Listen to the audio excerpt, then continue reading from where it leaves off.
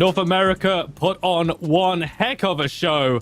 Let's see what EU has got in store. Welcome everyone to day one here of the Predecessor Competitive Circuit. My name is TJ DJ. I've got Tang and I've got Blue Jay alongside us for an amazing day of Predecessor here. Gentlemen, are we ready for EU? Are we ready to go, man? This is going to be so awesome. Oh yeah, thank you, TJ. It's gonna be fantastic today. We have the best European teams. We have some NA flavor swapped in as well from across the pond. And I personally, I'm just looking forward to see what all of these teams have prepared for us.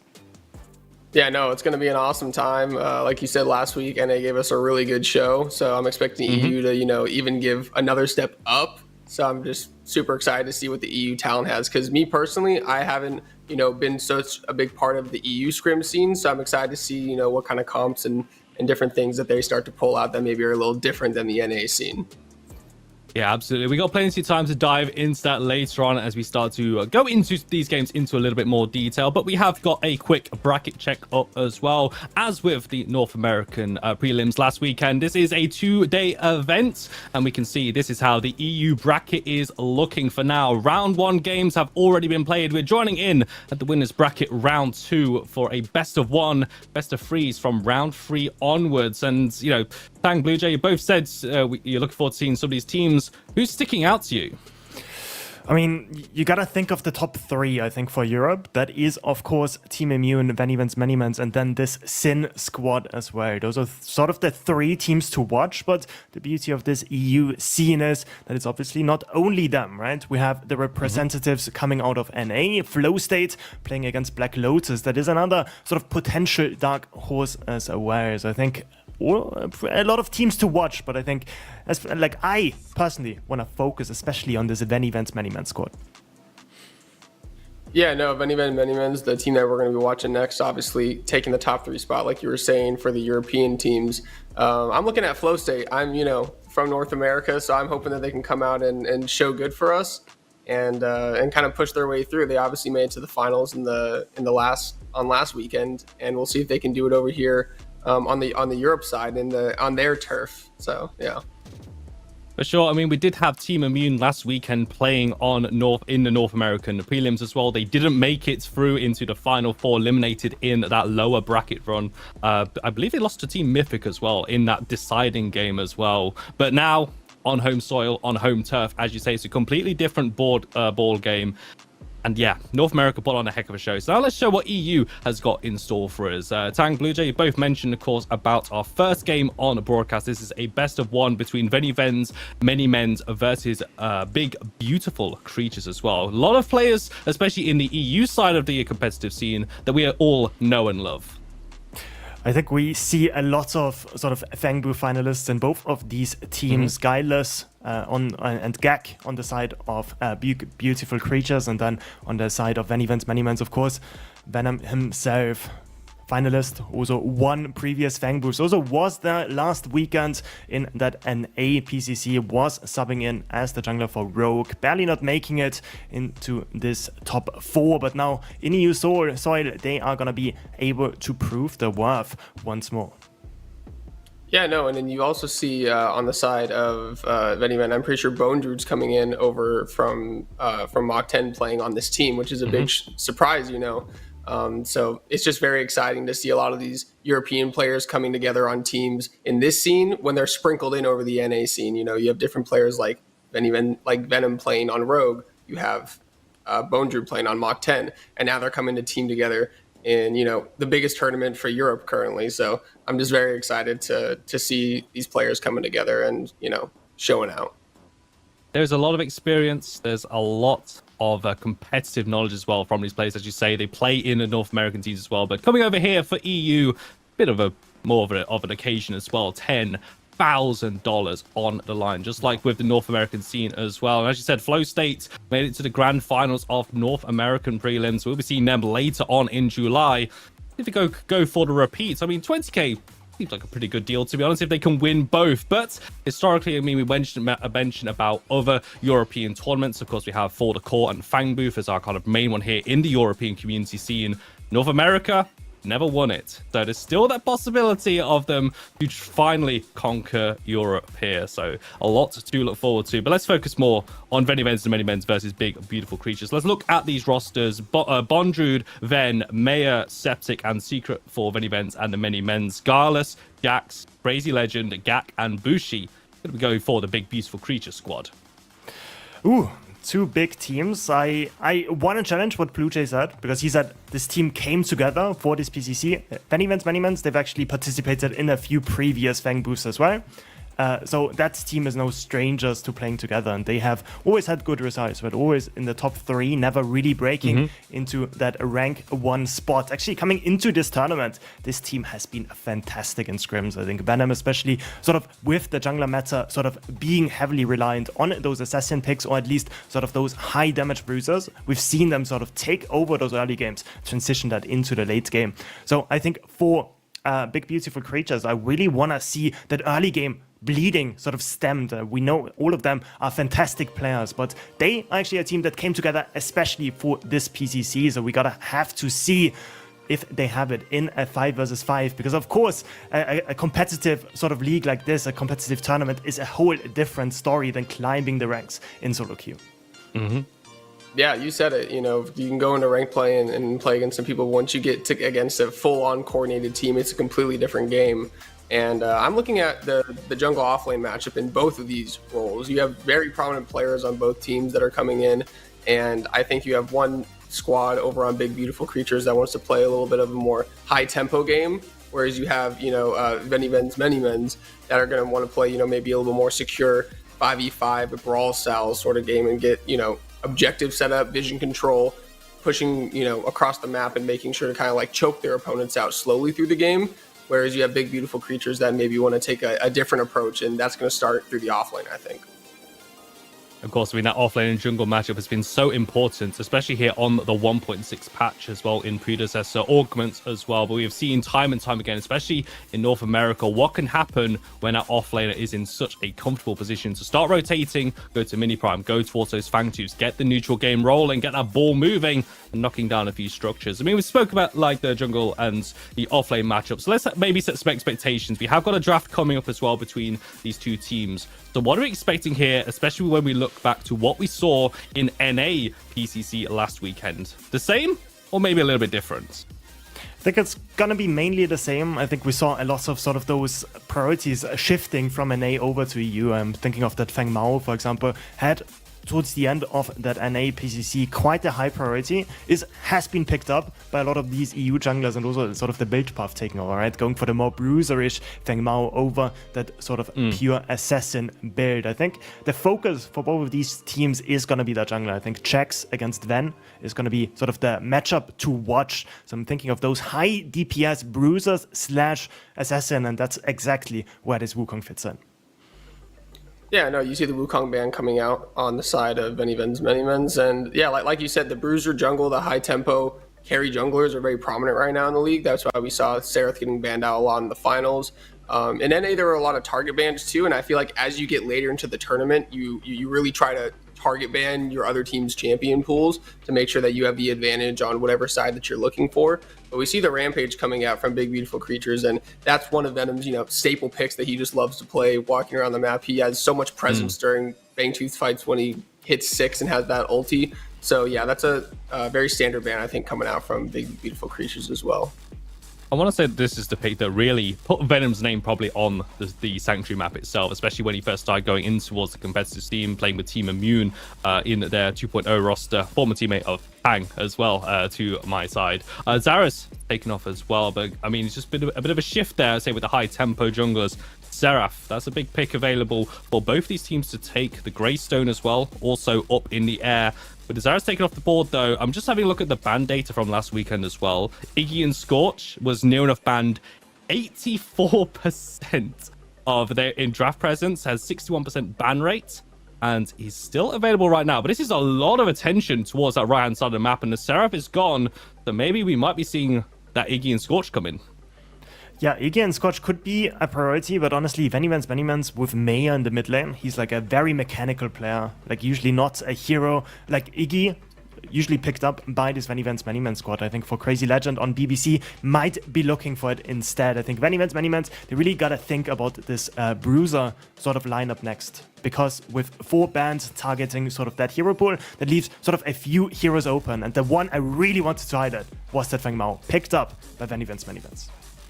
Yeah, there we go. We kind of talked about it all throughout the cast, right? Getting that Bruiser jungler in, getting the Feng Mao in to kind of control the map and be able to run around, you know, set up vision, gank different lanes really fast, and be able to clear jungle extremely quickly. The Iggy and Scorch, I would like to see it getting picked up. It is a pick that you can put behind, and it can still just be very valuable inside of the game, right? You take that 4th turret augment, you can set up on objectives, it's gone like that. You know, if anyone's ever played that character in ranked, you know that you can kind of just set up right when objectives spawn, and it almost melts it within, you know, 10 seconds sometimes. So we do see the Kwang and the Richter coming out over on the side of Big Beautiful Creatures. And Kwang is a staple pick that was actually getting picked a lot at the beginning of the North American tournament, but started to falter off as we went through, which I thought to be very interesting because I think Kwang is actually a pretty strong pick at the moment. Yeah, it has just been one of these picks kind of not quite flying under the radar, but when you just get this hero locked in onto the Sanctuary map, hit by the tether, the follow-up, the knock-up as well, and the rest of the team kind of jumps in and keeps up going with that pile in. You can really see the value that the Kwang can bring. Richter as well, another one of those big picks. I really get the sense, though, that both these teams want such a strong start, right? You know, the Revenant taking up the Argus for Venivance and the Many-Mans combining with that Feng Mao. This is a very scary early game composition, and for the Big Beautiful Creatures as well, the likes of this Richter. These teams are not messing around. The idea of a late game completely beyond at this point.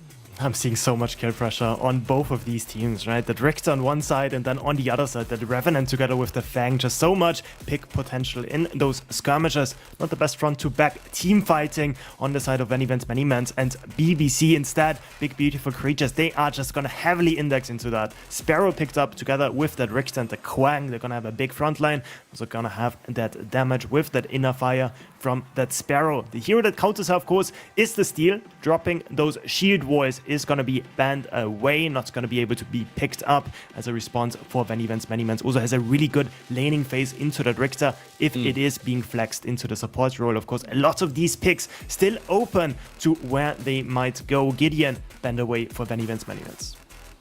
Yeah, we see the comps kind of starting to develop here, right? I really do like the pairing of like Morn with Sparrow. So we see the Richter coming out, so maybe that changes the dynamic. We were seeing that last week in the NA scene. The Morn was getting picked a lot because it gives that, you know, heal potential and that kiting potential away for the Sparrow.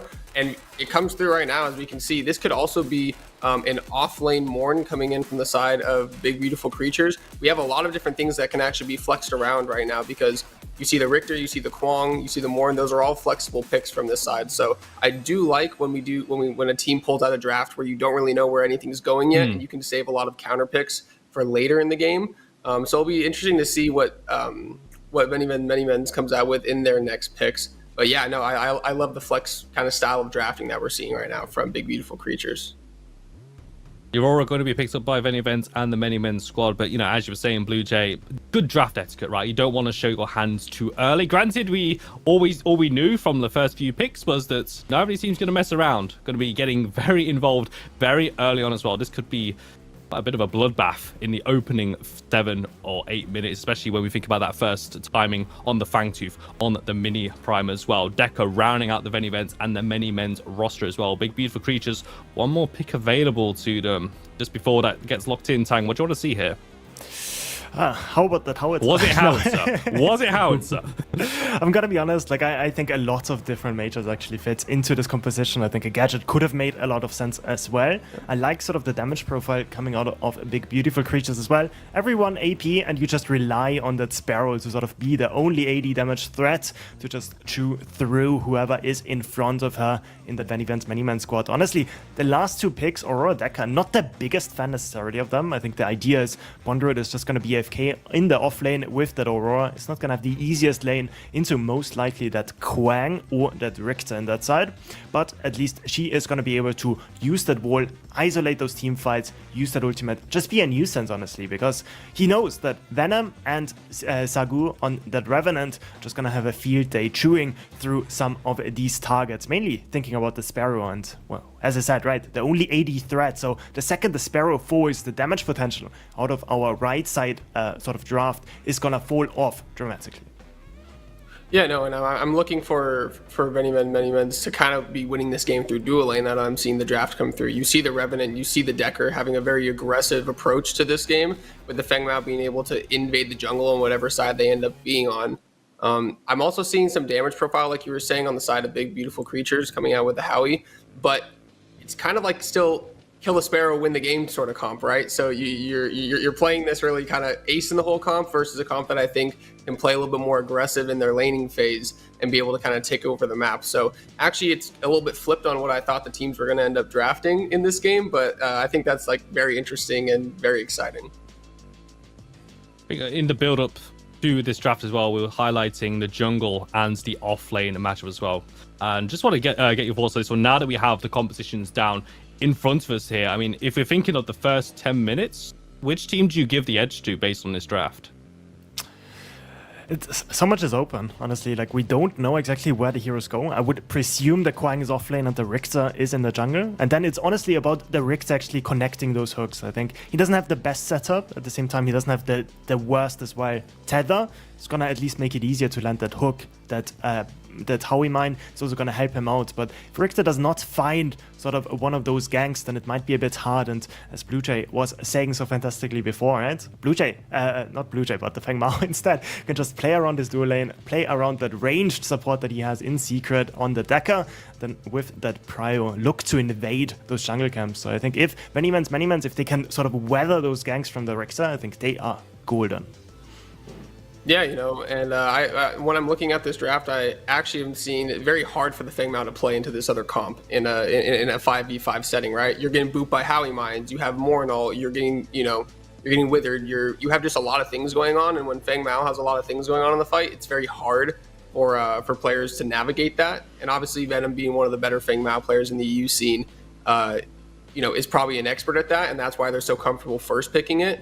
But I really want to see this dual lane from the side of Revenant and Decker pushing forward and making it very uncomfortable for the side of Big Beautiful Creatures to play. I want to see some early Fangtooth being gone on the side of Venimens' team. And yeah, I think that's going to be the key to victory for these teams, is who can actually push the pace first. And if they can, get 3 Fangs, move that over to a Prime, that's probably going to be the objective of the game on the side of Venimens. Well, my friends, you've heard the thoughts here of Tang and Blue Jay. Could probably sit here for another 45 minutes to an hour, fully dissecting these drafts. But as we all know, games are decided not in the draft, but on that Sanctuary map. So for the first time today, we're going to throw it over to the casters, Lance and F6, for the first game. Good morning, everybody. Reunited, and it feels so good. My name is Lance here with my OG casting buddy F6. How are you this morning?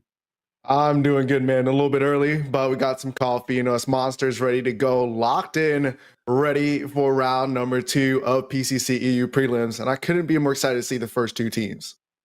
Yeah, I think we get a really strong early matchup in this tournament. Venimens, many men taking on the BBC, seeing how they're able to handle the composition of it. We saw the drafts already, F6. Is there anything that you're favoring from what we saw both teams draft?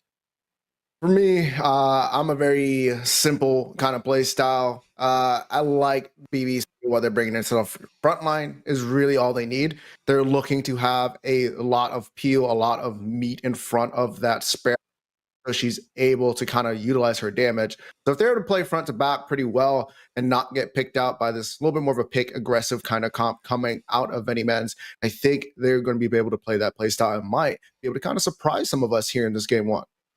Anything can happen in a best of 1. And speaking of which, the Sanctuary has been prepared. We are ready for our first broadcasted game of PCC Summer Prelims EU. Oh yeah, baby. It's going to be a fun one. Nice little screen there. Just got that added in, and here comes a cinematic from TDM. Ladies and gentlemen, this is the first game broadcast, and we could not be more excited to get into this one. Yeah, that's one heck of a wall they got there on the map here. I'm really glad we're showcasing that to start this off today. And I feel like the winner of this team going to be able to make a pretty far push within this tournament. This kind of, gives you a little bit of shove. Yeah, you got to get through immune, but there's not many rounds left if you can just win this one singular game.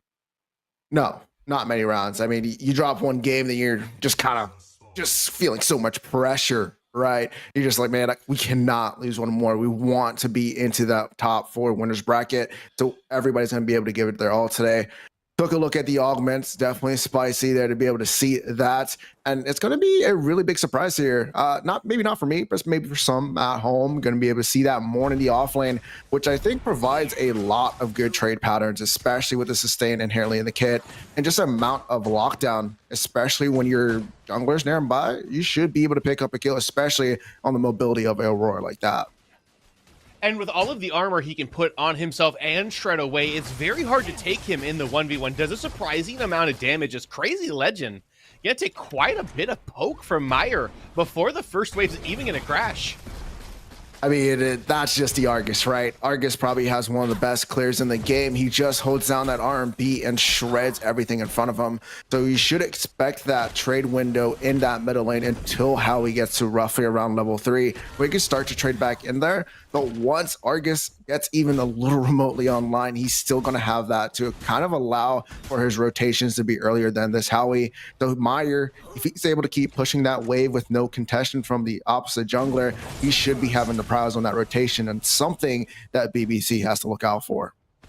And Argus eating real good with the minor augments. Also has the major augment. Just a lot of mana regen early in it, which is something he struggled with prior to the update with the augments being added into it. So it's nice to see the little man back in the mid lane and back into the meta. Just gotta love it, but Ben here on the gank. Guile's pretty immobile, but Bondrew's pretty low early. He's going to flash into Mesmer. Comes first blood! He gets him in the 1v2, but Ven's surely going to pick this up. Trade one back. That'll be the first passive stack for Feng Mao, and we're 1-1 early, F6. 1-1 early, and that is the trade window I was talking about, but it looks like Meyer might be able to pick up. No, not quite yet, but back into that first blood there, Lance. Great job on the Morn. I mean, you know you were dead. You were a little bit too pushed up, but you know what? I'm going to just pop a bunch of damage off into you, drop some procs, being able to trade with that augment, utilizing his passive with his auto attack to be able to create some sustain, and that will just allow for him to profit there. And that's good for him. Yes, he dies, but at least he's getting the economy to shift towards his side and still maintain the pressure inside that lane. And I'm glad that you said it, because Giles is dead there, right? He can either try to flash away and the Feng Mao picks up and catches up to him, or he can flash at Bondrewd, try to trade that back, actually get more gold for getting the first blood bounty. So that is very good understanding of, kill thresholds, where you're at in the lane, the hero you're playing yourself, and now he even has a 1-level advantage over Bondrewd right now. Oh man, and Bondrewd just having such a bad time, right? A lot of times you see this Aurora, you're just trading into that window, you're like, yeah, I'm able to utilize my passive, but with the Morton passive, you're just like, no, I cannot. But shifting ourselves over towards this dual lane, we've seen in the middle lane a little bit more pressure from Meyer. Now how we slowly getting online. This dual lane is something to talk about. Revenant versus Sparrow, 2 of the highest DPS ADCs in the game. It always comes down to who can get fed first. And if it's Revenant, you're kind of like, oh man, this is not going to be fun because he just scales so well into the late game. And Sparrow's just like, if she pops an inner fire, especially into a skewer, you're like, oh my goodness, I cannot move. And I'm just bleeding away health. Just not the best time for me. So we're gonna have to be on the lookout to see how this dual lane focus themselves, especially around this first Fangtooth, where I think everything is really going to start to speed up in an essence where both of these teams are starting to get more aggressive, starting to really look for their opportunities to find openings for the first objectives in the game. And a lot of jungle presence over here around Giles and around Bondrewd early. But I am interested to see how this mid lane matchup continues to go as well. It feels like Ven is in here onto Crazy Legend. Blink is already going to be used by Crazy Legend, will get himself back, and he's about to take his 3rd or 4th reset of the game, and we're only at 5 minutes. I mean, as long as you don't die and feed, that's all I can ask from my mid laners. He's doing a great job, at least during those ganks. Needs to start to utilize a little bit more on the vision side of things. We've been looking at the map thus far. We've only seen 1 ward throughout that mid lane. They need to do a better job on the side of BBC. They need to start to get the board lit up with these wards, but they're doing a great job right now. Ben showed up in that mid lane. He knew he had to go back to start to farm, and Kwong took that ability, and now it's going to be BBC looking for the first objective, first Fang 2 secured in their name, and the Riplash hits. That's going to be Secret pulled on out. Secret, but he does have that mobility of the Decker, hits the double jump, hits the containment fest, has to utilize the blink as well, but he does get away semi-safely, not too much lost there. Not too much loss, but I mean, BBC off to a great start. A lot of people are saying Venimens is going to be one of the 2 teams that are going to be able to beat Team Immune, who's kind of just been standing at the top in the EU scene for the last 2 years.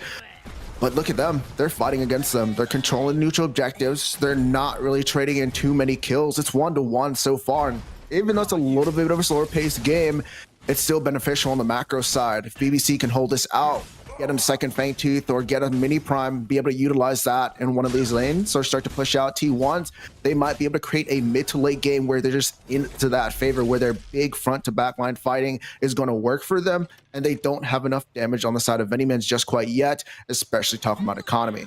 Secret, though, playing a little bit of a Lurk's I Spy game here inside that fog wall, once again pointing out the lack of vision coming out of BBC, especially throughout that mid lane and throughout that dual lane. Yeah, and Crazy Legend just been getting kind of sat on here in the mid.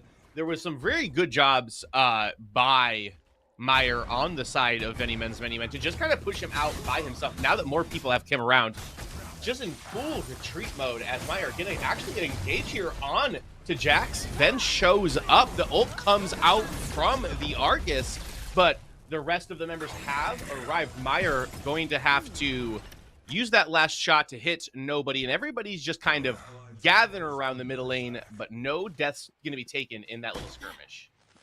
I mean, no deaths, right? But there's a bigger play right there. They saw an opportunity to poke out the opposing jungler, so on the side of Venimens, they can look towards getting their first neutral objective.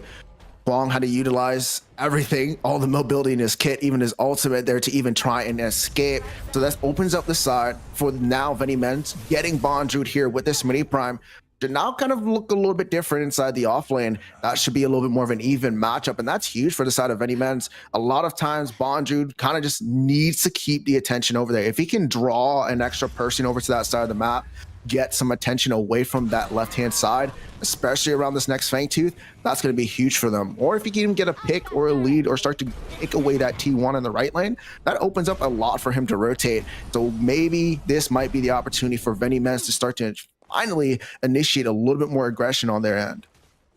It also allows Ven himself to be able to ignore that side of the map for a little bit. He's already gotten that passive stack onto Giles on the Feng Mao. So jumping over and trying to get it onto the enemy jungler, the enemy mid lane, or the enemy duo lane will help him snowball and continue into that later game portion, where I do kind of feel like Venimens is at a slight disadvantage as we get later into this game just off composition. Just a little bit, indeed. Especially when you think about Morn building that cat drive, that's going to be huge into those team fights, especially if he can get that stacked awfully quickly.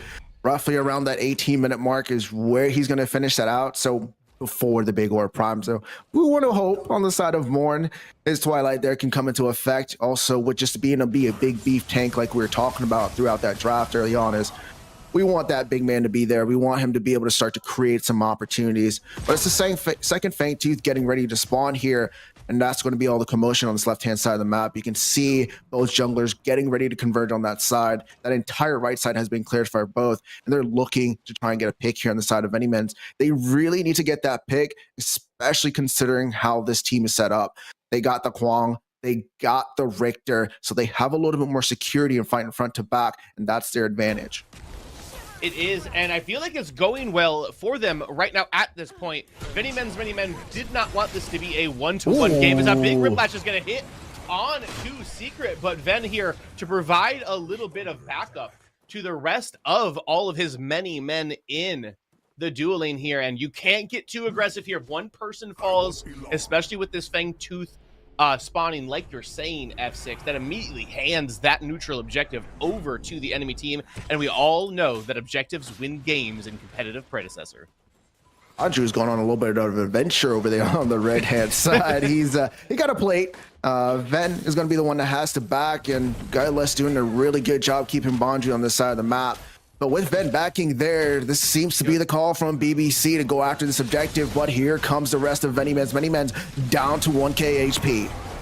Oh, the Interfire comes out right away, but it is BBC who's going to get the second Fang Tooth, make it rain up on the top, but Secret able to utilize that passive, jump himself away. So far, it is only the Howitzer that has fallen, so it's a 1-for-0 trade, but it's actually 1-for-1 if you consider the Fang Tooth as one of the members. Usagu, what a tether! Out of Jack's gonna pick up and collect the ADC of VVMM. He gets the kill there on the Howie, but he just stayed a little bit too close there. They pick up the second Fang Tooth. BBC off to a hot start, as we've seen the instant replay. Down to 1k HP. They chose to prioritize themselves on, hey, this is now when we burst. You can hear the comms now. They're like, burst, burst, burst. And they're able to kind of just secure that with the Interfire pop. If you're anybody on the side of Venimens, I don't want to be in that way at all. I do not want to get burned down, especially being a Fang Mao. Not a lot of defense there, and not a lot of health to withstand all that. But they're able to execute it. Bad timing recall from Venom to be able to set that one up for BBC. And like I said, second Fang Tooth to their name. They're looking good into this mid-game. And if you're a Venimens fan, you got to start to get a little bit worried. Bondrud's kind of on God, kind of getting worked over here in the off lane by Giles. They don't have a lot of They don't have a lot of tank on this team outside of Bondrud, who has gone Tempest. He went Magnify first, so his ability to be beefy is going to be delayed by 5 to 10-ish minutes. And right now, all of these team fights are going in advantage of BBC, even though we are only at 2-2. It's BBC that's had the pressure everywhere. Zen does come in onto Meyer, has the skewer available. Immediately, the Epoch is going to come out from Meyer, but he flashes. Where did he go? Right over here, looking at the onion. So he's got that eject button if he needs to push it. The skewer is going to go wide, but that's going to be Meyer surely falling down to the Crazy Legend. Big spawn up there. Thought he was going to be able to escape. He went a little bit with the wrong way. He had the fog wall there ready to go, but still going to be a kill. Venny is going to be the one on the backhand, not going to be able to utilize the make it rain, but here comes that dual lane. The blink is forced out on Crazy Legend. Can he make a great escape? It doesn't look like it, as Bondrud makes his way on over. Well, he's going the wrong way. That's not your side of the map, buddy. And Sabu's going to pick him up. That's going to be an easy kill for the Revenant. He's going to be able to pick on up his second kill of the game, which is looking good. He did have to rotate away from that dual lane, so that wave is stacking on up. He's just going to be able to get back in time to be able to catch that fat waves, about 2 to 3 minion waves in there, so it should be a good amount of XP. One other thing he needs to worry about, though, is the fact that the Decker is not over there. If he oversteps, that might be a kill, but mini primes in pay, ladies and gentlemen. This is where Venimens has already struck gold. They're looking for their second mini prime to at least keep up with the contention of the neutral objectives. Right, and Sagu, already decently strong, is able to play safe, keep himself away from those rip lashes. They will give this up as we see Jax on the other side of the map as well. They're just kind of stalking towards Sagu here on this side. But 2 mini primes already into the hands of Bondrud, which he does need, because this Morn in the off lane, I hope I don't start seeing this in my solo queue games, but Giles is really impressing me with it. No, I've seen this a couple times, very rarely, but it just works so well, especially in a lot of matchups. Kind of reminds me of the glory day of Steel, just able to kind of just keep inside there and inside the lane and just trade well into a lot of different matchups. Especially when you think about those aggressive natured, like Aurora, maybe the Kwang. It just allows for him to trade extensively well, but it's going to be a little tether here going on inside the dual lane. Aurora been getting caught out a little bit. Has to force a little retreat. Not going to be able to find too much on that mini prime. Still, though, it's going to be Sagu looking for Gak here. Interfire is popped, but it's not going to be enough. It's going to be a blink to be able to escape that without his support there. Just going to have to get himself on the retreat. And Bondrewd and Giles going at it, throwing hands once again, but it is Bondrewd who's got those purple minions on his side, but they're just tickling Giles. Just tickling a little bit, just laughing inside the lane like, you don't do anything. But it's going to be the third Fangtooth that's coming on up for ladies and gentlemen. It's the third Fangtooth. Monty might possibly be able to be on the side of BBC. The beautiful creatures are looking to make a beautiful late game transition here. As they're able to get this, that's 8% armor. 8% extra damage, and might be enough for them to create enough of a gap in their trade windows here to kind of maybe get a big neutral objective. If they win this one, they should be able to be in a comfortable place inside this mid delay. And they're going to get aggressive and start it up early. Peel off of it. Bondrewd over here onto the side. Eclipse is going to come out to make it dark for everybody, but a Crazy Legend stuck in the pit all by himself. It's going to be Zane dying very early to Sagu in this, and now it's Many Men who have the inside track onto this Fangtooth will be able to pick their first one up, and that's going to stop the third Fangtooth Monty. That's going to stop a great play there. We're seeing the Revenant come online. Great pick. Zane got a little bit out of position. We're looking at the instant replay. We're seeing how split apart this BBC team was. Something that you didn't see in the first two Fangtooths. They were able to stay together. They were able to group up, control that pit. But this time around, Vennyman said no way, no how. They're able to shut that on down. They get their first Fangtooth, so now they have their extra 50% duration on their buffs. That should allow for them to have a little bit longer time on these big orb primes when that's going to be the next big objective here. But that's a little bit more life, I would say, coming out of any men, showing, hey, you know what, we're not going to let you guys control the rest of this game. They are now in the kill lead and now securing themselves, tying up onto the objective here. Good play by them.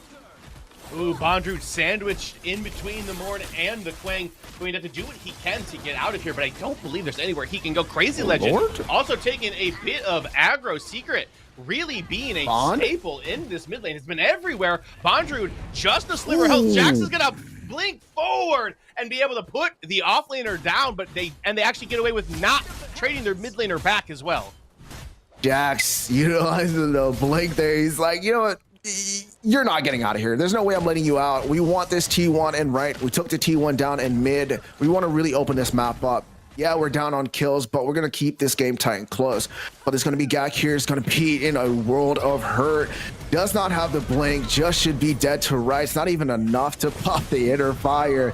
Just completely locked on and down. And that's another kill going towards the side of Venny Men's. They've been finding their picks coming into this mid to late game, something that they need to do for their team, but they're going to need to keep this up going towards the big objectives. On the side of BBC, though, they need to start to group up here. But there's good news, ladies and gentlemen. T1 is down inside offlane. Mourn's going to be able to rotate a little bit more. So I'm excited to see how this 5v5 is going to go, especially with a little bit more CC, a little bit more lockdown coming inside of this BBC team. Hey, that's not good news if you're a Many Men fan, because Giles has been playing very well, and everybody knows what a Morn can do within a team fight. The ability to hit a multiple man, mesmerize, stop everybody dead in their tracks, say, hey, look at me, and the rest of your team just jumps on them. You got a Sparrow or a you got a Sparrow there to back that up, that damage as well. But we've got a fight taken out. Zen taking a bit of damage. Ooh. They are grouped up, and he's just going to get eliminated. Ven drops in and just tears him apart, but they will trade the other support back the opposite direction. Crazy Legend going to take to the sky with the Make It Rain. A big shutdown from Giles onto Sagu. The Onion's going to pop off, send two members of Many Men into the pit. And it is a 2-for-2 to end that. Actually, we're not done quite yet. Giles going to get knocked up, get put into the Horrorfrost. He's going to get taken down. Bondrewd now has his eyes set on to the Sparrow, who has the backup, does have the tier 1 tower available, but Bondrewd certainly not afraid of that. The Horrorfrost going to go. Can he get the last shot? No way! He loses the 2v1 to the tower, but Myers got his eyes set to him. Ether Crystal comes out. Gak still doing what he can to survive. Psionic Obliterator definitely not available, or that Sparrow would be watching her teammates play the game right now. But a good job of surviving in that tower by Gak and taking out Bondrewd. Oh man, just looking at that replay, we're seeing the engagement here. Their secret just caught on out. No rocket boots available, but they trade early on 1-for-1. But the Howie with that augment, with that plus the movement speed, just nobody's able to escape at this point in the game. Just completely being able to pick up Sagu on the back end and instant trades. But the tower dive, Bondru, the tower dive into a Sparrow, you're just not winning that. Be able to pop Liberator to create that shield really is what saved the day. And now the first mini prime of the game is going over towards BBC with the pressure that they created. Overall, BBC is here shocking us. We talked about that more, being able to rotate. Big mesmerize, big pulls, and with that cat drive, like I mentioned here, within the first item he was able to pick up, there's not a lot of damage that Meyer can do, or there's Aurora at this point in the game. And with the all-around increased defense, this man is looking unstoppable. They need to find a way to burst him on down, and they need that Revenant to get in there quick and early and lock him into place. It's going to be a tough task, though, as this Morn is going anywhere that he pleases so far early in this. We do have Primal Fangtooth getting ever so close to spawning. How Guile's going to see what he can do to get a pick out. The spell shield from Ven's going to keep him alive, but the rest of the BBC is kind of gathered around Guile's here to see if they can get a pick off, just kind of posturing. Just posturing here. They need to worry about this mid lane and into that off lane. That wave is slowly pushing on in. That might be threatening that T2. So on the side of any men's, they're looking pretty comfortable. They have the time here to play with around, but they also want to waste that mini prime that the side of BBC has right now. That's going to be huge impact for them, giving them a little bit of an advantage fighting into this third Fangtooth. That's also the threat of the third Fangtooth Monty still on the board once again for the side of BBC. If Venom's many men don't shut that down, it's going to be a little bit hard, but it's going to be the mid lane tower going down here. But on the opposite end, the Aurora is taking a lot of damage. That's a big trade on in there. But here comes that Twilight. Trying to create some peel, but it's not going to be useful just quite yet. Not quite yet, and it's a game of inches right now. One person oversteps that line, one person gets hit by that CC. We are going to see some fireworks pop off. It's just about who's going to be that person to step out of that position, or who's going to be that person to hit that big, nice, long-range ability that's going to set their team up and push that go button. I mean, that looks like the go button right here, BBC. The beautiful creatures once again being able to control the pit. But looking at the backhand side of things, it's going to be Vennyman's looking to initiate. It's already at 6k HP, and this one looks like to be a turn fight.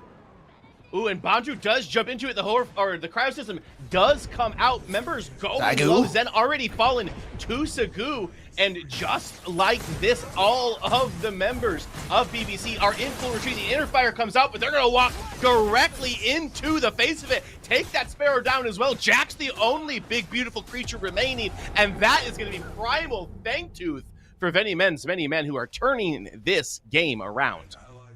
I mean, they completely turned that game around, not just because of, you know, the Revenant being just completely at the point of the game where he's like, if you enter my site, I will delete you off this screen. But on the side of BBC, they kind of just sat to the pit.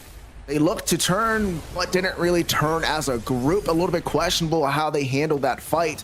They just seem to get picked just tremendously off the rip. Huge criticism there coming out of Bondru, though, to initiate that fight. Forced out a lot of kind of different resources that needed to be spent on the other end.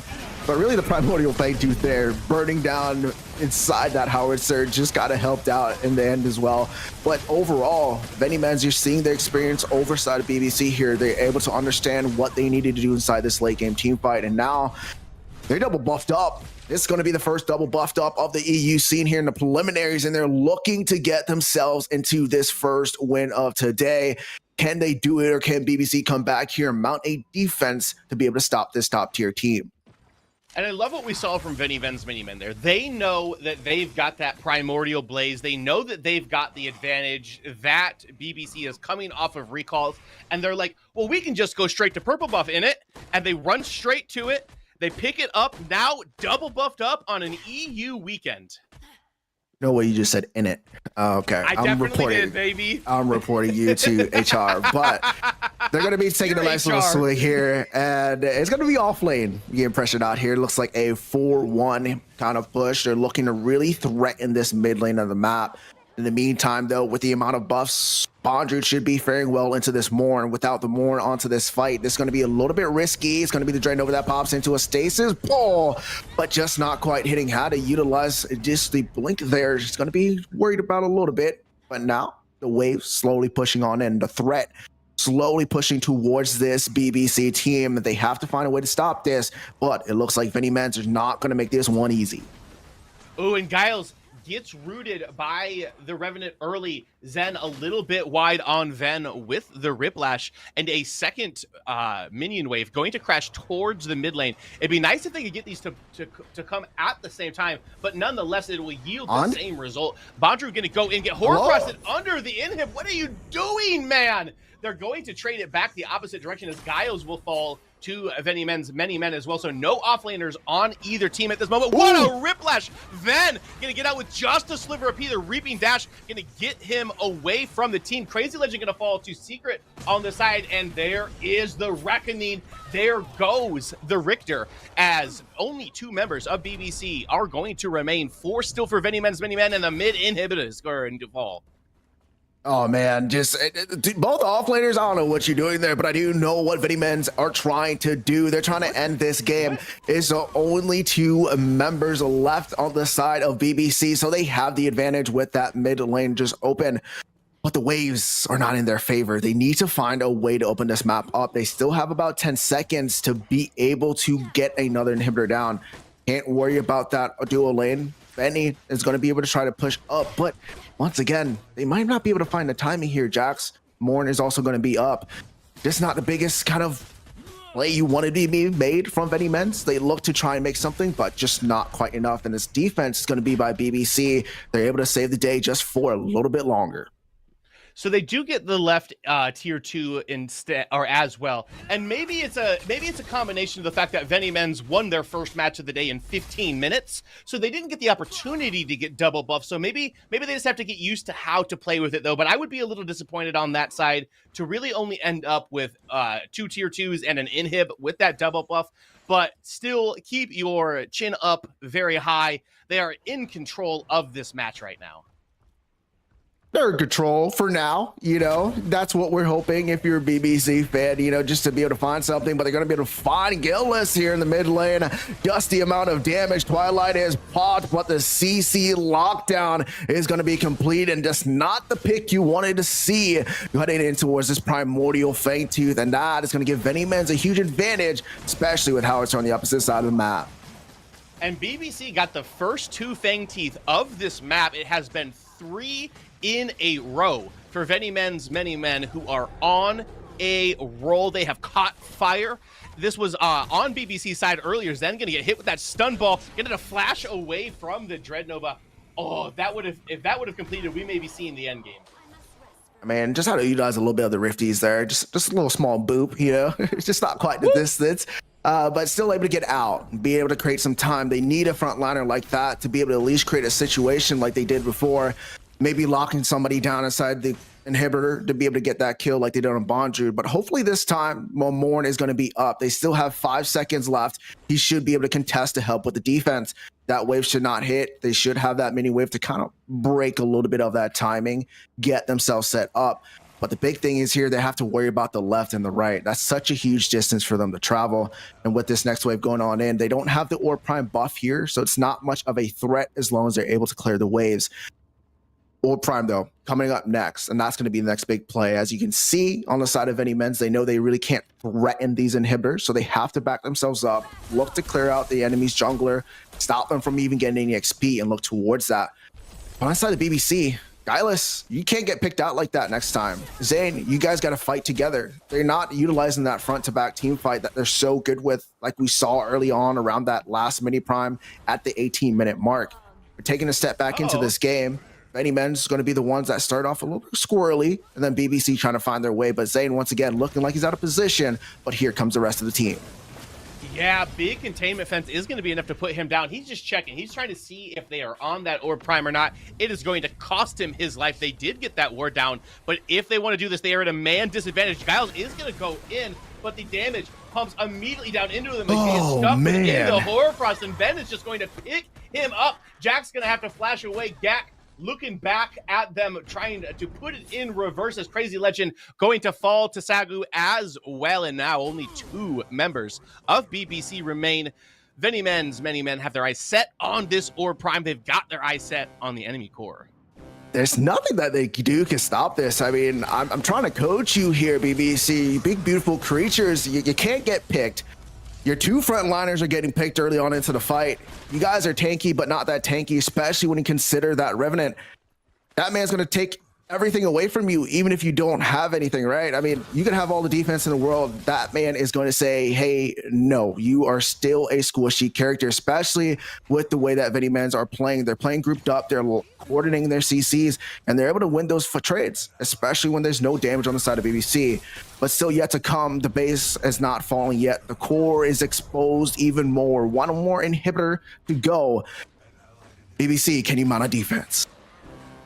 It's going to be so tough for them to be able to do it, especially without Crazy Legend for another 9 seconds. Should be up by the time this goes. The Whiplash does go wide, and Zen taking a bunch of damage. Bondru cuts off their escape back to their base, gets 2 people with the Horror Frost as well. Interfire is going to come out, but it's not going to land onto any high priority targets from BBC onto Ven's Many Men. Make It Rain is going to come down to try to chase them back out, but the Dreadnought is going to allow Sagu to be able to get the last shot into the howitzer, and now surely we get a push up here onto their core. Should have 3 super minion waves crashing. Jackson go in with a nice little knockup, but he is in a huge disadvantage man-wise, and Shutdown's going to go over to Sagu. The Reckoning's going to come out. Holy. Pop the Sparrow as well, and with only the Morn left to defend, it looks like the first game on broadcast of PCC EU Summer Prelims will go the way of Venimans Many Men. I mean, just an absolute, I wouldn't say dominant performance. Throughout the game, you can see BBC, they took the first 2 Fangtooths, they kept the kill lead not too far apart, pretty even, if you ask me. I mean, I think they played very well. I just think towards the end game, they kept splitting apart. They're like, we did this in the early game, we can do it in the late game, but that's not how this works, especially with the opposing team comp. They're just looking to throw out damage at you, and they did because you guys were kind of just segregated. You guys never grouped up. Your big tanks are getting picked apart. That's not what you want, especially going into a late 5v5 team fight inside those objectives. And especially with the composition that they drafted. But I did like what I saw out of BBC in this match. They got the first 2 Fangtooths of the game. They had some winning lanes outside of the mid lane for them. Jax was playing well in the early game as well. They're going to take a little trip down to the loser side of the bracket, but their tournament is not over. I am interested, however, to hear what our European desk thinks about this first matchup. Thank you so much, Lance and F6. Welcome everyone back to the host desk for this one. GG's to Venimans and the Many Men squad. They take the victory, advance in the winners bracket, and a big beautiful creatures drop down to the lower stages as well. Bit of a slower burn. I think we were expecting maybe a little bit more action early on, but things really started to turn up the heat when we talk about objective fights. Tang, Blue Jay, take us through it. Yeah, big, beautiful creatures. Like we had it on the cast, of course, by F6 and Lance. They were like the early game looked super good by them, right? They were able to pick up that first blood onto Guileless in isolation and then transition that lead into that first Fangtooth, into that second Fangtooth as well. But I think that third one was sort of the breaking point in this game. Gak getting the inner fire blown early, then they're just not able to contend with them.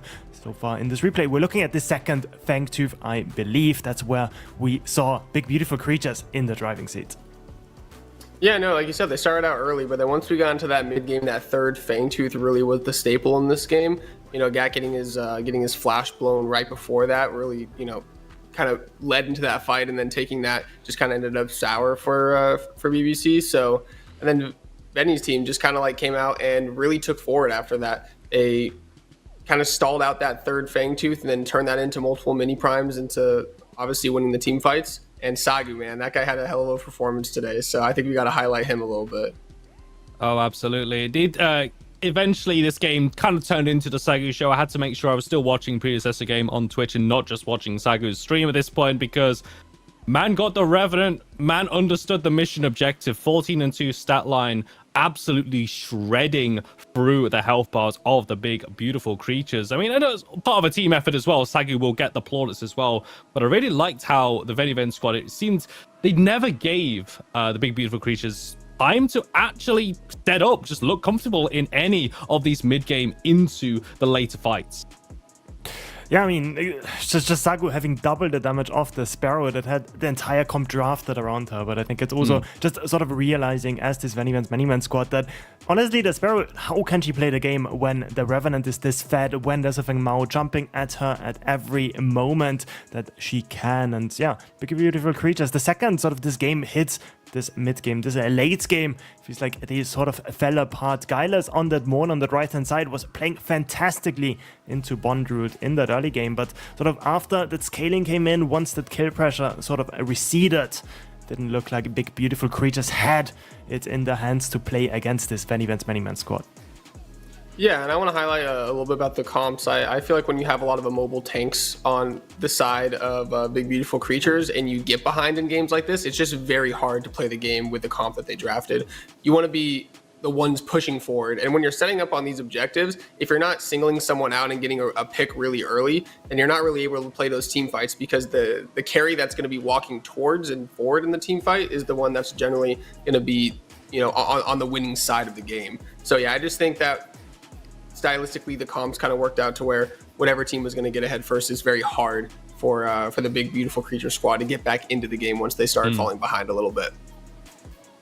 I should say, when you kind of have that protect the VIP kind of composition, if you don't have the VIP available and you're not really able to leverage anywhere else, which kind of turned into a bit of a recipe for the disaster. I really liked as well Veniven's kind of utilizing that mid lane as well, especially when Maya on this Argus was kind of allowed to start roaming around and really push that lead in the mid lane and how they transition it as well.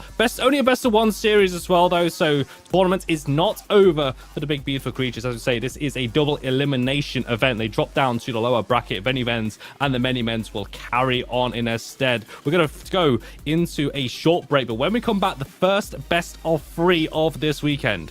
We'll see you shortly.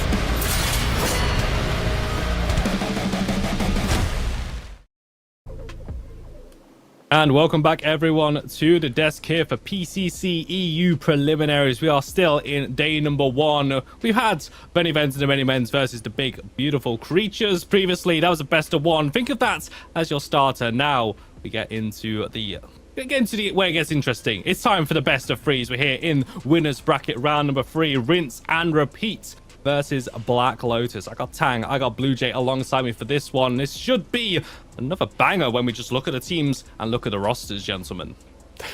Ooh, what a banger game we're gonna get. Ooh. Rinse and repeat against Black Lotus. Like, if you followed the bracket a bit, you would be like, where is my NA team? Where's Flow State? Well, they got knocked down by Black Lotus, completely Goomba stomped by them, dropped into the lower bracket, and now it's gonna be on Black Lotus to keep their place alive in this winner bracket. Yeah, you know, unfortunately, my NA boys getting dropped down to the lower bracket. I still have faith though. They're gonna power through. They're gonna make the lower bracket run. But yeah, no, we have a very even matchup on us right now. I think both these teams have different strengths across the map. You know, we have a really strong mid laner in Kimbo on the side of RAR, and then we also have a jungler that I've known for a long time in the scene, Flame, coming out, who plays this very aggressive style of play that a lot of teams just can't seem to handle. So we'll see how this game ends up turning out. It's going to be really interesting to see how these teams match up as well. I mean, as you said, though, look at the bracket. Sorry, Blue Jay, worth mentioning, of course, that Flow State beaten by Black Lotus here in the European scene. So, I mean, hey, in fairness to Flow State, the lower bracket run is normally the more interesting one anyway. When tournament life is on the line, sometimes that's all it takes for players to step up. But anyway, we'll go into the lower bracket later on in the broadcast. We're staying up here on top in the winners bracket for Rinse Repeat versus Black Lotus. We have got a draft ready for you. bringing that up on our screens. Gentlemen, the biggest change, though, is going to be in the format, right? Best of ones are gone. We're now into the best of 3. Are we expecting that to change a bit of the dynamic? I mean, what are we thinking here? I think the general sort of draft style is going to stay the same. I think we're going to keep on having this big focal point being those bruiser-rich sort of junglers or offlaners. I think that is sort of also fitting with the style that especially this Black Lotus squad wants to play. Flame and Jerry in that offlane, both of them really like those aggressive picks, those bruiser-rich picks. For rinse and repeat, it's honestly more of the same as well. I think Drakkiga Dan, together with Proper, one of those not mid, but jungle offlane duos that has played together for the longest time. Gonna show what they have in this game. One thing that is gonna stay the same for sure, though, TJ, is that first Wukong ban.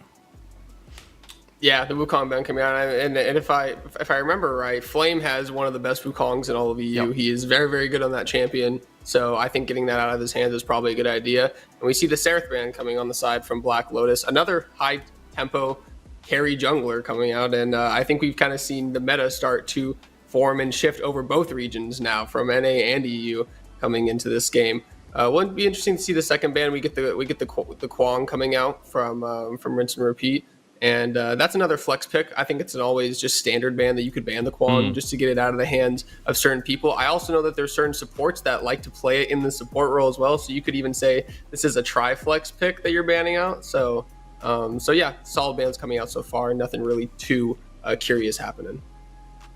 No, but of course, with having 2 bans before, I was wondering, especially as we saw the Sagu show last game, the Revenant, another one of these picks that we saw dominating North America and now carrying over here into EU as well. So the Revenant taken off the board. That does mean that the likes of the Zarus, the Rampage are also available here. And we're focusing on kind of top side, offlane and jungle matchups. I mean, especially needs to be some contested picks. Feng Mao also available. I'm not really sure if either Rinse Peace and Black Lotus have any immediately, oh my word, we have to take Feng Mao like in the previous matchup here, but the Rampage was banned. You'll be seeing here first pick for the Rinse and Repeat squad. Yeah, good pickup. It was banned in our first series, as we heard beforehand. Feng Mao also still up, could be picked up by Black Lotus. We know that Flame loves that hero himself. They're also big fans of that Ceres, big fans of that Greystone. I think that is going to be sort of the first pick rotation. Then we are swapping over to the other roles as well, of course. Like the Argus in the mid lane has been a staple for our mid laner from Black Lotus. That is Darkin, of course, and also that TB has a lot of priority in their sort of comp as well. We know that Chich on the support role loves to rotate over, so if you just give the ADC that TB to be allowed to farm from a distance, I think that fits their playstyle really well as well.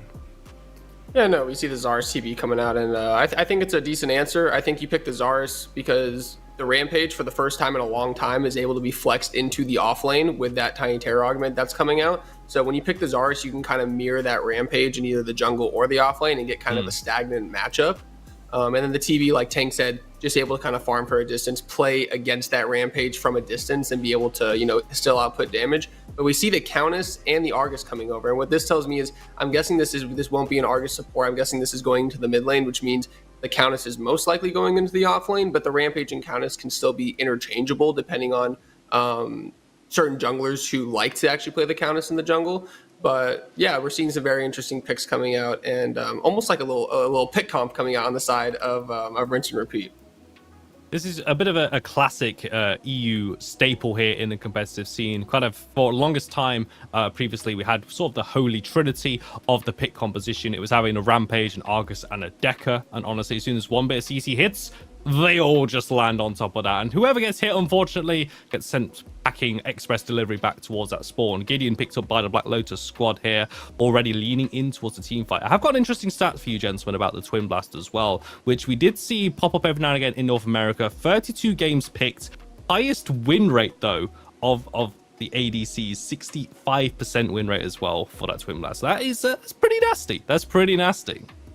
Scary stuff for sure. I think TB has been known of sort of the tickle hero. It doesn't really, you don't feel the damage coming in, right? It's like a little bit of damage, a little bit of damage, but it just adds up, right? I think that is the strength of the TB, together with just being able to farm from long range. We see the second sort of set of bans coming in. Richter and Morn being taken away. That is going to hit the support role. Believe it or not, Morn actually not meta in the off lane. So Guyla's a bit of a difference in that last set we watched. Steel gonna be picked up by Black Lotus. I think they're really happy with the comp they have so far. That Ceres sort of generally in that offlane is a Ceres one trick. I think that's the main reason why they pick it up together with Flame as well. Before the monkey came out, he was a Ceres one trick as well. So that was sort of the no-brainer, and Chich on that. Steel loves to play his tanky supports, is gonna pick that one up. It's most likely gonna be in the support role. I don't believe they are gonna flex that one away. Responded to rinse and repeat with Sloans on the Decker together with the Skylar, so able to just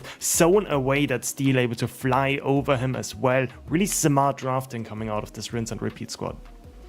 Yeah, no, and the Skylar also can fly out of the Zar's cage as well, right? But I do like the comp developing on the Black Lotus side as well. You have this Gideon Zara synergy with both ultimates coming out. I would like to see the Gideon probably building Truce over this game. There's a lot of things that can take him out of the sky on the side of rinse and repeat. But we do see the Aurora finishing out the comp for Black Lotus. And if you were saying, Tang, that the Zar's one trick in the offlane, then we might be seeing an Aurora jungle here coming out from Flame, which we know he likes to traverse the map very fast, which is another pick that he can bring out. So yeah, I really like the style of both these comps. I think I'd probably give it over to Black Lotus a little bit, just because I think the rinse and repeat comp relies heavily on picking inside lanes.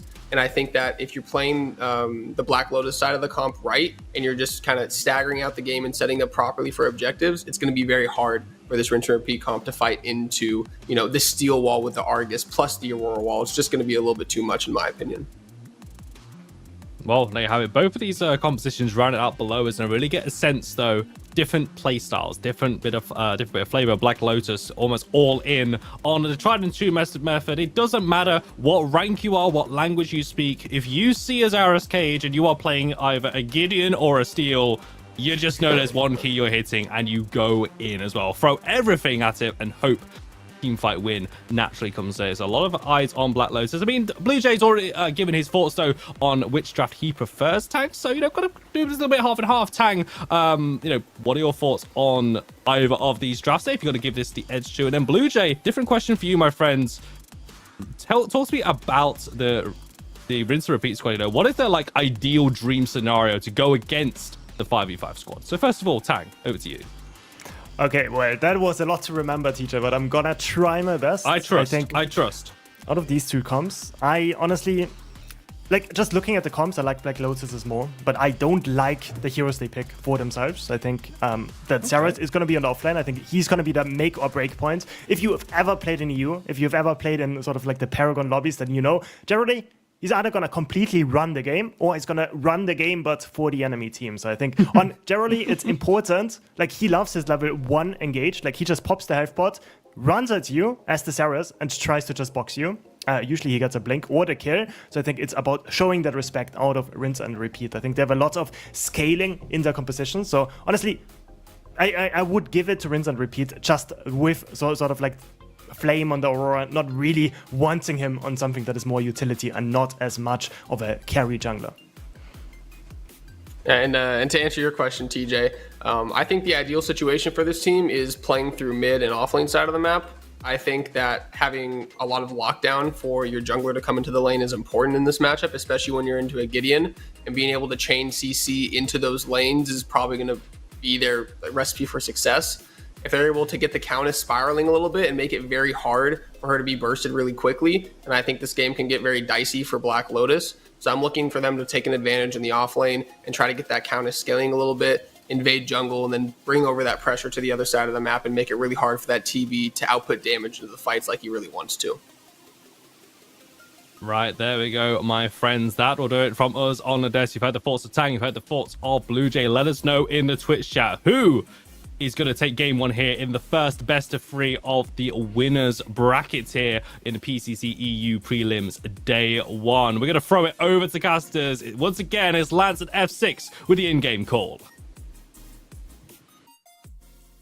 A thank you to our desk. I am still Lance, still joined by my main man, F6, and we got a doozy right around the corner for everybody. F6, what do you think of these two compositions?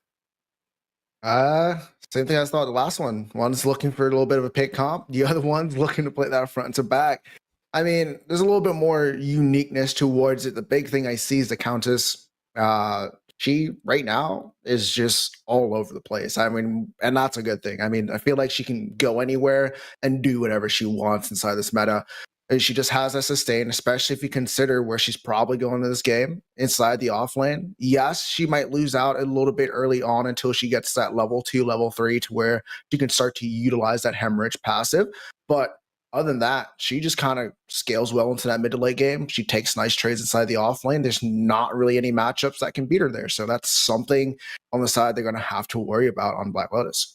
And you're an off lane aficionado, F6, so I trust all of your opinions that you ever have about what is going on in that lane, especially when there is a Zarus within it. We do have the map ready. We are going to jump down into the Sanctuary to see how this one plays out. But outside of that off lane with that Countess, what do you think about the jungle matchups here that we are going to see with the Aurora into the Rampage? That one comes down to who's able to get their CC off first, who's able to get their ultimate off first. Aurora is going to be able to kind of slow down that tiny Rampage if he utilizes that augment going into this match. He's able to get that off, and there might be able to burst down that Rampage before he can really kind of do anything, kind of escape, especially with that extended leap. But also, the Aurora has the glacial charge. I mean, that wall is ridiculous. You're able to zone off the entire pit or at least one entrance, and you cannot do too much. So there's going to be a lot of utilities used towards that end. So a little bit more control of the objective on the side of Aurora. But when it comes down to the tiny Rampage, a little bit more of a prerequisite to going towards those objectives. Definitely a lot more kill potential, definitely a lot more lockdown. And if we see that tiny Titan augment, definitely a lot more damage. It does feel like Black Lotus has that advantage when we get to the point where we are in these pits.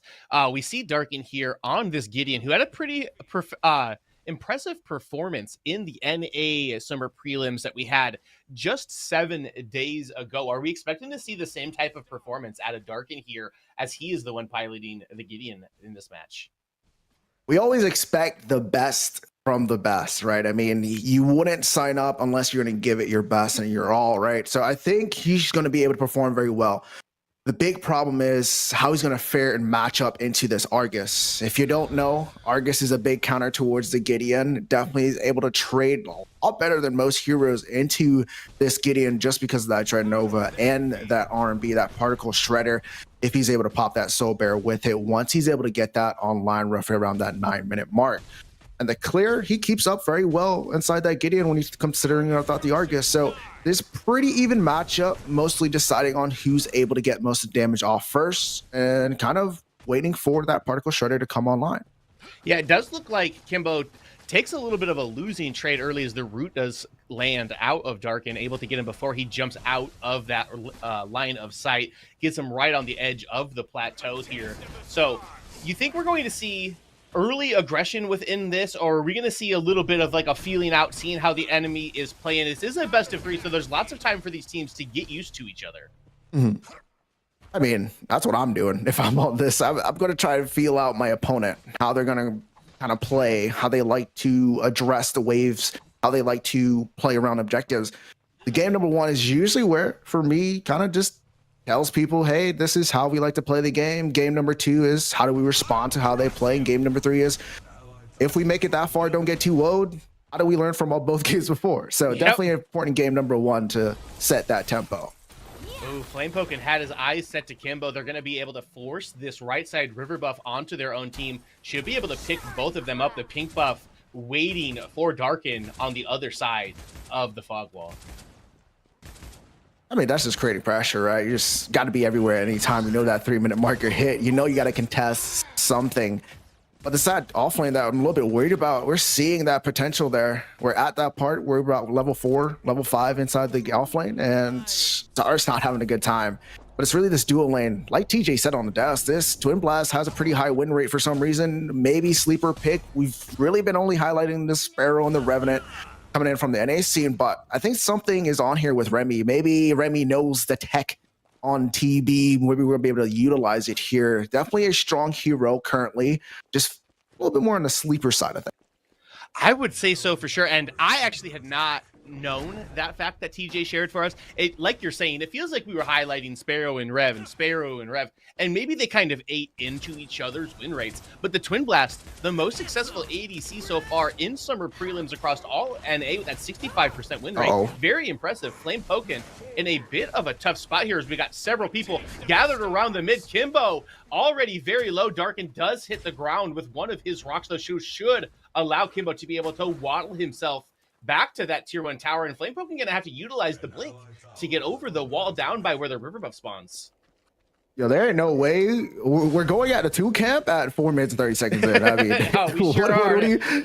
I mean, has to be the biggest Flame Pokin kind of play. I mean, he's an aggressive jungler, and he does not allow you to do anything for free. And we're already seeing it within the first 5 minutes. Maybe trying to get a little bit of a tempo, looking in towards that first Fang Tooth. Maybe there's a decision there that we're not seeing, but I do like it all around. I like that from my jungler to be able to set a tone, set a tempo that we can follow, and kind of just put the opposing jungler in a spot where he has to worry about anytime he's not on that side of the jungle.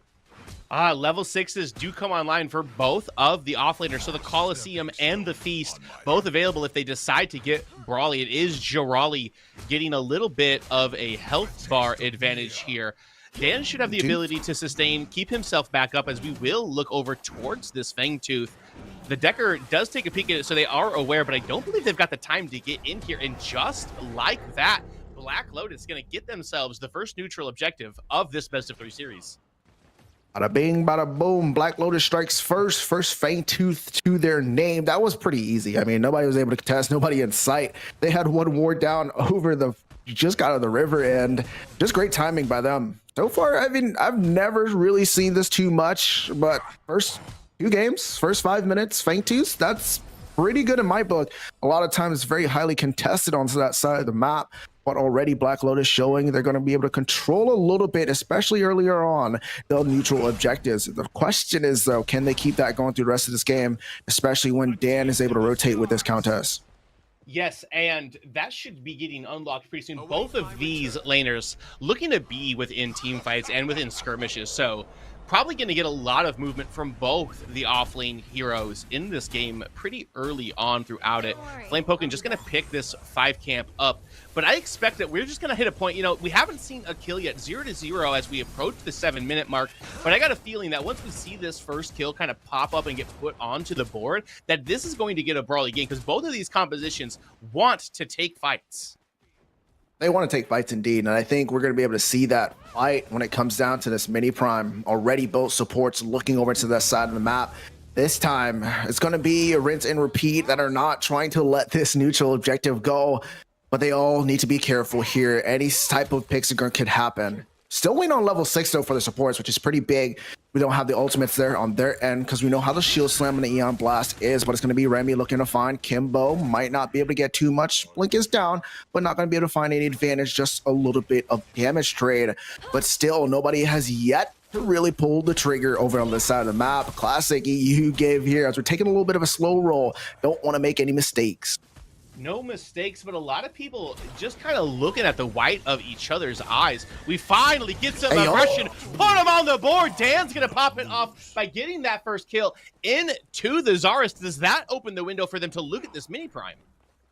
It does indeed. I mean, lockdown potential there going towards their side, and it's actually going to be Black Lotus who thinks they can take this. I mean, think it's the fact that they're able to utilize so much there. The Feast has been locked in, but this is going to open up the map though, and here comes the side of Black Hole. Is pop on proper clean. And just like this, the health bar is going super low. Proper Clean going to have to back himself out. Dreadnova comes through. Drekadan gets his 2nd kill of the game. Clean down to Rampage. Just a sliver of HP, but the rest of the boys are here. Cheech going to run him over into that backline. Kimbo now out of mana, unable to pursue any further, and we are at a 2-for-1 trade so far early within this, but 1-3 in kills. Mini Prime still on the board, as I don't think either team's got the advantage to rip it right now.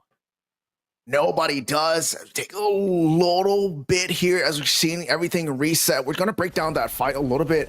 We saw the advantage there on the side of rinse and repeat, but Black Lotus said we are going to take that fight. I don't know why. I mean, they were down a man. the feast was utilized, but they still took it anyway. And now it's going to be rinse and repeat that are able to actually capitalize on the aggression from Black Lotus, which I did not think was a good call, considering this series of events that was foretold before that even tried to accomplish that. And I couldn't agree with you more. And a hero that you do not want to get ahead, that you do not want to get a lead onto you, is this Countess. She picked up the first blood of the game. She also got a kill within that skirmish. She is now sitting at 2-0 and probably 1, and looks to be a menace into this late game. Cheech with a great bull rush going to run Kimbo over. The body block is coming. Ether Crystal's going to pop him up, but surely he doesn't get away again, does he? Oh my God, Kimbo's unkillable. Ain't no way. Kimbo's unkillable, Ain't no way that they just let that man slide like that. No blink utilized, and they just still did not have the damage. Kimbo is really out here winning when everybody else seems to be down. But somebody who's down is going to be Raleigh on that Zarus. Wreck Dan. That name is already confusing. We're just going to call him Dan. Dan, the man, is able to pick up the kill back once again inside that off lane. So the Countess still looking like somebody that's going to be able to change this game on the side of rinse and repeat if they're able to utilize them here over towards this next Fangtooth. And choo-choo, here comes the Countess train. Already gotten 2 solo bolos onto Dan. That is going to be a lot to deal with if you are on the Black Lotus side of this map. I mean, we talked about this earlier. You don't want that. I mean, this just looks absolutely terrifying. The Countess is now rotating over like we figured, and this Fangtooth is going to be a big fight. Flame and the rest of this Black Lotus team are looking to try and get some control, but they need to be careful because they do have the CC and the lockdown here on their side, but it's going to be the side of Black Lotus that looks like they want to engage here. Shield slam in the back line. Shield slam in the back line, but the team fight has been separated. Black Hole's not going to land onto anybody within here, and they're fighting on opposite sides of the wall. Proper Clean going to be the first person to fall within this. That is the jungler for rinse and repeat. So you got to be careful about this. Giroli now going to be able to pick up a big shutdown onto Dan. He needed that to get himself back in. Cheech is going to die to the laser. Darken also going to pop towards the end of this. Skylar getting a lot of agency, getting a lot of damage down. He's now got his eyes set to Flame poking. Is he going to be able to win the 1v1? One more auto should be able to do it. Remy here on the backside. Giroli's going to pick up Sloan on the side too. So 3 members of Black Lotus are going to fall. 2 for rinse and repeat. Kimbo now sees them. Girali, just a sliver of health bar. Dreadnova is going to go wide. Just a tiny bit of health remaining on these guys. Flame Rampage. 1,000 on it. Who gets it? It's going to be rinse and repeat. He jumps in and is able to steal that away. Good job by Proper Clean, but Kimbo gonna pick Giroli up on the side. His health bar is irrelevant. Stop going for Kimbo, guys. There is no way my man died within that engagement. Got the death timer to ran out, ran all the way back towards his Fangtooth for him just to steal it anyways. I mean, we're looking at Black Lotus. They're able to create some opportunities. They kept forcing these fights, and it's going to be rinse and repeat. Coming back and be like, yeah, that's my Fangtooth. Sorry for that. Didn't mean to make that mistake. And that's going to be completely free. Not what you want from the side of Black Lotus, and not looking too well inside that department, but hopefully they can utilize this advantage here to go towards the mini prime. They're able to set up, they're able to get vision, but still rinse and repeat are here to answer that call. And we were talking as we were leading up into this game with our European representatives, Tang and TJ, about just kind of who we think the favorite in this matchup is, who's got the advantage. They said this is going to be pretty even. It's likely going to go 3 games, and we see that right now. Only a 2-kill difference, already 1-1 in Fangtooth. We do have the side of Black Lotus trying to get this mini prime. They will pick it up, and the engagement gonna pop off. Sloan's got them in the containment fence. Flame poking gonna cut them off with a good glacial charge. Sheesh! What a big shield slam. The Black Hole not going to find anybody on that side, however, and nobody going to fall, but the mini prime will go over to the side of Black Lotus. It's going to be Remy there picking up the mini prime on Black Lotus. So with that T1 that he lost to the Skylar, it's still a 4v5 fight. Rinse and repeat. It looked like they're the ones that still came out on top throughout of it. They didn't die there. They didn't give up too much. Yes, they lost the mini prime, but they also took a lot of resources away from the side of Black Lotus. So they're still going to be able to kind of get something to go on into their favor. But with Remy having this mini or prime, we want to see what he's able to do with it, because it's not stuck inside that dual lane, or potentially he can rotate towards the mid to be able to find something. A lot of things he could do, time will tell to see how he effectively uses this. If they don't use it effectively, though, I'm kind of a little bit worried about how they're going to be able to set up this game state for the mid to late game here. I do agree, and I'd like to see Flamepoken stay on this side of the map, try to hover where this mini prime buff is at, to just kind of guarantee they're able to trade these T1s back. We do see a proper clean over here on the Rampage, kind of matching the side of him.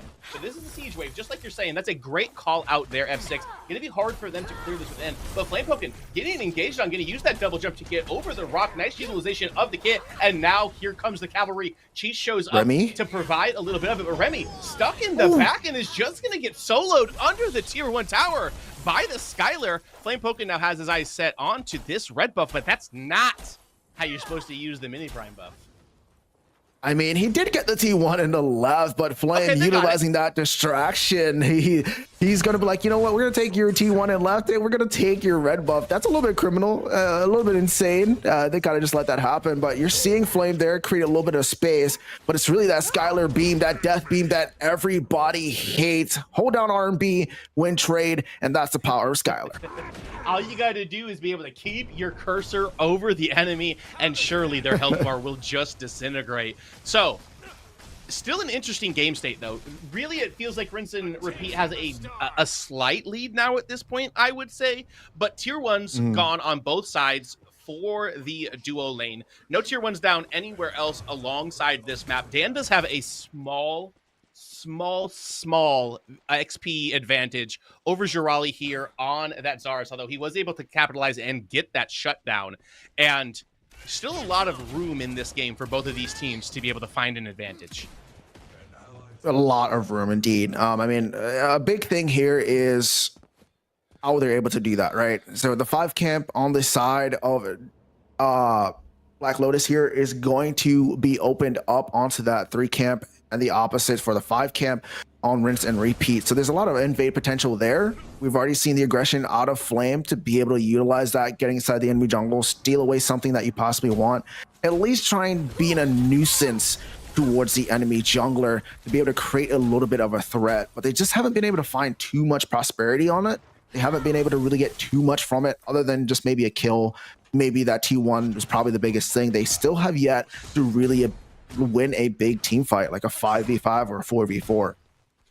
And the next one of those 5v5s or 4v4 surely coming up as the second or third Fangtooth of the map is just about to fall down from the heavens. We have the side of Rinse and Repeat kind of hiding in this red side jungle. Flamepoken, though, will have the inside trek on this, going to start that Fangtooth up for their own, or for themselves.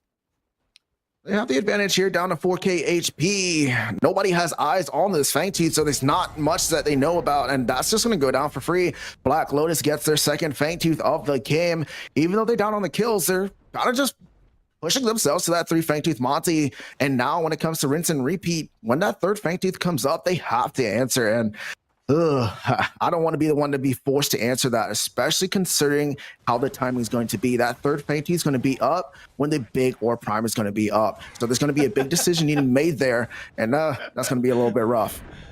Sorry, I just have to laugh. I see Darkin get hit by the stasis ball from the Decker. Then the Rock comes in from Rampage. Then the Dread Nova comes in as well, which means they are down for this fight, though. Remy going to take it on. Cheech, big shield camp into the black hole as well. Skylar's going to be the first one to fall. That is a bunch of damage. The Decker is going to join her within it as well. And this TB slinging bullets all over the fight. 3 are down already. The Coliseum comes out. Remy finally going to be killed. That's a triple for Remy. Oh my goodness, Remy activated everything there, and this opens up the mid lane. They're now going to be able to take that T1, and now they're going to be able to take a reset and look towards that mini prime. They might be able to get this beforehand, get a little bit of economy their way, and also have the advantageous pull there. But as we take a look at this fantastic replay brought to you by Ameda Studios PCC, look at the man Remy, just not scared of anything. 1 shot, 2 shot, 3 shot, 4. Vanquisher coming in there to be able to play a lot of into that. Being able to get those kill thresholds when you're at that 5% threshold mark allows for those kind of trades into that window. Without that, I think that fight goes a little bit differently, but we're seeing this TB shine bright here today. And that's why he's got the highest win rate out of all of the ADCs in PCC Summer Series so far, I would assume. The damage he was able to put down, the way that he was weaving those spells in with those auto attacks to make sure he's proccing that passive is just so clutch for Black Lotus as they find themselves comfortably back into this game, eyeing this next mini prime. They're looking for it. Dan's going to be the one on the back end here, but he's going to be able to get picked out. Big pick up by Remy there, but the fight continues on towards this mini prime. Coliseum popped, and it's going to be the Zars that goes down. And look at this. Black Lotus already took down 2, looking to take down a 3rd as the back line here does not equate for enough. And Flim and the rest of Black Lotus are looking to get in there. Remy with a triple into a quad. She's looking back down. Kimbo is next, but can they find it? Remy gets it. My God. That is the quadra kill. Bad guy Zaris steals the penta away from his ADC. I'm sure there are no hard feelings amongst that, though, as all of the members of Rinse and Repeat get rinsed and repeated again. Can you believe that? Yep. Can you believe this, Remy? My goodness, the plays coming out of this team. They're just full-on aggressive. We're taking a shot at the replay here, and all you're seeing is the W key pressed. Cheech just being the greatest steal that you can ask for, just completely W key the enemy, and so I can hit them. And Remy, 9-1-4, absolute devastation. Grenadier just being so elusive, being able to slow everybody down. That's really what that augment's for, and he's able to capitalize on that. And he's playing it so well. Got a triple kill earlier within a fight, just ended up with a quadra kill in that one as well, accounting for a bunch of the gold on the Black Lotus side, but that also makes him a big target. If this Countess out of Dan can get back onto that one combo into a feast, might be able to blow him up. So the peel needs to stay there, and they need to continue to play the way that they are on the side of Black Lotus. They gotta keep Remy alive. They got to. I mean, we're looking at the mini prime. They're fighting about it. Maybe one kill will probably happen. Somebody gets caught out. But all of a sudden, within a span of 12 seconds, just instant deletion of Rinse and Repeat. I mean, you could say they just got washed there, pun intended. But on the side of Black Lotus, they're back into this game and into a significant lead. Like you said, Remy's the main factor into this fight. But I do also think the Zars right now being able to create some kind of separation, creating some focus away from him, allowing Remy to be able to just shoot damage straight from the back line, creating some space. That's really a big focus. On the side of Rinse and Repeat, they need to find a way to get into that back line. Yeah, I think that they have to try to utilize these long-range stuns that we are seeing out of their composition. You know, they got the Decker, they got the Dread Nova, they got the Rampage, able to really get back there, but how are they going to get there if they hit those long-range stuns? Don't have a lot of dashes or ways to move forward outside of Dan on the Countess, and you don't really want to send him in there alone. It is going to be Black Lotus poking the big dinosaur. It's time to go to the dentist. They're looking here. I mean, they have complete control, and here get Cheech and Darkin just creating some separation, but I don't think they're going to let this one go for free. He got it! He jumped in, was able to steal that away, and it's actually going to be Rinse and Repeat that picked that Primal Fangtooth up for themselves. Remy now on the retreat. The Feast is going to be able to put him down. That's a massive shutdown, but not before he's able to pop proper clean on the dark side. Jiroli comes in with that Coliseum, and just like that, the turnaround is going to be able to move away from that stasis ball, not get caught on the retreat. But 4 members of Black Lotus are down, and just like that, the tables have turned. They completely flipped the table upside down there, Lance. I mean, proper, you can't keep doing this. Just going in there, getting those steals, actually impeccable. You know what he reminds me of? Import. That right there is only one thing we've seen from Import, and being able to do that. And what opens up now is they get Primordial Fangtooth. Yes, they lost 2 members, but they get the first initiation on over here for the Big War Prime. Down to 9k HP, but we're gonna take a little small look at the replay here. Zar still zoning, but look at that fight. Everybody just zoned away, and Skylar just doing an immense amount of damage. The Black Hole did not come in to help at all. But it's gonna be down to 4k on the Big War Prime. Here comes the jungler. Hunt's gonna be in sight, but here comes the rest. Oh my God, they're gonna pick up a kill, but the Prime goes towards the side of Rinse and Repeat. Oh, but are they going to be able to pick him out? Yes, this Skylar definitely not going to make it out of the pit, so there's a decent amount of damage, but I want to just put it in reverse for a second here. I want to go back to that Primal Fangtooth fight because Rinse and Repeat was able to do exactly what we were foreshadowing right before it. You have to get back to Remy. You have to send that Countess at that Twin Blast, do everything you can to blow him up, and that's what they were able to achieve. You get the Feast down onto the Twin Blast. He has only one cleanse, really no way to survive it with the amount of CC that is on this, and that is the formula for winning fights if you are on the Rinse and Repeat team. They're going to have to do it a couple of more times because we are nowhere near our end game just quite yet. However, a little bit of life, a little bit of fresh air, an idea that, hey, we're still in this. Let's stay confident on the side of Rinse and Repeat. I mean, this is still a close game. I mean, like you talked about, on the side of Black Lotus, it's going to be the side of where Remy is at. If he's able to kind of free cast in the back line, he's just going to be able to carry this game. On the side of Rinse and Repeat, I mean, right now, Proper Clean's been doing a really good job making sure they secure these objectives, even in a close call. Going back to that, even that Primordial Fangtooth, right? That's a huge upset for them on that side of Rinse or Black Lotus. They now don't have that advantage. They get 4-man wipes, and then looking towards the Big Orb Prime, they lose that as well.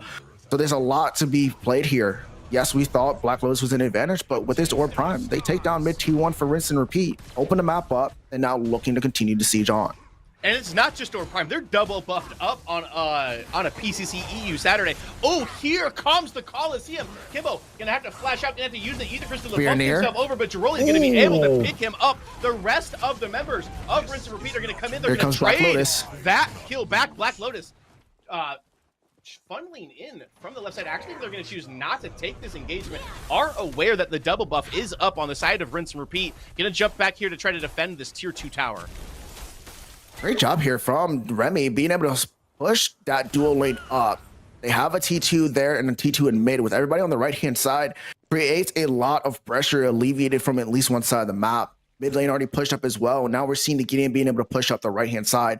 This is something that you see from pretty much all competitive teams, is be able to wave manage, right? And this is done exceptionally well, as considering the amount of pressure coming in from that Orb Prime to be able to buff up the minions, start to siege throughout these T2s. That's going to be on the side of Rinse and Repeat. Yes, they get the pick, but so does the Zars. Zars is able to clean up that Argus, create a lot of damage that's going to be now missing from Rinse and Repeat, so they really can't go towards these T2 without any confidence. And now Black Lotus just has to run out time here and just wait for the big objectives. They've shown they could already win these 5v5 fights. They just got to protect Remy. Oh, a big rock going to lane here onto Flame Pokin as he was looking to stock. Gonna have to use a decent portion of his kit to jump out here. I want to zoom out here for a second. If you weren't listening to this and you were just watching this minimap, you never would have thought Rinse and Repeat had the Orb Prime buff. The minion waves hardly pushed past the river point in any of these lanes. The defense by Black Lotus here has been impeccable. Oh, and Chicha's gonna go in. Big shield slam with the Rift Walkers. Ether, Kimbo gonna go up into the sky, use that Ether Crystal, but he's gonna be the first person to fall within this fight as Jiroli is going to pick up the gold onto him, and they've got their eye set once again onto this Fangtooth. Whoever is able to get this, going to get that third Fangtooth buff. This is going to be a huge moment within this game. Huge moment indeed, but they do look like they want to engage. They stopped the thresholds at 13k, but look at the HP bars here. They're pretty low on the side of Black Lotus. Oh, there's the Coliseum. Coliseum comes out. They're able to immediately pick Flame Pokin up, though. The support's going to get him on the backside, but it's 2 down on the side of Rinse and Repeat. The only damage remaining is that Skylar, but Black Lotus cannot start this Fangtooth without Flame Pokin. They can't. They don't have the hunt advantage. At any moment, Proper Clean can jump in there and steal it away, but Cheech is still looking for a fight. Here comes the flank by Jiroli. Coliseum looking to try and be up, but he does not have it. But it's going to be Skylar on the back end, creating some damage out of here. Remy, but Rinse and Repeat just don't want this fight. They have the wave in their favor, though. If you look at that off lane, they're able to push that on up. But with Argus back on the map, low HP on Black Lotus, they have to take a reset as well. Answer that right-hand side wave. Also get back to get them from vision down here towards this Primordial Fangtooth, because they cannot let and give space to Rinse and Repeat to try and get this Primordial. And Jiroli gonna have to go and answer the split push in the side lane, which gives a numbers advantage to Rinse and Repeat. We'll see if they get brave about this and decide to just rush at this Fangtooth. Flame Pokin has respawned, surely sprinting straight to that blue side of the jungle, and we are walking on the knife's edge. something here we got to take a little attention to. Gideon, we're seeing him utilize a lot of damage, but really Remy's the one coming through here. We're not seeing too much damage potential coming out of this Gideon due to the fact of spell kind of breaker build into the true silver doesn't really allow for him to do a lot of damage. So we're still waiting on him to get online, but it's going to be Remy here looking for a fight. Big Flame. Big Flame is going to immediately take down Sloan on the backside. Proper Clean going to be the next target. That is the jungler dead for the side of Rinse Repeat. Coliseum going to come down here onto Kimbo as well. Darken utilizing the torn space to get behind him too. And just like that, it is a 3-for-0 and surely going to be the primordial blaze going to the side of Black Lotus. I mean, not just that, ladies and gentlemen. I mean, yeah, they picked off their great job. They executed perfectly over there. I don't even know if that's a word, but you know what I meant. But it's going to be a Primal Fangtooth, but they also get their pickings here at the Big Orb Prime. They're going to be double buffed up instead of Rinse and Repeat. But looking at this last engagement, the big one before that last fight, they're going to be able to pick apart here. And look at this wall, being able to separate Coliseum in the back line. And this is what they've been doing the entire match, slowly picking away, just complete separation of this Rinse and Repeat team. And they're just not able to fight back through it. Just seeing Kimbo get picked off all across the board. He's always the one going down pretty much quickly in those fights. And they need them to be able to translate that damage. But without that, they have nothing. But who has everything? Black Lotus. They do. And Flame Pokin with some just simple math for anybody out there that's not a mathematician. If you can't win a 5v5, split the team fight in half with an Aurora Wall and win a 2v5. 5 bigger than 2. Easier to win those fights. And it's what we've seen come out of Black Lotus. We're getting real elementary with our cast today, F6. I love it. Hey, it's great. You know, just help everybody out there. But with that being said, the control going to be here. Remy still just on this diabolical rampage. He seems to be trying to send a message, and he sure is in this game number 1. But it's going to be the waves here being pushed down in duo. They're going to need to answer that, but Gideon's on the way. Zarus in the meantime pushing out that off lane. Here comes this 1-3-1 style push. They're looking to invade the jungle when they can, taking away farm so nobody has anything. But Zarus needs to be careful here, as you can see the rotation from Rinse and Repeat. Oh, the rest of the members are around. Jirali going to catch the Dread Nova as well. Answer it up with that Coliseum. Does Dan have the ability to dodge around here? The damage really coming out. Jirali now has his eyes set onto Kimbo. Flash comes out of Kimbo. Remy comes around as well. Jirali going to survive the 1v2. Get both of them with a little bit of help of Remy on the back end. And there's no way this tier 2 tower lasts by the end of my sentence. And dang, was I correct. And they're able to push out the middle inhib here, and then the left, and then the right. The entire core's about to be exposed. They're down 2 members. Not a lot of wave clear, not a lot of chances here, but it looks like Black Lotus want to finish this one out. They want to finish it strong. They should be able to. Flame Poking going to cut the members off from the backside. The core is going to pop. Black Lotus take game number 1 of the series. What a performance there from Remy, 13-2-7. There's nothing more that you can ask for your ADC. There's a reason why they call them the carry, and that man was carrying this game on his back. His lower back's a little bit hurt right now. Hopefully he's going to be able to carry that throughout game number 2 and close this best 3 series out quickly. But so far, Black Lotus showing an absolute force to be reckoned with going inside this PCC EU preliminaries. I think they're definitely a top contending team to watch out for that 4th spot.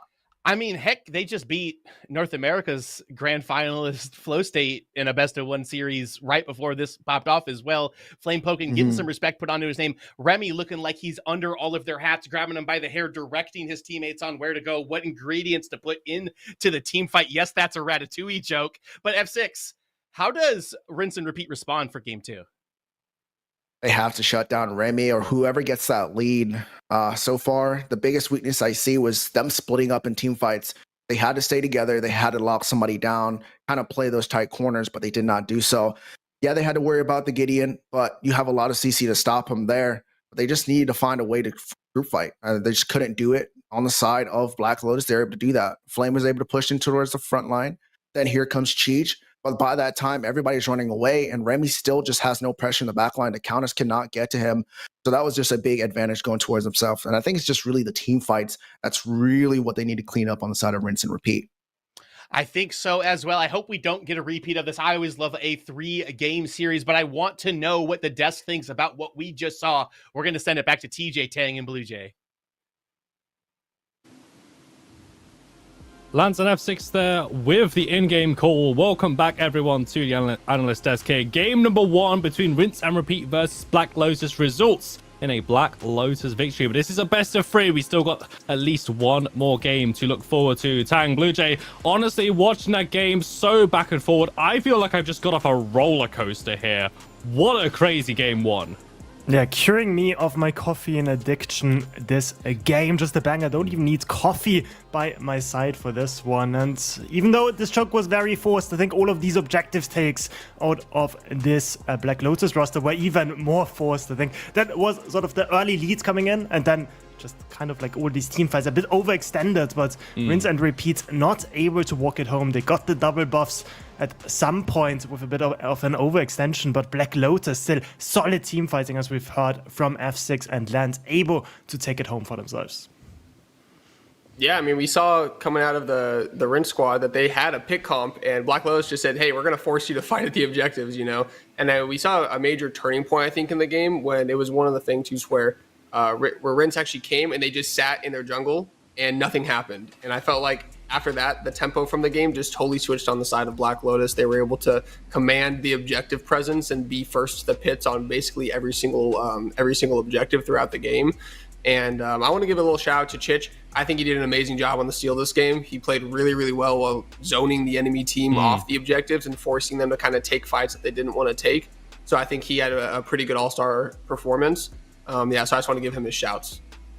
You can just see there on the highlight just to the left of your screen as well, where Remy decides that he's had enough there. I mean, that ultimate started by Darkin there on the Gideon, and then Remy is just allowed to free cast there. Honestly, dual lane performance coming in from Black Lotus, really clutch in a lot of these fights. I mean, as Blue Jay so eloquently put it, right, Chich is just a zoning monster in these objective fights, and Remy, man, just hits his shot. He don't miss.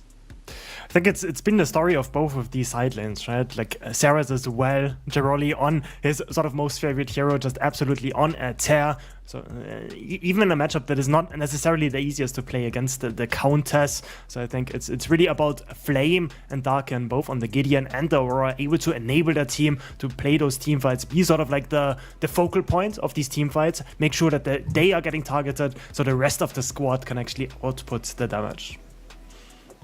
Yeah, no, and then Black Lotus, I think, even started off that game a little bit behind tempo-wise while they were taking those objectives. We saw a few mistakes happening from their side, but I think as the game went on, they were able to clean it up, make it a lot more simple, kind of break the game down to just, hey, we just need to show up here, win the team fight because our team fight is better, right? And that's just what I feel like teams overthink things a lot of times when they're playing in a tournament setting versus when they're just scrimming.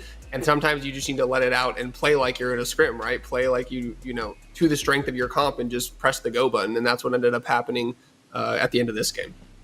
And sometimes it could be just as simple as Lance made sure they gave us all a maths lesson to make sure we were all on the same page. Sometimes it's about splitting up the fights.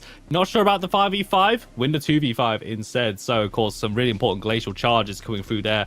Team fights being able to split apart. And as you were alluding to, Blue Jay, as well, is that game 1 in a best of 3, that this wasn't exactly the cleanest game, right, from either of these teams. No, we were talking behind the scenes. There were definitely points of the game where probably one of these teams could have been more aggressive. Probably then it was a bit of over-aggression. Should have been known to when to take their foot off the gas pedal, so to speak, to sit back, though. So I think going in towards game number 2, there are a few lessons to learn here. And also, I've got to shout out Properly as well. 2 objective steals as well for the Black Lotus squad to think about. So they could definitely have some room for improvement there.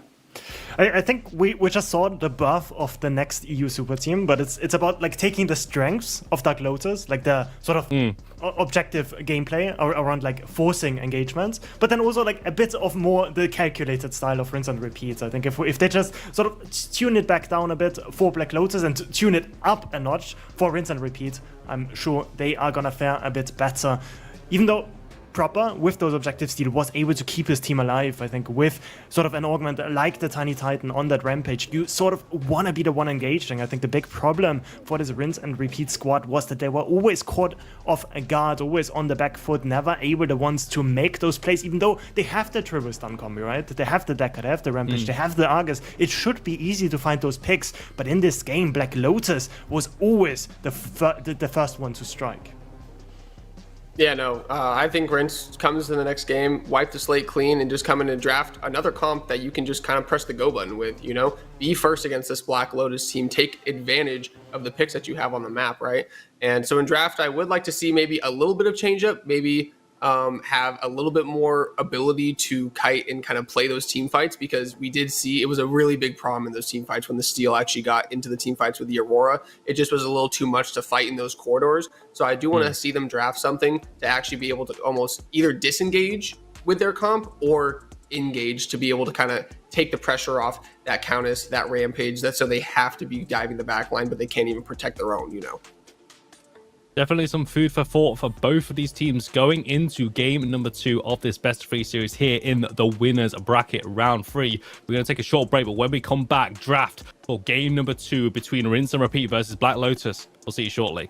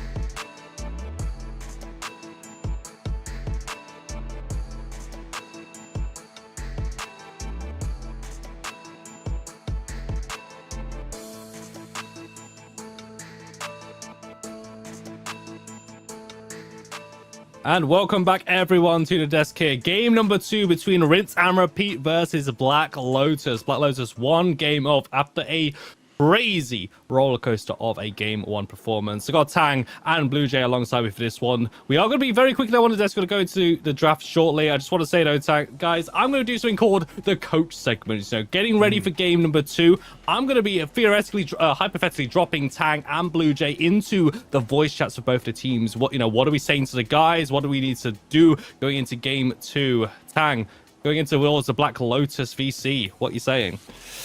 Well, boys, you won, so keep everything the same. No, of course not. I think what we said after the first game, I think I would expand on that. I think like if you win a team fight, maybe go for the reset instead of forcing those objectives. Don't flip as much as you did in the first game. We know Proper Clean has his smite button on his keyboard. He does not have it unbound. He will steal those away from you if you disrespect rinse and repeat. So I think that's going to be the focal point. I think that the way they drafted made sense, going for those carry dual lane and carry off lane, and having more utility mid and jungle. I think you could also switch it up and go for a more jungle carry and instead have the utility on the other sides of the map. But honestly, happy with how they played. Honestly, yeah, I mean, keep it up. You guys got it. If I'm talking to Rince, I'm definitely just telling them to be a little more confident with what they're doing, make a call, go make the play, right? Even if it doesn't work out, you need to be as 5 as a unit. And I'm probably adjusting our early game strategy a little bit. I want to see a little bit more, take some more risks, have a little more chances when we're doing those side lane picks. And I'm probably switching up the draft just a little bit, catering to, against that Black Lotus team, but probably just picking a little bit more, maybe something a little more passive in the jungle, giving us a little more team fight synergy. And then switching up, like I said, making sure the comms are, where we're making a call, we're going to go do something and we're not just going to sit around. So that's what I'm probably telling them. All right, thank you very much, gentlemen. We can all disconnect from that VC, hop back in towards casting desk because we've got this, the draft below us there. As you said, you both said that you would want to change some things up in the draft going in towards game number 2, just to respond to what the other team was bringing here. Black Lotus 1 game up, 1 game away from advancing into the winners bracket round 4. Do we change the bans though? It's a good question. I think one of the bans that could be interesting is the Wukong. I think, okay, never mind. It's not interesting whatsoever. I was thinking that rinse and repeat, maybe like Black Lotus wouldn't ban the Wukong away, but looks like they are going to ban it themselves, which indicates to me that rinse and repeat does not want to play this Wukong themselves whatsoever. And also, obviously, you are never going to give this over to somebody like Flame Poikan, that has been known as the Wukong one trick on the other side. So all in all, the draft should stay relatively the same. I think the focus on those carry junglers, the Seraph, the Wukong, maybe the Feng Mao, is going to stay here. Maybe the Quang will open up. We saw that being banned away in the first game, actually. Just going to be banned again in this one. I guess we're just running it back. Yeah, and we're seeing the same bans, and like Tank said, I don't know if we were going to see like a completely different draft, right? Especially when you're in the mind of a player and you're in the game and you're playing the same comp that you had, you're thinking, oh, well, we just made this 1 or 2 mistakes in this game, so we can take the game with our same draft. The draft was not the problem. And we see a lot of teams that come into this with this strategy, and just like back in the tournament last weekend, we saw, I think, one of the teams run back the same exact comp that they did in the same game and then completely won the next game, right? So it really depends on the play style in the game. And we see the Revenant ban coming out. I think these are the exact same. But we do see the Zarus getting taken away, which is an interesting strategy because we do have a very known Zarus one trick on the other team playing that champion. So it'll be interesting to see if he can come out and play something different. And just taking Gorole off the Zarus as well, removing that Colosseum from the play. I wonder if that maybe lessens the blow of the team fighting play if Black Lotus decide to build into that as well. Granted, you can still make it work, I guess, if you want to run that kind of that Gideon Steel TB as well. I mean, so far, with how Rem is playing, I'm not going to really complain about having him back on the Twin Blast. Greystone, though, making his first appearance on the broadcast here in EU. I think that's Garrely's second most liked hero. So, like, you get him off the Saras, he's gonna get the Greystone instead. So, I mean, it's gonna face them for sure. I think he's not as strong on the Greystone, but it's at least removing comfort. It also shows us that this Black Lotus squad does not want to go for the Rampage. We saw that being first picked in this previous game, and there's still an option for rinse and repeat. I want to say rest and relaxation, but that's the wrong PCC. Picking that Rampage up for themselves could be flexed into the mid, into the offlane or into the jungle. Instead, it's gonna be this Sparrow being picked up for themselves. Yeah, Sparrow coming in and they take the steal away. I really like the changes that I almost said rest and realization again, are making on this side of the draft. They're taking the steal away from Chich, they're taking the Zarus away, and they're saying, hey, we're going to take those pieces away because we want to just get you on something completely different. And they're building this comp around the Sparrow. I'm also looking at a potential gadget angle looking on the side of RAR if they're able to get it into the Greystone. It's very, very good, spaces the fight from the TB very well, and they already have the steal on their side as well. So we see the Argus coming out, but honestly, Argus into steal, we saw how that played out last game, and it's very, very hard for the Argus to play into that steal wall when it comes to playing around these objectives. So I'm actually quite liking the draft of the side of RAR. I think it would be smart here to go for a support ban for themselves here. I love the steal takeaway from Chich as well. He had a very strong performance on that pick. Really shut down a lot of that long-range pick potential. It turns out to stop the Holy Trinity of stuns, just block all projectiles. It's kind of sometimes as simple as that. So good takeaway there. Taking this Sparrow, though, as opposed to Skylo, is an interesting one. I don't think Lead Leopard did necessarily that ads on the Skylar, so maybe it's just a little bit of a different flavor. Rampage though taken off the board here, so Black Lotus, they have a lot of options available to him.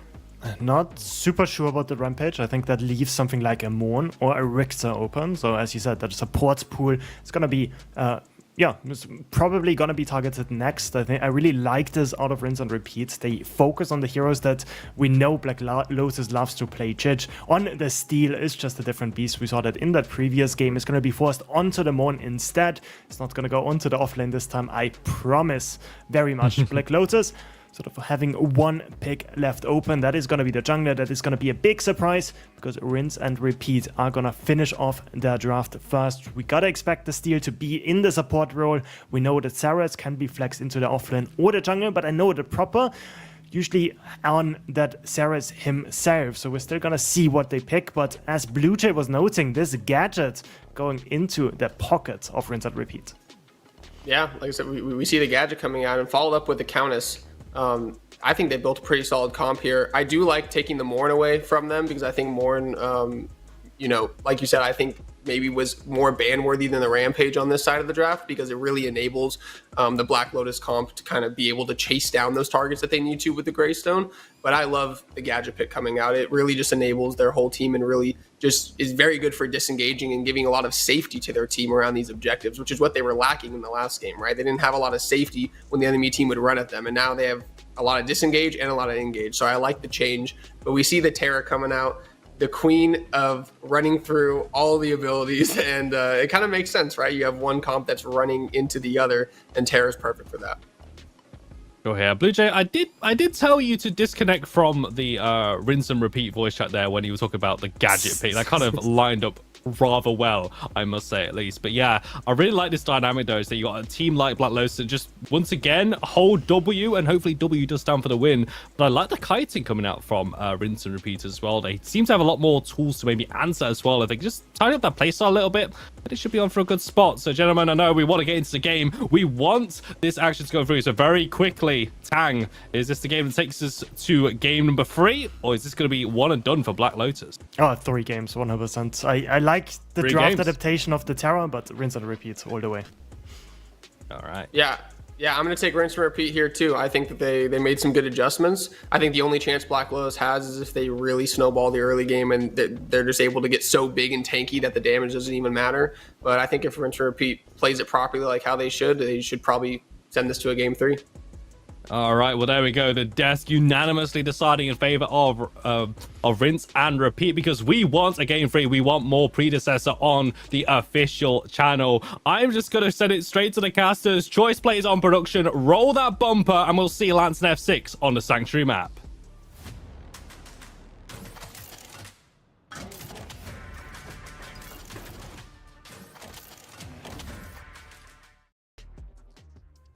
Oh, baby. Game 2 coming at you quick here. We've got rinse and repeat going in to Black Lotus, down 0 games to 1, but still a lot of Predecessor left to be played. F6, what catches your attention as we look at both of these compositions?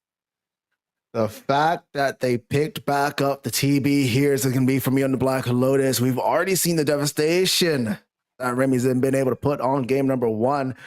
But also on the other side of rinse and repeat, they're able to take away the Zarus from Raleigh here. And I think that's going to be a huge impact because we've seen how much of an impact he had. He wasn't supposed to go well in towards the Countess. He ended up kind of just doing well into that lane, into the mid to late game. So want to see how he is on this Greystone. I know Tank said this is his comfort pick as well. But we'll see how that goes out, especially with that augment going in with that Ignite. Yeah, it'll be interesting to see how that goes. I do like the Greystone into Countess. As we saw a lot of the times in the NA matchup yesterday, it's kind of a battle for who gets that early lead, who gets ahead, as it can really snowball onto both sides of it. But Kimbo, lots of early damage into Darkin here. If he can land the last hat, Darkin gonna have to utilize that blink super early within this. Kimbo is a little bit low on the health bar, but not in a huge worry about getting caught out. No, not at all. And that's a pretty big resource there. We're talking about the first 2 minutes of the game, and now you don't have your blink.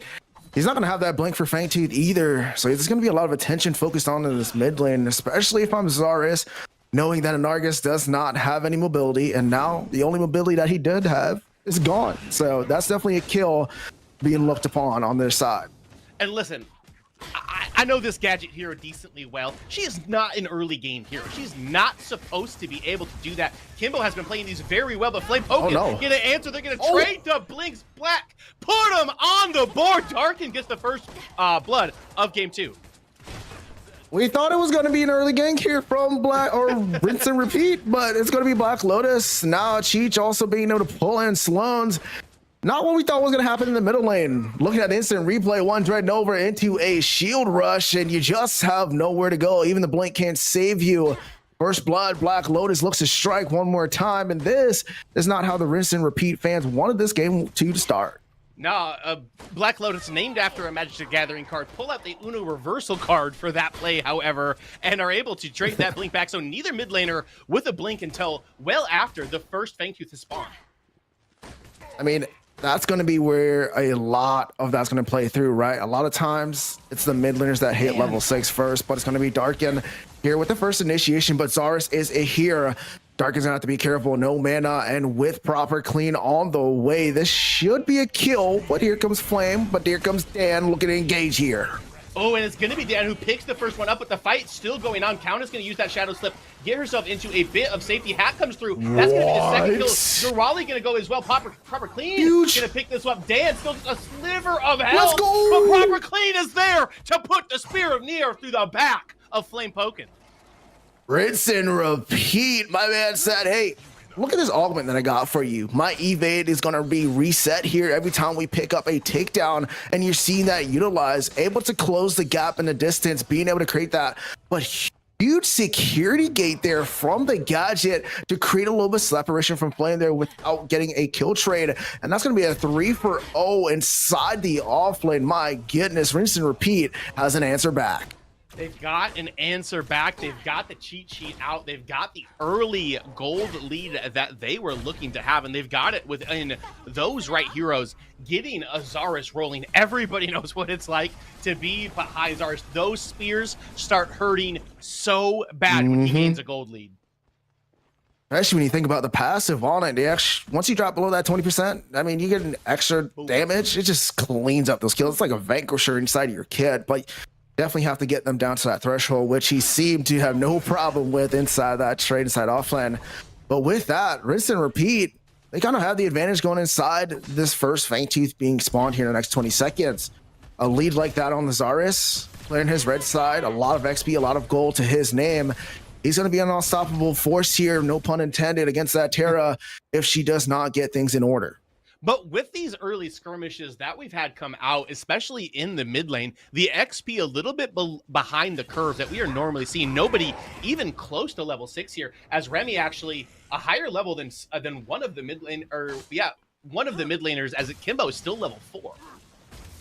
Just unable to really capitalize on the wave, but look at this. No blink. Just going to have to go down. Not what you want when the first Fangtooth has spawned up. I mean, great rotation there from Flame, but oh my goodness, Dan, the man, picking up the kill on Raleigh inside the offlane with a single dingle. So far, just a 1-for-1 trade, but the advantage goes over towards Black Lotus as they seem to take control of the pit. But rinse and repeat, mostly behind.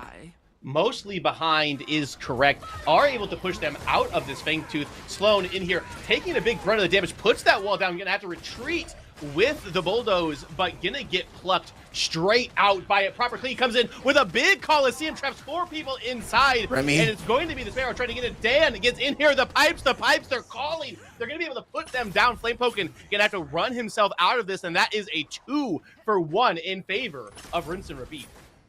They only got the support there for Rinse and Repeat, so a lot of the damage from Black Lotus is just completely missing. And like you said, great rotation there coming out for Rinse and Repeat. The Gadget died before that trade transition, but they took too long to go after the Fangtooth. And for that time, they're able to respawn on in. Dan was also able to back from that kill and get inside the pit, able to clean up Remy there. And once Remy's gone, once that Argus is out of there, there's just not too much that can trade into. That's going to be the first Fangtooth for Rinse and Repeat. We're seeing a little bit of a different game from game number 1.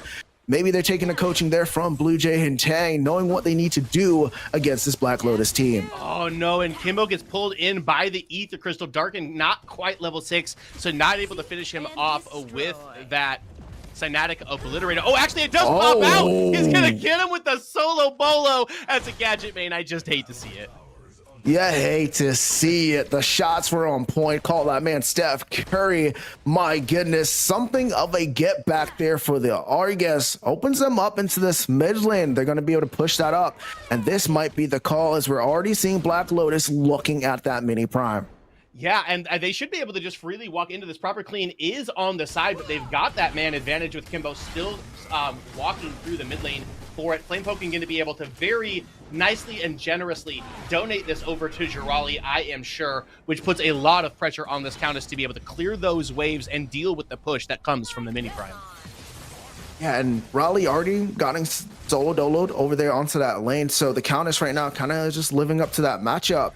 But with that mini prime, like you said, they're able to just sort of utilize that now to create an even lane, more or less, onto that side of the map. Maybe the Greystone now can get a little bit of advantage, but you know who's going to be answering that? It's going to be Proper Clean, looking to take away that mini prime away from Raleigh. And this is a big pick if they're able to get it, but hard to gank a Greystone, especially once he has hit level 7. Flamepoken gonna come around here as well. Highland Hurl gets jumped over by Proper Clean, but the dash comes in. Damage not quite there with as close as they are to that tower line. Just want to shove another wave under the tier 1.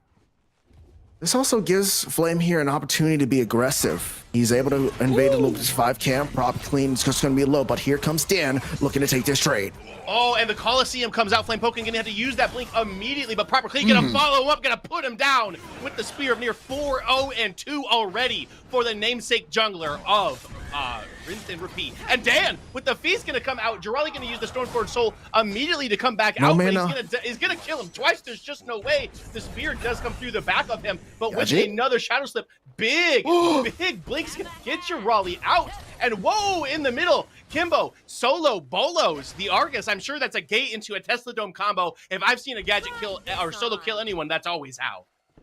I mean, ultimate's down. No mana, Yeah. So there's got to be some ability spent there. Definitely a solo bolo looking to get the get back from that Cynatic Obliterator, but Morn's going to realize that there's a little bit of potential here, but with Kimbo getting that river buff, should be able to thwart any type of danger, should have the mana he needs now to be able to contest kind of anything that he needs. But that's a big pickup there. Flame just getting a little bit too aggressive, thinks he can win that trade, but Raleigh didn't rotate in time there, Lance. He wasn't able to really kind of trade into that 2v2. He just got isolated alone by himself, and he's able to get picked off and just traded out. But blink down on the Greystone, so is the Stoneforged Soul. Not looking too good as Countess is making her way back into that lane. Does save the mini prime. It should be getting close to expiring right now, but at least they keep that buff up, allow more pressure into that off lane side of the map. Still about a minute or so before the next Fangtooth of the map is going to spawn, and that is where I expect to see our next big 5v5 team fight. And we're hoping for the ultimate to come back up here. We're seeing the interfires up. The Feast now upon available towards Raleigh here, so he needs to be careful because that combo is going to be insane, especially without any type of a Stoneforged Soul. Can the Feast get off? It's just a little bit too close, and it does damage passive. It's going to be able to pick up Raleigh, and now the advantage going toward that Fangtooth is 100% in the favor of Black Lotus. Still probably 10-ish seconds before this Fangtooth spawns, though. So Black Lotus will have their offlaner back for this fight unless Rinse and Repeat goes immediately for this. We do get some vision down onto it. Zara's already here. They're going to start this up, and it's going to have to be a sprint from Black Lotus to get to this if they want to contest. Yeah, but with that, it's going to have to be a very long trade. But here comes Cheech. They're looking for possible. It's going to be R being able to secure it. But the question is, are you going to be able to get out here, Lance? Big interfire comes out on the backside from the Sparrow, able to pick Cheech up early within this. And now it is Remy. Health bar going very low. He's going to pick a kill back up on his own side. Kimbo going to get flame poken as well. But they got to be on repeat. The ADC going to flash over the side. Remy going to pick up Sloan on it as well. But on the opposite side, it's going to be Dan getting the tier 1 tower. Raleigh also gets into the tier 1, picks himself up a kill, and that was a bloodbath of a fight. It was indeed. I mean, they're able to secure the Fangtooth, which is 100% worth it in my opinion. They're just unable to really exit out of that pit. They did not have that Gideon like they do. Other side of the team of Black Lotus had before to be able to utilize that torrent space. So there's not too much there for them to really escape. They had to just fight that. But with how much of their low HP, they're just not able to really clean out too much. But still, they're looking at the scoreboard. A 3K goal lead on the side of R&R. They're looking well. A lot of this match, though, is going to be looked to be carried out by Proper, Clean, and Dan. They're the ones right now in the lead to their roles. So looking at them to really be the ones to be on the backpack carry here.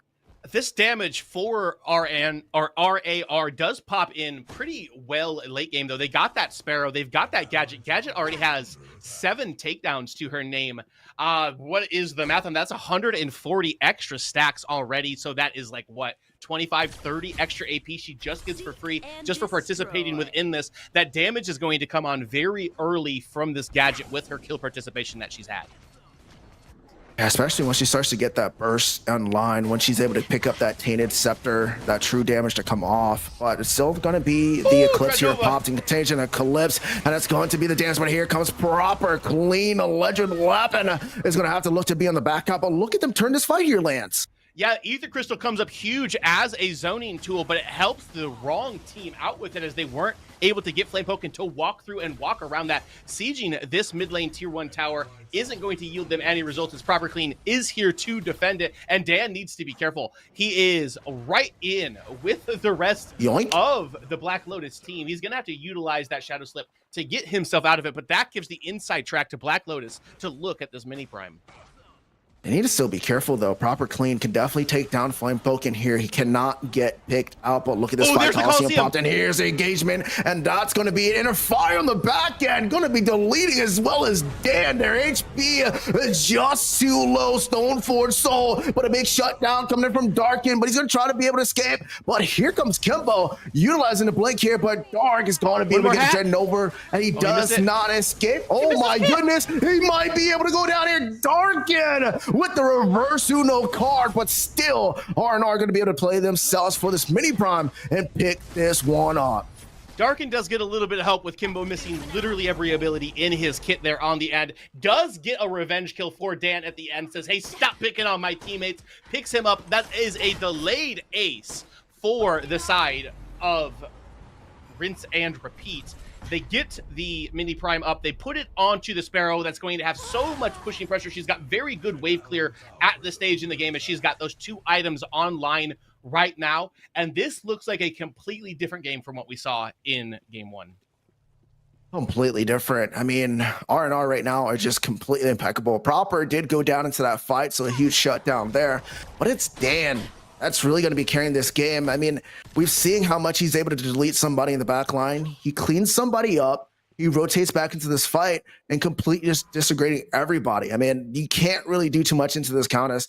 He has such an impactful lead. 1 level up on that Greystone, a little bit more if you really consider how much they're able to utilize there. But with that, that's another objective towards the name of R&R. And with the 3rd Fangtooth Monty, a threat coming up within the next 10, 15 seconds, going to be on the side of Black Lotus to really find and dig deep here to really kind of get their get back. They can't allow this, Lance. They can't allow that 3 Fangtooth Monty. They cannot. They're already down within these fights. Giving that extra power over to a Countess, to a Gadget, to a Sparrow. I can't think of 3 heroes I would rather, like, or that I would want that power on less than them, but they're going to have to try to fight for this. It is already rinse and repeat that are in this pit. They're able to pick that up free, easy peasy, lemon squeezy. They're going to be able to pick that up, get that third Fang Tooth, get that 8% armor, get that 8% extra damage, and they should be able to cruise control, try not to make any stupid mistakes, play smart, play to your strengths. This game is theirs to lose. I do agree with you there. Definitely their game to lose. But 3 Fang Tooth Monty, ladies and gentlemen, like Lance has told you guys already, 8% increase on the damage, 8% increase on your armor. But that's going to stop Flame from being able to invade here. They do have the numbers advantage, but it's going to be a Tesla Dome Coliseum combo. Taking away Darkin from that mid lane. Just a little bit too aggressive. Cheech was able to save him, but now here comes Raleigh and here comes the rest of Black Lotus. They seem to want to be aggressive, even though they know the 3 Fang Tooth Monty is on the side of R&R. I mean, but that 3 Fang Tooth Monty is going to stay there. It's not going away. You're going to have to fight into it every single fight you take for the rest of this game. So you might as well kind of test that limit, see where you're at, see how you compete with them at this point, because it's going to take one team fights for Black Lotus to come back into this game. They're going to have to get important picks. They're going to have to try to get some of these shutdowns, some of these big bounties put back into their pockets, as they're going to lose the tier 1 tower in the duo lane here. Cheech is right around the corner, so I don't expect to see any sort of engagement on this side, but you have to win team fights if you're Black Lotus. I don't think that you've got the composition to really be able to do it, especially into the Tesla Dome and the Coliseum with the inner fire firing through all of it at the same time as well. But you have to take them, because if you don't win a fight, you're not going to win this game. No, and I mean, R&R's been playing this comp very well, in my opinion. I mean, they've just been Coliseum into the Tesla Dome while you're getting electrocuted in a small little cage. Here comes the inner fire, like you talked about. Everybody who's close to her, but still can't escape, just getting straight out DPS. And that's just allowing them to win these fights. And then here comes Dan in the back line, cleaning everybody up. She does so much damage on that Countess. It's just ridiculous and how she's able to turn that fight. But it's the big orb prime, or the mini prime here, getting ready to spawn. But it's going to be proper clean, looking for an engagement. Comes in onto the Darkin. Tesla Dome right on top of it as the first one is going to fall. Darkin going to join him in spectator mode. And there's that wombo combo. Lance and F6's patented ultimate combination. The Tesla Dome into the Coliseum. Nobody survives it. Nobody indeed, and that is a combo that just works time and time again. It's very hard inside these games to really get that through, but it's going to be the side of R&R that's able to execute that time and time again. Flame getting poked out here, and that's going to be huge for them to potentially open up this mid lane map. Hopefully Raleigh can defend, but there's a lot of members against one. Yeah, that's looking pretty tough if you're Raleigh, but he's able to do it actually in the face of 3 members of Rinse and Repeat. Just hold that tier 1 tower up for themselves. So a good amount of defense coming out. It is hard to burst through and kill that Greystone down, especially with the Stoneforge Soul available to him. So, I mean, Black Lotus doing an okay job of slowing this game down and trying to scale into the late game. But I do think the late game heavily favors Rinse and Repeat here. I mean, yeah, especially when you think about Gadget scales into that late game. Sparrow, Countess, Zaris. I mean, he's able to get a lot of Coliseum stacks thus far, so he's scaling into that late game. It's something that can't happen. Those game picked out, but here comes Proper Clean again into that Tesla Dome combo. This is going to be another fight. This is going to be another fight, and already Cheech going to go down. The roots get ripped up out of the soil, planted back into his own fountain. 5 seconds. And this should be a free mini prime. Oh, they do have to get it quick. They are able to get it with the hunt going over. Proper Clean get him. Actually, Kimbo going to be the one to glow purple here on the end, but they do get that down. Good call out, F6. They were just a second or two away from losing that to the timer and not Black Lotus. Yeah, if you don't know, it's 1945. Where that mini prime just going to be like, you know what? See you later. I'm going to get out of here. And here comes the father himself being able to drop down. But he's going to be here arriving at that 20-minute mark. So the big prime is up. Primordial Fang Tooth is right behind it. We are at this stage of the game where these big neutral objectives start to impact the game style and the play style of all the players on this map. You get double buffed up. You're looking to secure this win or trying to get a comeback. But if you lose one, you might be able to trade into it and kind of just stalemate. And I think that's what Black Lotus wants right now is to at least create a stalemate or potentially get that double buff to get themselves in a position. But it's going to be so hard. We're already seeing how confident this R&R team is. Here comes the Coliseum. Here comes a bunch of DPS you can't escape. And with this Black Lotus team, they don't have any escape to get out of this. And they just have to fight inside that Coliseum. They do. Both of these teams are very capable of ripping these objectives very quickly. You've got the Argus, you've got the Twin Blast on the side of Black Lotus. We don't need to go over all of the DPS threats that are on the side of R&Rs. We've already gone over that several times, but one little squeak of an advantage, one little small window, and either one of these teams should feel decently comfortable trying to rip through these objectives, as they can probably take them in 5 to 10 seconds. And just as I'm saying that, it is Proper Clean and the rest of the cleaning crew that are going to be in here trying to zap this down as fast as they can. Dan with a little bit of zoning going out. Ether Crystal pops up. Cheech into the air. Flame poking in the back. Big inner fires coming through. Sparrow's going to pick the first kill up of the fight. It's going to be Cheech going down. Darken on the opposite side. Going to use that epoch, but it's going to cost him his life as soon as he comes out of it. And that should be Orb Prime for the side of R&R. I mean, they still have the kind of like a threat here from the side of Flame to be able to use that hunt to get back in. He did have to take a reset. But like you said, they do have the burn for this. All 5 members are going to be here. Big thing about that fight, though, Remy was just on the opposite side of that engagement. 6k HP, a little bit early on the jump for Flame here. He's going to be dead to rights unless he can pick up Proper Clean. And he does get a shutdown. So this might be able to create an opening, and everybody's closing on into this. Can Black Lotus create a call here? Can they find an impact? Both of the junglers are down, and Jirali having to use the Stormforged Soul within the pit.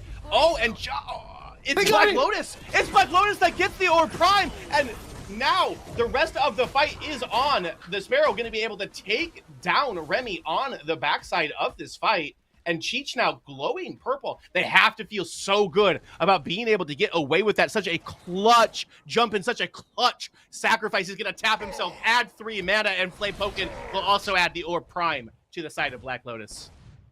What a play. Like you said, I mean, Flame is always going to be a threat when he has that hunt, but we thought he was going to try and out-hunt the enemy jungler, but that's not what happened. Take a nice little look at the replay and how this situation even arose. We're seeing a nice little Coliseum stack into that inner fire, but we go back to this late fight here. They pick off 2, they go to the Orb Prime pit, but huge jump in by Flame, takes down the jungler, so there's no hunt, and now it's just a 50-50, and whoever's able to get in here. Dan was segued by Raleigh. They're able to pick that on up, and here comes the rest of Black Lotus. Huge tides have been shifted. The sea levels are not the same. Black Lotus has the advantage. Multiple members with that Orb Prime now to contest this Primordial Fangtooth.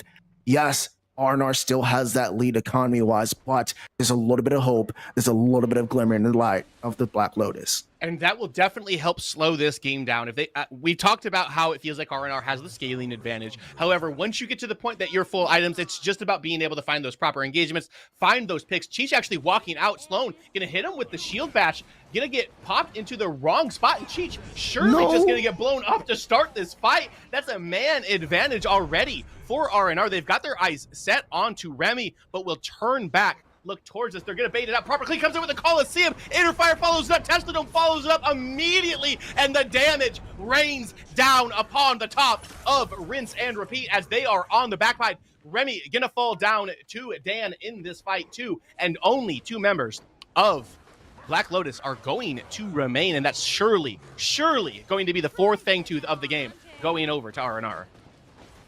I mean, you just know it's up. They've been doing the same combo this entire time, Lance. I mean, you should be expecting it. You can't stay grouped up in those tight corridors. You have to stay a little bit more separated. Also, Cheech, you can't get picked, my friend. You can't. Well, I know you have the mesmerized to be able to get everybody together, but Steel's right there. He's not going to let you walk in for free. They're just going to combo you down, and with the barricade as well, they have enough CC to keep you there without you being able to use your abilities.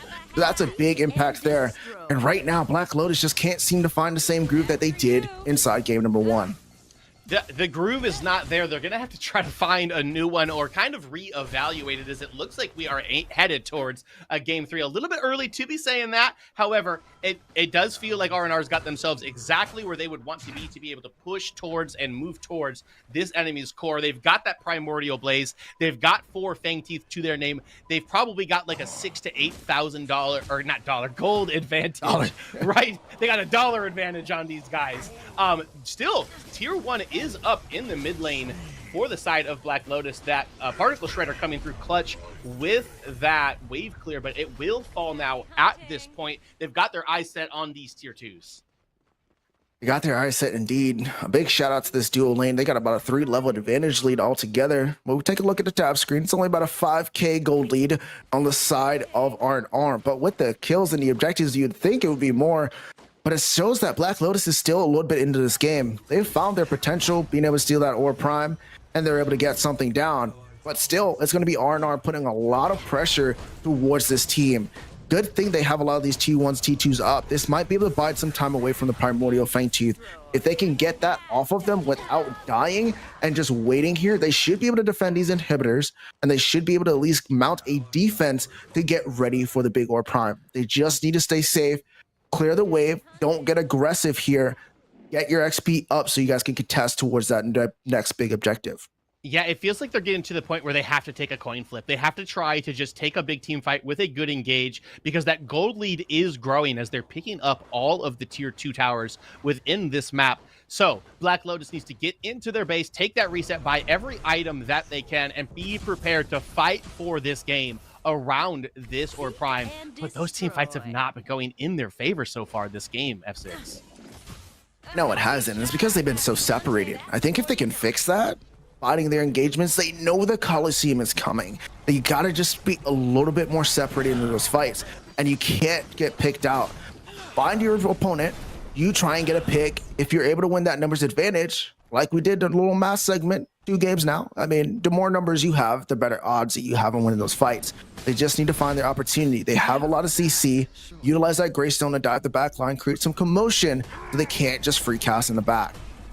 Right. The more we come together, the happier we'll be is kind of the story right now for Rinse and Repeat. They can get everybody grouped up, joined together, pick off some of the early people that are stepping out of position on the side of Black Lotus, like we've seen in the last couple of engagements here. I would expect it to go the exact same way. This Ore Prime has spawned. It is on the map and ready to be taken. It is indeed, but here comes that sign. Here comes R&R. They're looking to control this river. Great job here by Sloan, being able to use those wards to be able to control the vision here that the side of Black Lotus has. As long as they can keep the vision away from Black Lotus, that's a lot of missing information. And then they're going to have to peek their heads in to try and find the HP out. And that's where the danger is, because that's when they can turn and fight anybody that they want.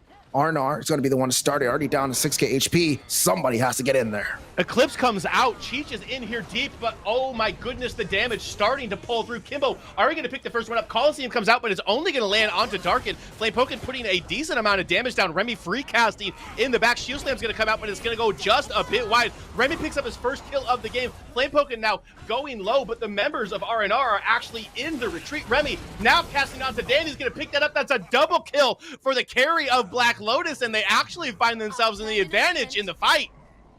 They do indeed. It's only a 2-for-1 trade. Resets have to come out on the side of R&R. What a fight there. Good separation.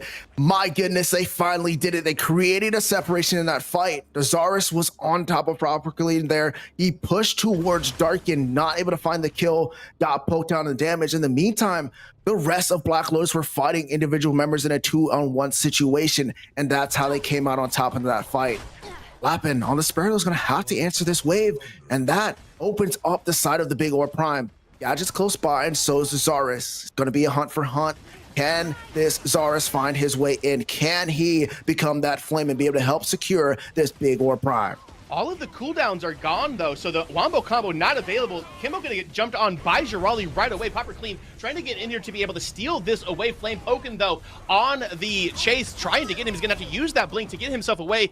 Psionic Obliterator is going to pop out from the top, and now it is the Sparrow who is just going to get flashed at, but turn around and blow that Greystone up. Going to get mesmerized, but he wins this 1v1 against Cheech as well. Clean, going to get taken out from within that pit, and that should be able to hand this Orb Prime over to the side of Black Lotus. And F6, it ain't over till it's over, man.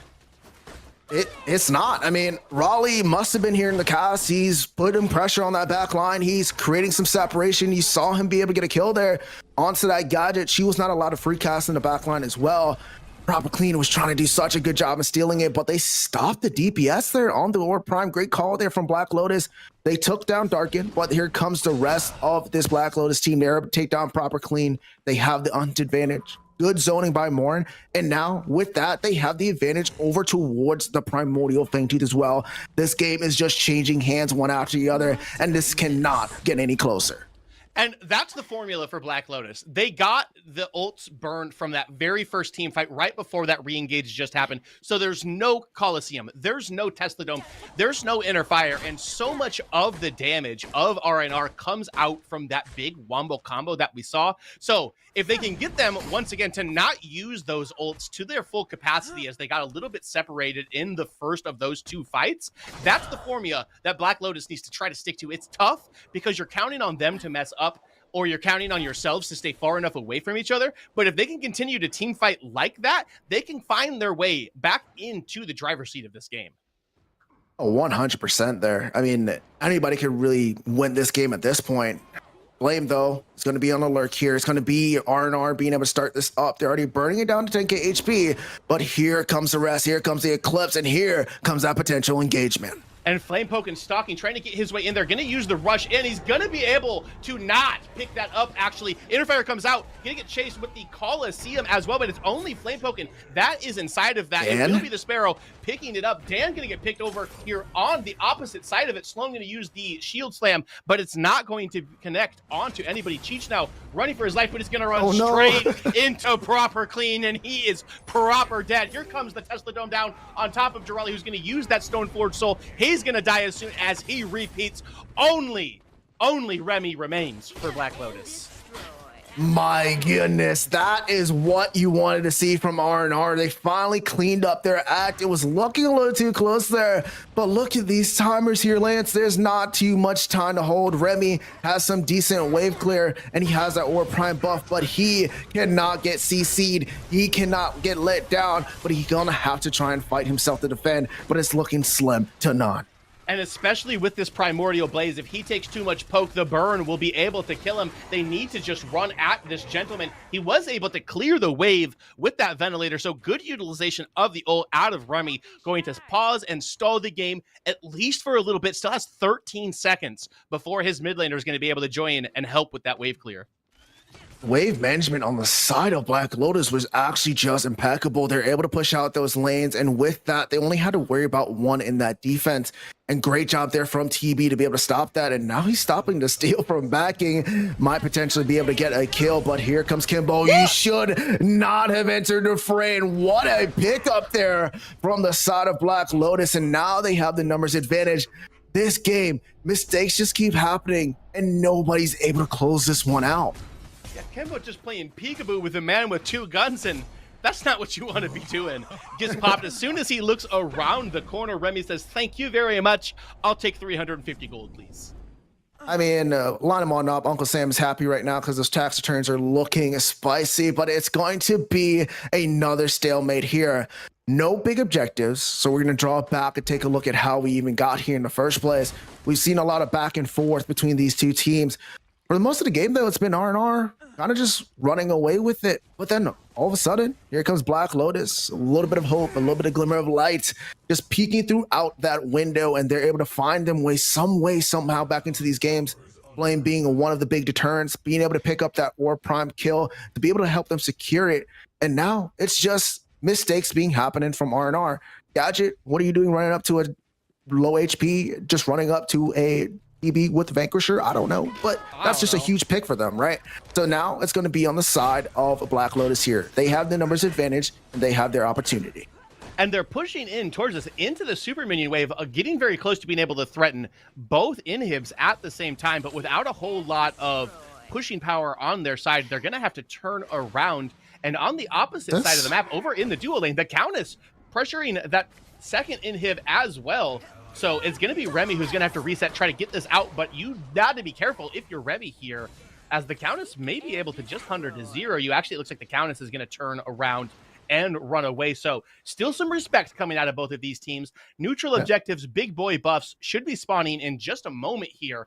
But let's take a look at these kill scores. 1, 3, and 20 on the side of the Steel. Holy cow. I mean, that's what you want, right? You want the big boy there to create some opportunities for you. Honestly, I think it's doing a great job here, keeping somebody busy in that left-hand side. But it's a real big thing that we want to come down to is all these guys just so far into this game. And then now we're at a point where nobody wants to make a mistake now. The death timers are really long, about 70 to 80 seconds, so nobody wants to get hit here. Wave management on the side of RNR is working well. They're able to push up both of these side lanes. And with that mid lane, with the inhibitor down, they have the siege minions. So the advantage towards them and to the map state is going towards RNR. But Black Lotus, they're going to have to find an answer. They need to set right wave, they need to set left wave, and they need to be able to have vision on this big objective.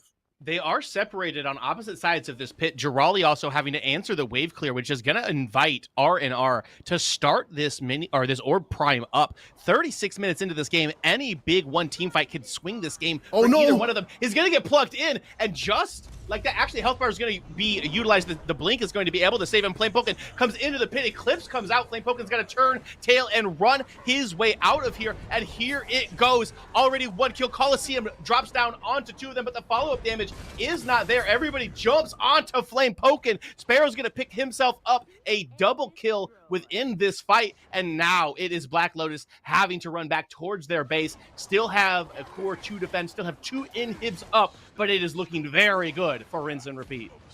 It's looking very good, but the big thing is they're all pushing down mid here, Lance. They have to go to the right, they have to go to the left, or they don't really have pressure at all. If it's only one wave to clear, that's easy peasy for this side of Black Lotus. They have that Argus. They also have the Twin Blast, so it's not something hard that they can do. But good job is going to be that Zarus being able to push in that right lane. Now the threat is opened up. Another inhibitor falls, 2 inhibitors down, but we're exposed. A defense has to come out of Black Lotus. A defense is going to, like you said, though, they do have quite a bit of wave clear. Let's see where this engage starts. Here it comes. The Seek and Destroy back down on top of them, onto the core. Health already low, about 20%. And just like that, we're going to get ourselves a game 3 as Rinse and Repeat will not repeat the fortunes of the first game and pick their first one of the series up. Holy moly. EU has some games for us. Best of 3 is the first one of this PCC EU preliminaries, and that is going to be it. 1-1. Arnard changed up the entire tactics there going into this game number 2. Made a couple mistakes, a little bit too close for my comfort. Black Lotus almost was able to find their way into that game, but they secured it, put it in the bag, finished out that game, and now we got to wait to see who is going to be able to win this one out. Yeah, we're going to have to wait. Hopefully don't have to wait too long. I'm going to send it back to our desk to give us a little bit of a breakdown. Thank you so much, Lance and F6 with the cast. Welcome back to the desk, everyone, here for PCC EU. Feels like a bit of a while since we were last here, honestly. Who would have thought a 37.5-minute game here? Game number 2 of the winners bracket round 3 match between Rinse and Repeat versus Black Lotus. I got Tang, I got Blue Jay alongside me. It was another roller coaster, guys. I mean, Rinse and Repeat, they show up, they get the core, but man, what did it cost? Because that was a game, man. It was definitely a game, and it started so well for Black Lotus. Look at this mid-play onto Kimbo. Just level 1 is the gadget, having the blink force, especially getting that good play earlier on. But in the end, this is sort of the deciding team fight in this early game. Just a big advantage for Rinse and Repeat, able to get the triple kill and then leverage it into this early objective play. Yeah, I mean, I want to give proper shouts here. He had a really, really good game on Zarus this time. He was all over the map. They took the advice we kind of gave him and just like play a little bit more aggressive, play a little more confident, run at these guys and actually make some plays. Even though the gadget got a little bit behind, we saw the strength of the team comp, right? How Terra and Greystone having a terrible time walking into this comp, and it's almost impossible to play. We were talking about it a little backstage. It just is like, as a competitive player playing against this team comp, it just feels like you're kind of already lost when you're going into the fight. So yeah. I mean, the draft adaptations that Rinse and Repeat made certainly did them justice in that one. It's very difficult for it to play into. But let's be honest, like, I think there's two timelines that we kind of split off from. Is that Rinse and Repeat get that early game lead, Proper Clean is just dominating the show. Leader Leopard in these fights, you can see on the left hand side, free casting on that Sparrow. This game ends, we're into game 3, and all of a sudden it's like, hang on a minute, we've seen the best of both teams right now.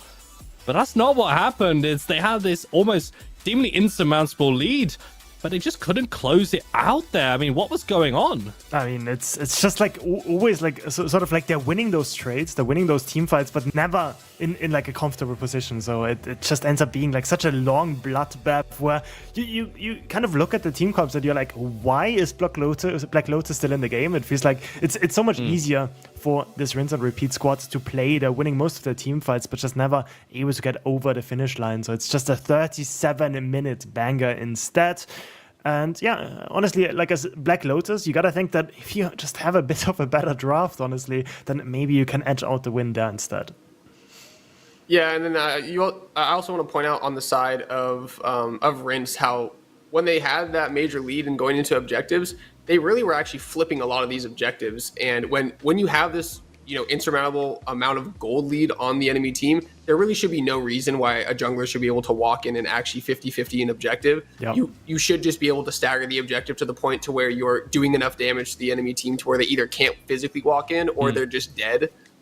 So that's a little bit concerning on their side, because I feel like this game should have gotten closed out a lot cleaner in the way that actually Black Lotus cleaned out, finished up their game a lot cleaner when they got their objectives and they were actually able to push and end the game fast. So that is something that I'm a little bit concerned about on the side of Rinse, because when the drafts do come out and they're more even in the third game, which I'm hoping they are, then you kind of got to maybe give it over to the side of Black Lotus. But yeah, they definitely need to clean up their late game macro play when it comes to when you have the lead, set up the objective properly, and able to actually convert that into a faster win.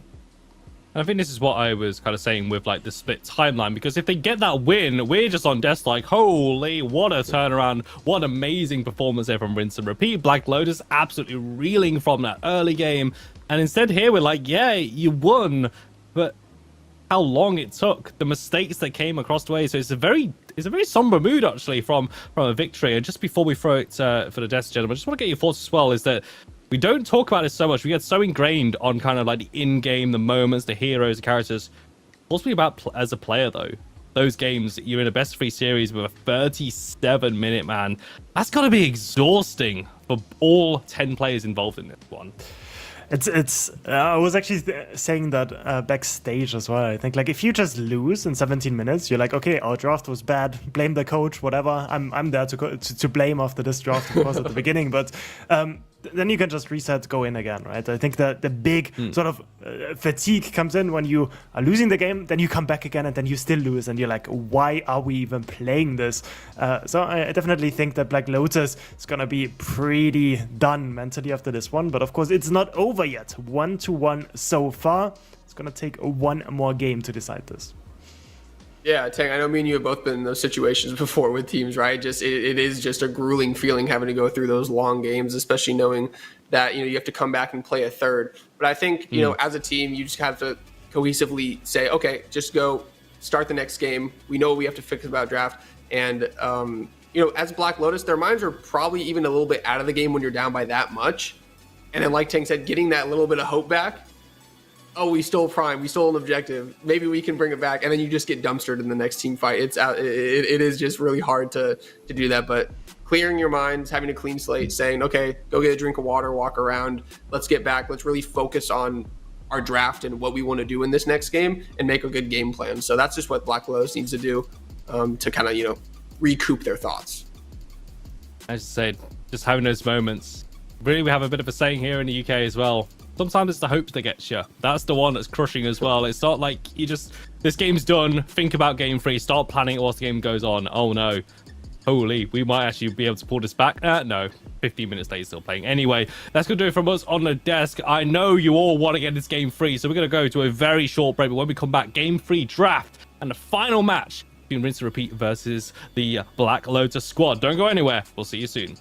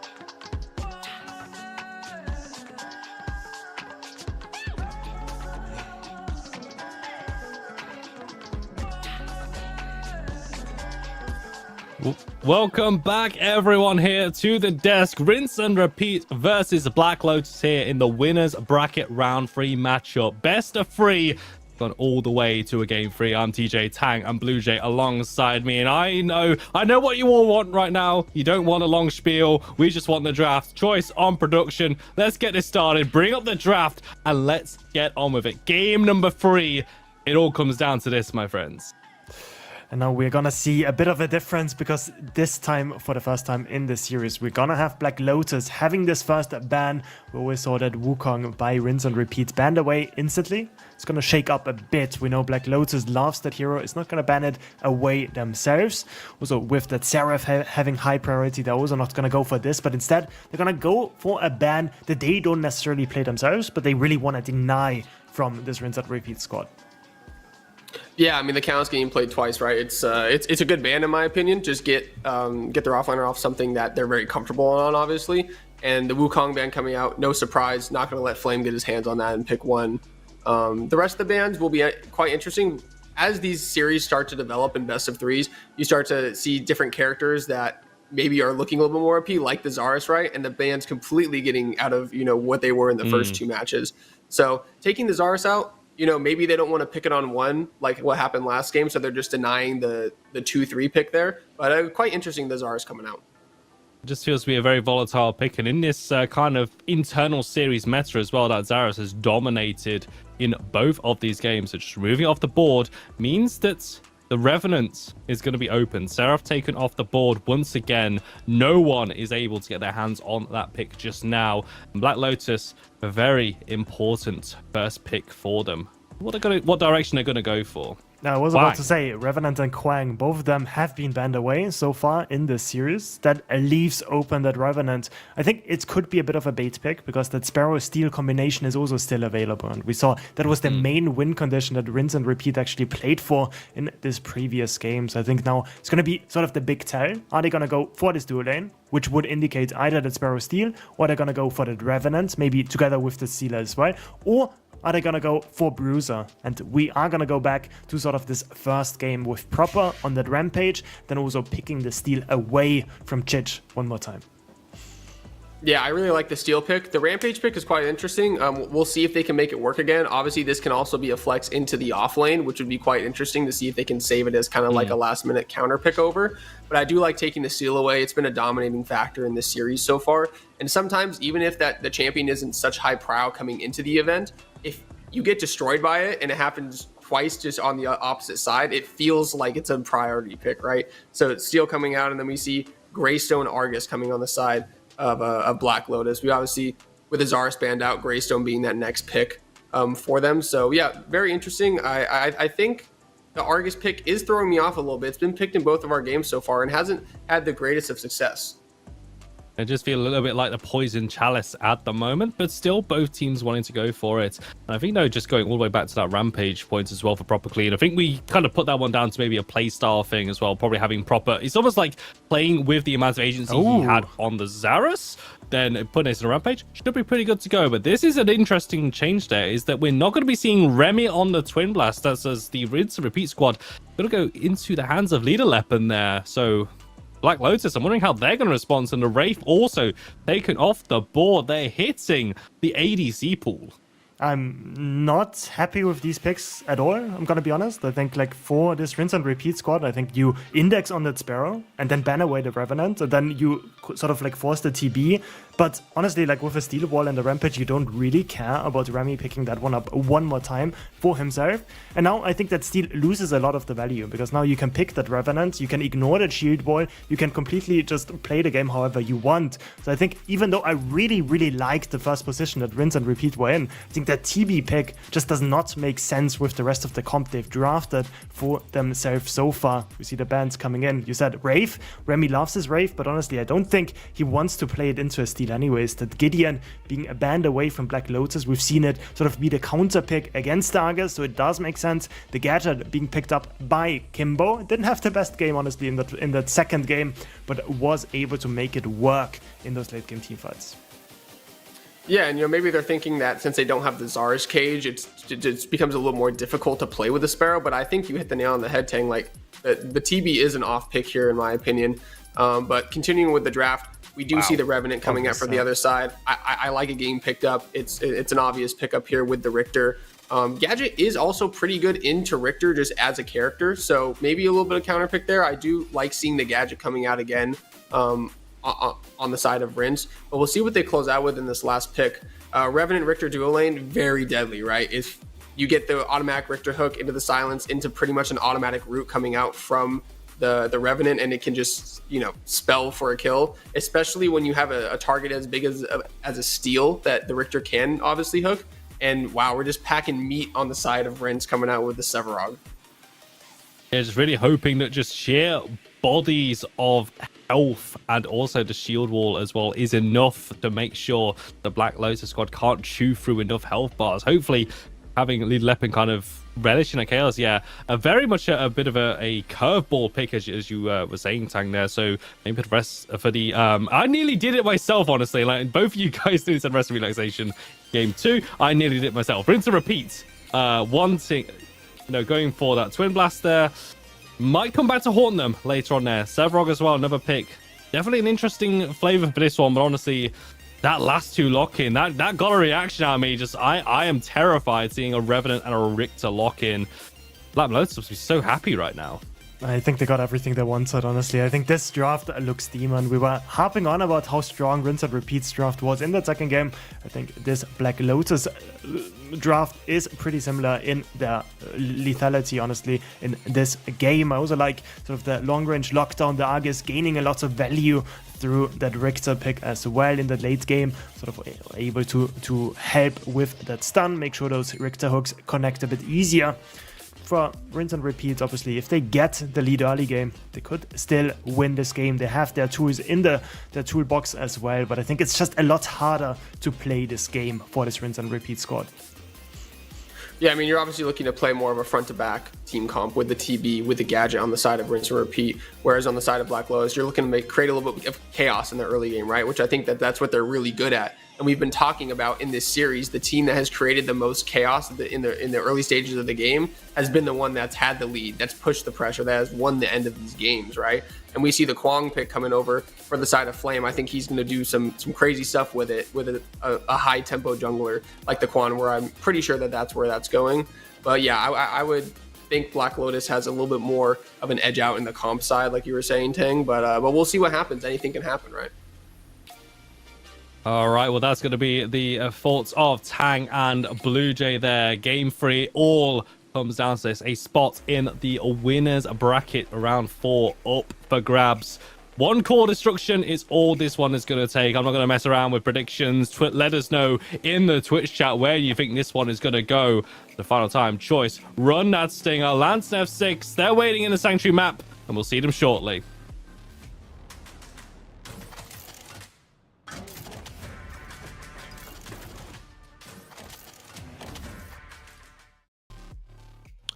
Thank you very much to our handsome and talented desk for that analysis of what we can expect out of this game 3. High pressure for both of these teams. Winner staying on the winner's side of the bracket. Loser has to run through the gauntlet to make their way back to the grand finals for their big share of that $10,000 prize pool coming up on July 13th. And what are your impressions of these drafts, and what are you expecting to see here, F6?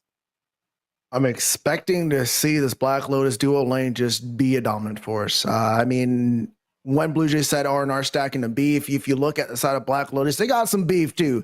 The Greystone, Kwang, into that Richter. It's going to be a pretty hefty front to back line battle. You're going to see both of these teams clash in and seeing who could do the most DPS, who could lock down the more targets. This one should definitely be interesting. The TB, like Tank said, I would have probably went with this Sparrow. I was expecting that, especially if you're going to leave the Revenant open to be able to trade between that DPS. But maybe the TB, like we've seen before, is just a little bit more unstoppable on this side of the pond. Right, you also just, with that steal already on your side of the draft, don't have to be quite as concerned about them picking a Sparrow. You get that steal wall, can really stop the inner fire from really doing any of the damage. So I like the early drafting that we saw come out on that side. Kind of would have expected it to be different, but if you've been playing solo queue lately, you know what it's like to play into Richter and Revenant over there, and you have to be very careful, because once that level 2 hits for this duo lane, the kill pressure starts immediately.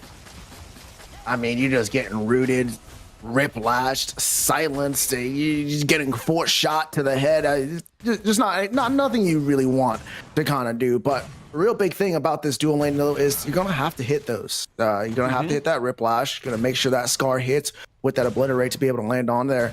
So there's a lot of things that have to move correctly. Meanwhile, on the side of RNR, they just got to be able to have Steel just run in there, be able to get some CC off. Especially if you think about the extended range on the Vaporize for Lappin with the augment he chose, he should be able to kind of get a little bit more damage off in a safer presence away. But Cheech with that extended range Riplash should be able to catch him if he's outside.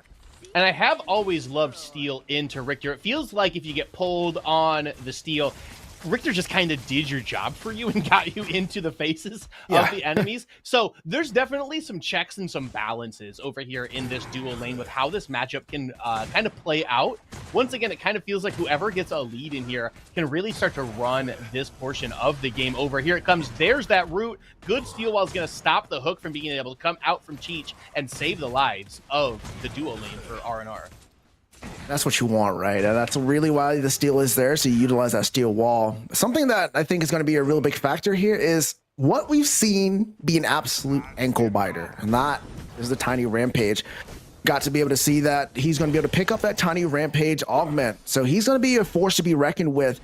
Hitbox is smaller, especially if you think about Giant's Ring and Sapphire's Mantle. If he chooses to go that way, he becomes even smaller than he wants to be. I mean, on the side of Black Lotus here, you're just looking at that thing run at you, you're like, I cannot hit it. So that's going to be a rough time to see, especially with the damage increase that goes along with it. So he should be a factor, and hopefully he's able to kind of still prove to us why Tiny Rampage is such a menace and really, really needs to get banned out. He's been such a menace to me in my solo queue games. I already struggle from a lack of aim. Having to hit a target that small is just something that my hands and brain are not capable of producing. I mean, it's just like you expect somebody while they're down there just batting away at your shoes to be cleaning them, but he's just taking away your toes, just biting at them. It's just ridiculous. I mean, whoever thought that was a great idea, it was. But it's running down people throughout this map. But still a pretty quiet game, though, here in Lance. We're seeing a little bit of an aggression, though, coming out for that 2 camp once again on the side of Black Lotus. Flame just does not want to give that away, though. Yeah, all members joined here in this red side of the jungle. Proper Clean does have that passive available to him. Big root into the Seek and Destroy is going to force the flash out from Cheech here. Now it's Flame Pokken having to use his blink as well. So 2 blinks down on the side of Black Lotus very early in this game, right around the time that first Fangtooth is going to spawn, too. I mean, if you ask any jungler, 2 blinks for a 2 camp worth. I mean, I know now we're making our way back to the 5 camp. I think Flame just wants to send a message of, I'm going to be aggressive this game. I'm not going to let you get anything down. And this is just his playstyle, right? He's an aggressive jungler. He likes to find those opportunities. And even though he did utilize the blink, if he's able to find a kill there, that goes an entire different way. But still, it's going to be awfully quiet. Without those blinks, though, within this first Fangtooth fight, it looks already like Black Lotus wants to go at it. 5 minutes on the dot. And nobody, no wards, no vision to tell here. And even the offlaner, Raleigh, hello? What are you doing on this side of the map so early? He's securing this objective for the side of Black Lotus for sure. Remy going to take a little bit of pressure from that steal, but not enough pressure to be able to really threaten the death for him at all. And that's Flame Pokken with some big aggression. He got poked out, used his blink very early, didn't even push the B button, doesn't give a toot about reset. He says, that dinosaur's up and I'm yanking his teeth out. And it works so well for him because his red side was down even when Rampage was trying to go in there to get an invade to at least deny him some XP. But now the Kwong is able to utilize getting the Fangtooth, clearing his blue side. Rampage left the red, has the timers, but it's going to be up by time the Kwong gets there. Huge XP lead going towards this jungler, especially when you consider him taking that 2 camp away as well. So in my opinion, right now, it is going to be worth it. Earlier on, we're like, you expended your blink, it shouldn't be worth it. But as for every play they've made, everything's going in the flavor of Flame. Everything so far, they do have, you know, like we said, that early Fangtooth advantage, going to get that extension on to their buffs. Still no kills picked up at about the 6.5 minute mark, which is something we kind of saw in game 1, didn't see as much in game 2 as the aggression was a little bit more there in game 2. But both these teams, you can tell, very aware of the stakes of this game and what lies ahead of the loser and the winner for these. What a Riplash! Steel Wall's going to come down to block most of the Obliterate, and then Sloan with a good Bull Rush going to knock both of them up to thwart that engagement. But Renny Boy still pushing that W key. Cheech gets the pull, but Remy had backed off as he was tanking a Siege minion wave. Yeah, I did not like that damage trade at all, but it's going to be the Reckoning level 6 that's going to be online. Might be able to translate some damage into Cheech, but the Ray Flash hits, and that's going to be a counter engagement. Ventilate pops out, though. Cheech needs to be careful. A little bit low on that HP, but a trade window here is just impeccable, going out of both of these teams looking for that advantage. But here comes Tiny Ramp. And Flamepoken in quite a bit of trouble. He is going to use that Fury of the Heavens. However, Dan does have that Slither going to come around to get him. The Stoneforge Soul going to pop out of Jiroli, and it's Dan now with the reverse going to be very low. First blood. Darkin. Put him on the board. Darkin's going to get him with the Psionic Obliterator.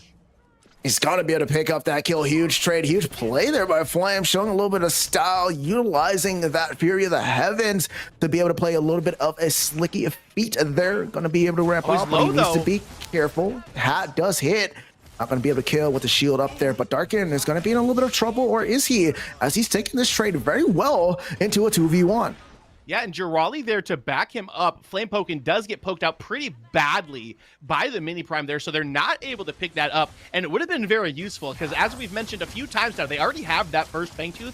So if they're able to get that Mini Prime, it lasts 3 minutes instead of the 2.5, or the 2. And I mean, we're going to go back to our math lessons. The longer you have the buff, the more time and the more advantage you can get out of it, right? The more gold you can get out of it. So get that first Fangtooth, go get the rest of the buffs, use that extended duration, and try to attack these tier 1 towers. That's all you want, right? Is any type of advantage, essentially, right? If for you viewers at home, is what we're talking about here. I mean, even though it's an extra couple 30 seconds or so, that's still a lot. That's like an extra minion wave. If you don't know, you're able to kind of force into the enemy's tower. Maybe by that time you have only 1 plate left. Maybe it's a siege minion wave collapsing into that tower to help you open this map up tremendously. I mean, that is what you're looking for. But Cheech is going to be the one looking for something, but being thwarted out here by the side of R&R, they want to contest that river buff. But it's more than likely that they want to contest this mini prime. We're seeing 4 members on the side of the map, and now the rotation. Nice little 4v4 getting stirred up, but it's going to be R&R with the first initiation on top of this mini prime. Yeah, they're the first ones into it. Jirali has met with Dan on the opposite side, but the fight about to pop off. Here comes the Tesla Dome down on top of pretty much everybody. Flamepoken taking quite a bit of damage. He's going to be the first person to fall. Kimbo's going to pick that kill up. Shield Slam is going to knock the jungler up of Black Lotus. They're going to have to walk away here. Darkin going to pick the second one up. That's proper. Clean who's going to fall. That's a double for him. Still has their eyes set over. Kimbo has to turn around, and run away from it. Both junglers will die. Both supports will also die in that fight, and still no mini prime taken. Just no mini prime taken. They couldn't find a place to really execute, but there's going to be some free gold plate pickups there for the big man Greystone. Great fight all in all. They turned the fight. They thought they could win it. They put all their pressure in the tiny rampage. You have to see on the instant replay is they just don't go there. And then here comes a Tesla Dome to be able to zone everything on off. So they weren't able to pick up on that side. So it's just an even trade all around. But the real advantage here is going to be decided towards this R&R team. They're going to be able to close the gap first here onside this Fangtooth. They have the numbers and they secure this one.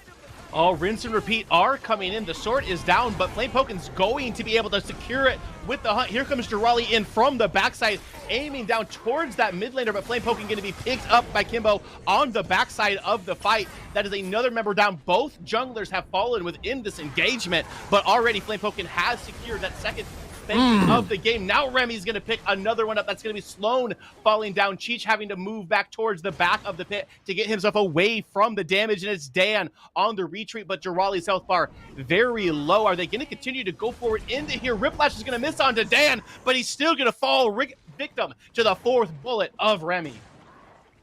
Remy coming out here to play this game here. He does not want to be on that loser side bracket, but Black Lotus, huge job there on Flame, even though contested. And what are we seeing from Flame? We're seeing aggression throughout the red side jungle, and then now we're seeing aggression towards these objectives. This is what your jungler is supposed to do. Create that tempo, secure these objectives so that mid to late game, you guys have all the advantage. Yes, you lose out on some kills, but if you look at the kill board here, it's 6-3. Black Lotus still confirming these kills, confirming these objectives, and they're playing an elite level of gameplay here for me. I mean, come on now, 3 objectives, one after another, still have that kill lead. They must have had some type of talk inside that background after game number 2. I'll tell you what, there are 9 people playing Predecessor in this game. Flamepoken's playing Beyblades. This dude is letting it rip the way he is just constantly running these objectives. As soon as they are up, he jumps in there, starts them up, doesn't even use the sweeper to see if he's on vision or not, just knows that he's got that damage to be able to kind of rip it down early, and it's paying off for them, but it is a very risky style of play. It's risky, but I mean, you gotta shoot, right? Shooters shoot, and he's shooting every single shot and hitting right now. I mean, he's 3 for 3 from the 3-point line, and he's able to execute. And he's also just invading this jungle time and time again, not giving proper clean any type of chance to really fight back. They have to send members over to try and stop him, but he has a lot of mobility. Maybe he's able to fight into this. The blue buff is not going to be secured, but it's going to be the Tesla Dome. That's going to be ripped apart, taken away Flame, and Cheech is going to have to back out on this one. He's going to be kind of thrown out there. Good pickup on the side of R&R. Yeah, high risk out of Flamepoken like we've been seeing all game, but it's this time the high reward goes over to the side of R&R. It's going to be Sloan taking a bit of damage. Steel very safe, though, just kind of able to bull rush away from where everybody is at. Jirali now pressuring this tier 2 tower. Only 13 minutes into this game. That Mini Prime doing a lot of work for this Greystone. A lot of work. My man is getting gold. My man is getting the drip. Darken and Cheech still looking to push out maybe a potential red side invade. They have the timer. We know Flame likes to get aggressive, so maybe after this blue side, we're going to have to see how aggressive he still wants to be after getting picked. But it's Raleigh, though, like you said, gotten that T1, utilizing the mini prime. That's what you want to see from whoever gets it, especially your offlaner. He's already winning against this matchup against the Sevarog, a level ahead due to the fact of this mini prime. He's able to execute. He's able to help in these team fights. And right now, this Sev is just hoping to get to late game. But right now, it's going to be Black Lotus. That's just not looking like they're going to let them even get to that point. And with the Icecorn Talons, buffing up those minions, buffing up himself if he decides to stand in it, should get a good another chunk of damage down, health removed from this tier 2 tower. Gonna get that empowered reset, get back to it as the third Fangtooth of the map, about 35-40 seconds away from spawning. So Jirali very likely to move himself to the left side of this map. JK. How many times have we seen Flame inside this enemy's red jungle? I mean, every time we look at him clear his side, he's immediately over towards the enemy's other side. I mean, he just does not want to get this Rampage any type of farm or any type of lead, because I think he understands if a Rampage with Tiny Titan gets any type of lead, how much damage he's able to do. But ladies and gentlemen, we're into that era, the third Fangtooth Monty. I know you've heard this before time and time again, but that is a buff highly wanted by everybody around. We're taking a look. Remy 3-0, teleporter being taken by Raleigh. They all know how important this buff is. Both of these teams are looking to secure this. One trying to stop them from getting the 3 Fangtooth Monty. The other one looking to just secure it and keep steamrolling this game through. Oh, and here comes the damage. Cheech going to be in the middle of everybody. Sword going to come through. Fury of the Heavens not going to land, but the Tesla Dome goes white as well. Remy going to get the first kill, and it's on to the priority target in that Rampage, which will just free them up to walk straight towards this, secure that third Fangtooth of the game for Black Lotus, and they are in the driver's seat. Black Lotus, my goodness, the damage there was ridiculous. Want to point out Flame, though, he did something that not a lot of people are aware of. He zoned 3 people by just teleporting to their back line. The Tesla Dome had to be utilized. Kimbo could not use that into the fight, and they tried to use that on one person, but he just uses mobility to escape, and that's going to be big. But Flame also picks up the TB. Leonard Lappin not going to be able to fight back. And now another advantageous over towards the red buff proper. Cannot get anything on his side, and he's still just able to just watch. Nothing else that he can do. Does not have that advantage.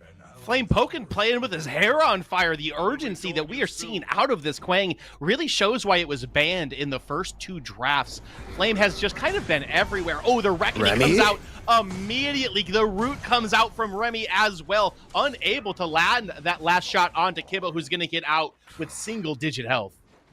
Single-digit health, but also utilizing a blink there. You can already see the damage that Remy's able to do. Something that they should have banned away. We've seen this Revenant throughout the NA and EU scene, just complete dominant force. It doesn't help the fact that he's just unstoppable right now, picking up kills after kills. I think he's 4-0 right now, or 5-0. He's just got a lot going on for him. And this entire Black Lotus team, considering the objectives, considering the kill lead, just has a lot of gold. And with that, you have a lead. And with a lead, you can control the tempo, control this entire map. You control the map, and that's what they've been doing so far. Up 4-0 in objectives already. All 3 of the Fang Teeth that have spawned have been claimed by the side of Black Lotus, and Flame poking, hunting, gonna hit that knockup immediately, force that blink out of proper clean to get him into retreat. Kimbo now in a little bit of aggression, but is not going to get hit by that Riplash Darken. Huge colossal blow is gonna knock him back into the wrong spot. Tesla Dome not finding any targets though. Gonna use that. Remy already picking up the first kill onto proper clean, and the route is on. Here it comes. Cheech gonna be the next one to fall. Blink comes out of the Sevarog as well. Psionic Obliterator gonna get blocked by the minions, but Jirali doesn't give a toot. He's gonna walk right past all of them, donate another kill over to Remy, and just like that, 2 members fall. Almost 3, as once again a single digit health escape. Remy now starting to fight. I don't know what that was that they were on right there. However, they do have their eyes set to the second mini prime of the game, looking to go up 5-0 in objectives.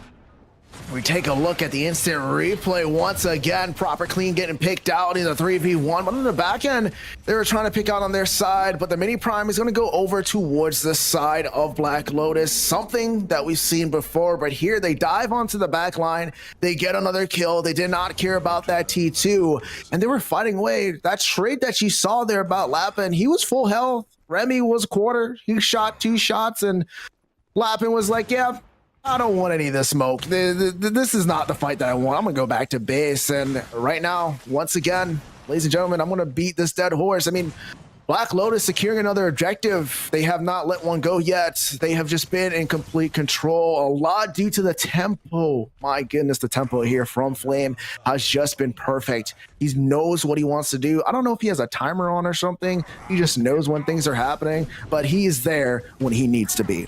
And Jirali is the one who gets gifted that mini prime again. We saw the pressure he was able to put on with this first one, as he's just going to kind of throw hands, throw swords here with Dan, gonna get Colossal blown back. He's now in a 2v1 as Kimbo comes to alleviate some pressure.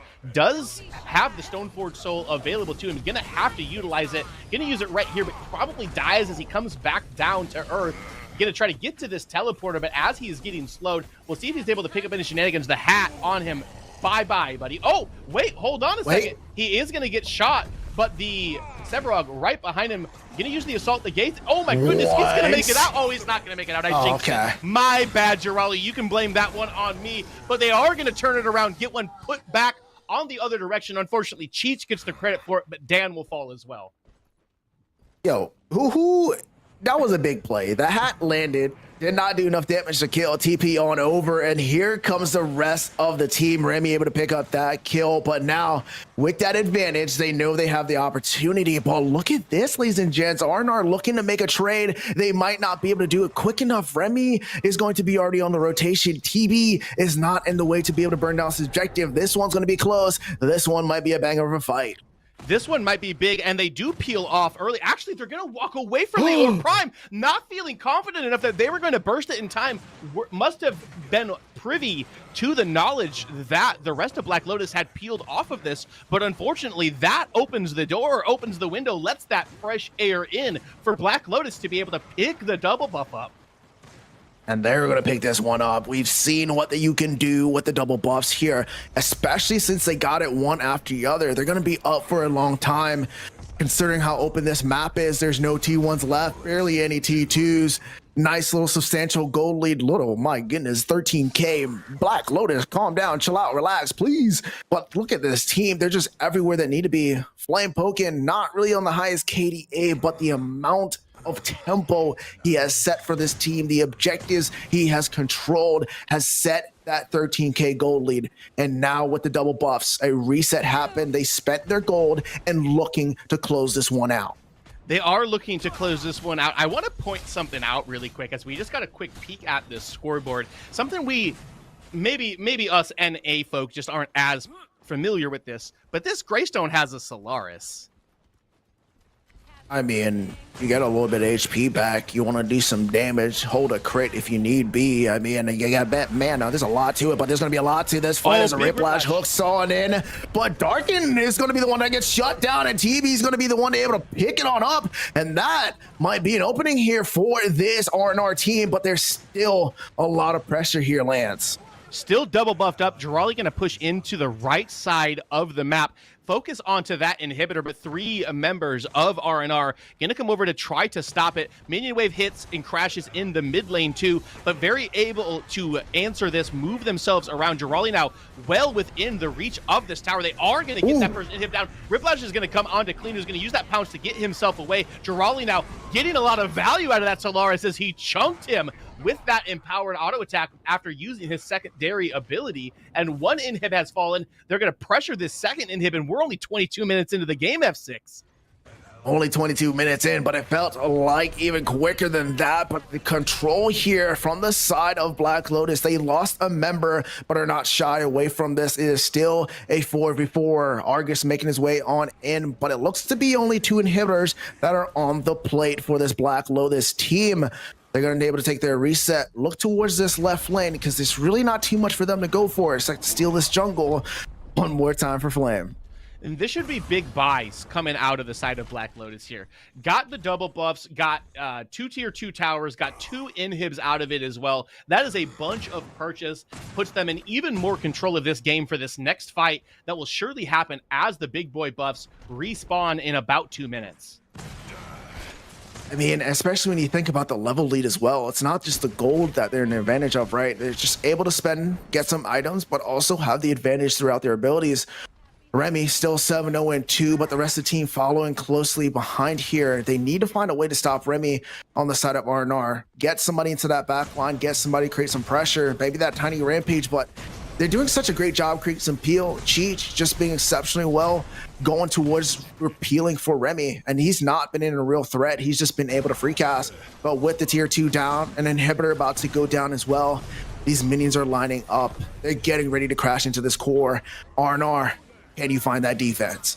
They don't have the minion waves here to be able to push into it, however. Decent job out of Dan to push that right lane back down towards that river spot, pick that Cyan buff up, return to his team to be able to help with that defense on the core. Hard to finish on a Sephiroth. He does have that empowered Colossal Blow to be able to execute a minion wave as it walks in here now.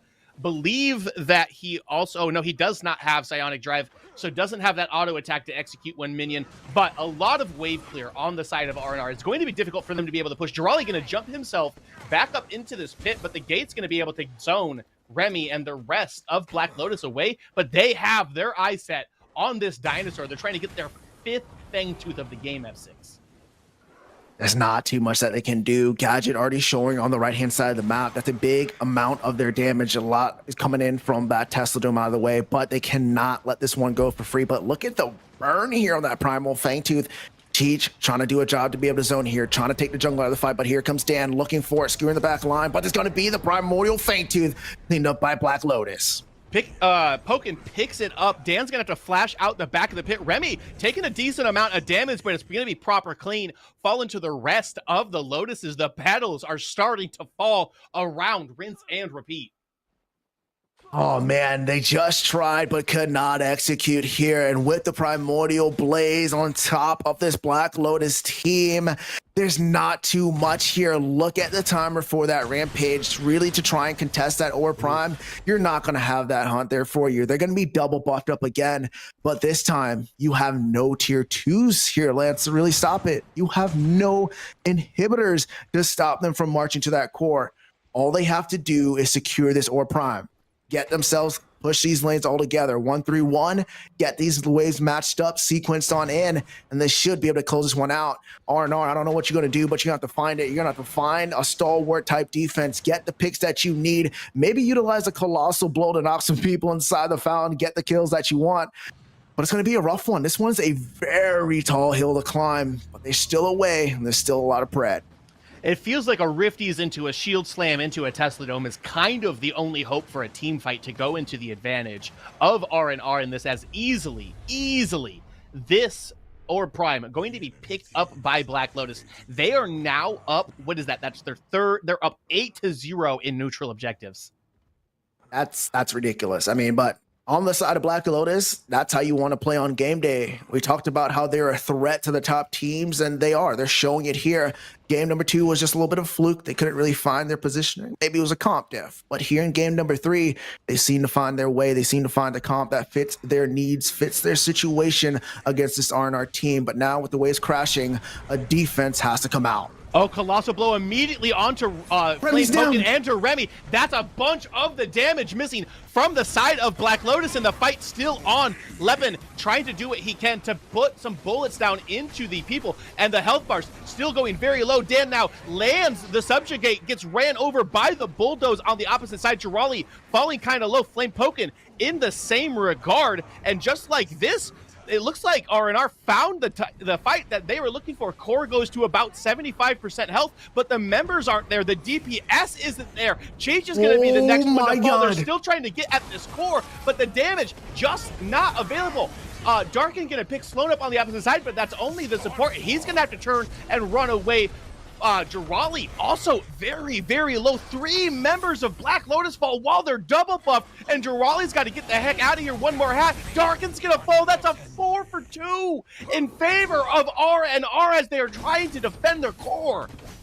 There's no way, no how the Colossal Blow hits, and that's what we needed. They pick up the Revenant. We talked about they needed to shut that man down. The Revenant off the scene. Their damage just drops all the way down.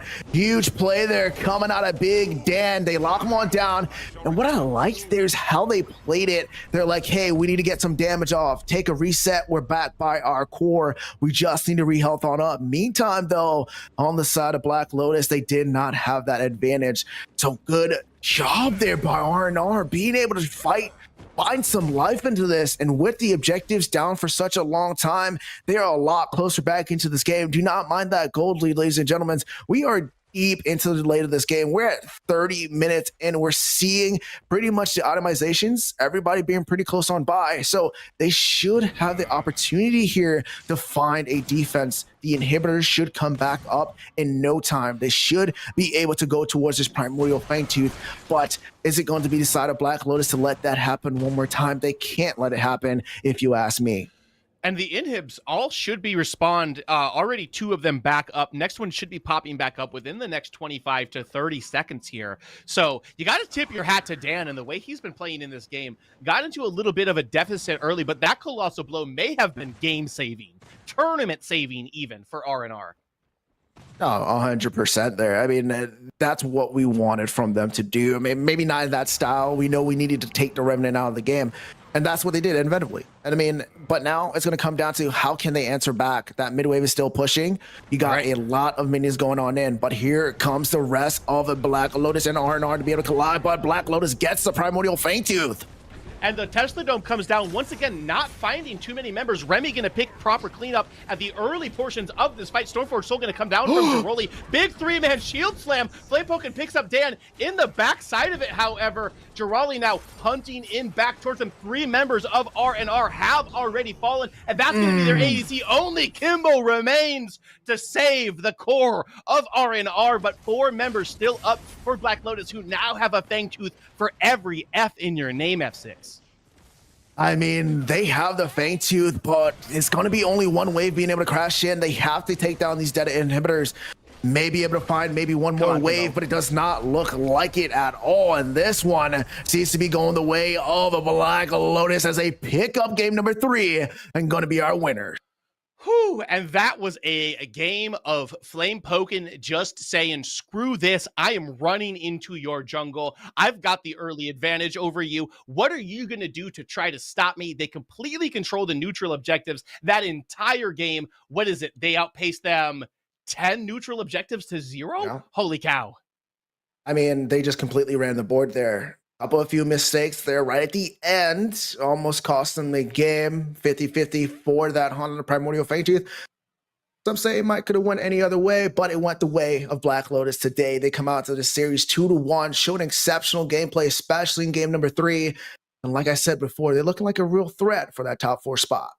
They're looking good indeed. Already knocked off Flow State as well, which we'll be seeing in our next showcase game. That is going to be it from the Lance and F6 combo for the day. We're going to toss it back to the desk. Thank you so much, Lance and F6 with the cast. Holy, we're finally here, the end of this series between Black Lotus and Rinse and Repeat. Almost an hour and a half in the Sanctuary map to decide the series here between these two teams, and GG's to Black Lotus who finally get that victory. Tang, Blue Jay alongside me. Let's get your thoughts here, because we've been through quite a series. It's been a journey. That's been a marathon, honestly, between those two teams. You say almost 1.5 hours. It's more than that. 30 minutes, 37 minutes, now 31 minutes as well. Those 3 games were so close. Both teams neck and neck. And you got to think that if this was a best of 5, I would not be surprised if it goes all 5 games. Definitely great to see out of both of these teams. And also great to see that that has been the winner bracket so far. We've seen Black Lotus dominate, stay on the winning track. We are going to be able to see this rest and relaxation. No, it's R&R regardless, though, in the lower bracket still, but it's been a banger game so far. Yeah, no, the series was great. It kind of went how we expected in that third game, though, just based off the draft and going into it. We saw the Revenant coming out of the bans and just absolutely destroying this game. Remy having an awesome performance on that pick. And pairing it with Flame kind of being really objective focused this game. We see right here is one of his deaths from playing overly aggressive. But when you just keep doing that, and if you don't have the proper tools or the proper teamwork and communication to handle a player like that, that's just constantly going to be shoving objectives down your throat, then it becomes a real big problem, as we saw in this game when they just kind of snowballed 3 Fang 2s into a mini prime, into, end up winning the game. So. And that's going to be probably the biggest difference between game 3 and also game 1 and game 2 is that we saw maybe a little bit of dithering around the objectives. Teams almost waiting for kind of the perfect opportunity to start them. Flame clearly just has these alarms set on his phone. He's got more alarm clocks in his cupboard than Squidward does at this point. He was on every objective, even if he has to die. As long as he gets the team ahead, he understood the mission objective, and hey, the rest of the team just rallied around it. We were harping on about the draft in sort of the beginning phases of this game as well, and I think we were vindicated by that, because this Revenant has been such a menace. Whenever Proper tried to go for the 50-50, we see it in this play as well. He just ults him and then just beats him in that Reckoning with that 4th shot, dealing that extra damage from that Augment with that tiny Rampage, taking that extra damage as well. Just unable to play, honestly, and just not able to find those steals that they find this earlier sort of games in this match. Yeah, and then I want to take a little bit of criticism here for myself. I was harping on the Argus a lot throughout this time and saying it wasn't doing a lot, but in this game, the Argus actually was shown and was being a really, really thoughtful presence throughout the map. He was hitting a lot of stuns, having a lot of presence in team fights, and just playing the map really, really well. So the Argus pick coming out and actually making a quite bit of a difference in this match. But like I said, Black Lotus just kind of a little bit ahead on everything in the game. I thought there might be a little bit of a draft gap coming in, maybe taking off some of the hard picks that we're playing in the second game and kind of making them get on some other things. Proved to be a little bit of a good strategy coming out from Black Lotus. So congrats to them. They're moving on. And yeah, it was an awesome set. Yeah, they are going to be advancing into the winners round 4 as well. So commiserations to the Rinse and Repeat squad. They gotta rinse and repeat, and hopefully not lose, though, because they're down to the lower bracket. One more defeat and they're out of this tournament. But the tournament's life still goes on. Maybe we'll catch up with Black Lotus a little bit later on there. But definitely I get from the sense that this was a really interesting series to watch, right, guys? Because it felt going into this one that these teams are quite evenly matched, and we had very back and forward games just when you thought one team was dominating. The other team just pulls it back, and we just never really were able to break that deadlock in a lot of these game states. Can't get much closer than this, right? We mentioned before how long these games were. Honestly, a bit saddened that it feels like the draft gap in the second and third game were just so big that sort of the team that we were expecting to win was just able to utilize their heroes and win the game off of that. It feels like almost alone. I think that the first game was honestly the best game to watch in terms of being even in terms of the draft and sort of still playing for their own strengths. I think the second and third game were sort of decided by the coaches in the drafting stage already, but definitely one of the best games we could have watched. Both of these teams sort of edging closer to this tier 1 spot, sort of like a tier 2 team in EU so far, and honestly, I'm really happy with how they played these fights. Yeah, no, it was an awesome set to watch, and what's good about a losers bracket tournament is that you can learn from your mistakes in the draft. You can learn from what you did and come back and kind of figure out as you go through the tournament what your team needs to prioritize. And like we say in draft, character pool matters, but if you're not on something that you're not comfortable with, then you're not going to be able to play the game properly, right? So finding those comfort picks, being able to draft your ban strategies around that in your picks. And so I just think if Rince cleans it up a little bit, we should maybe even see them back.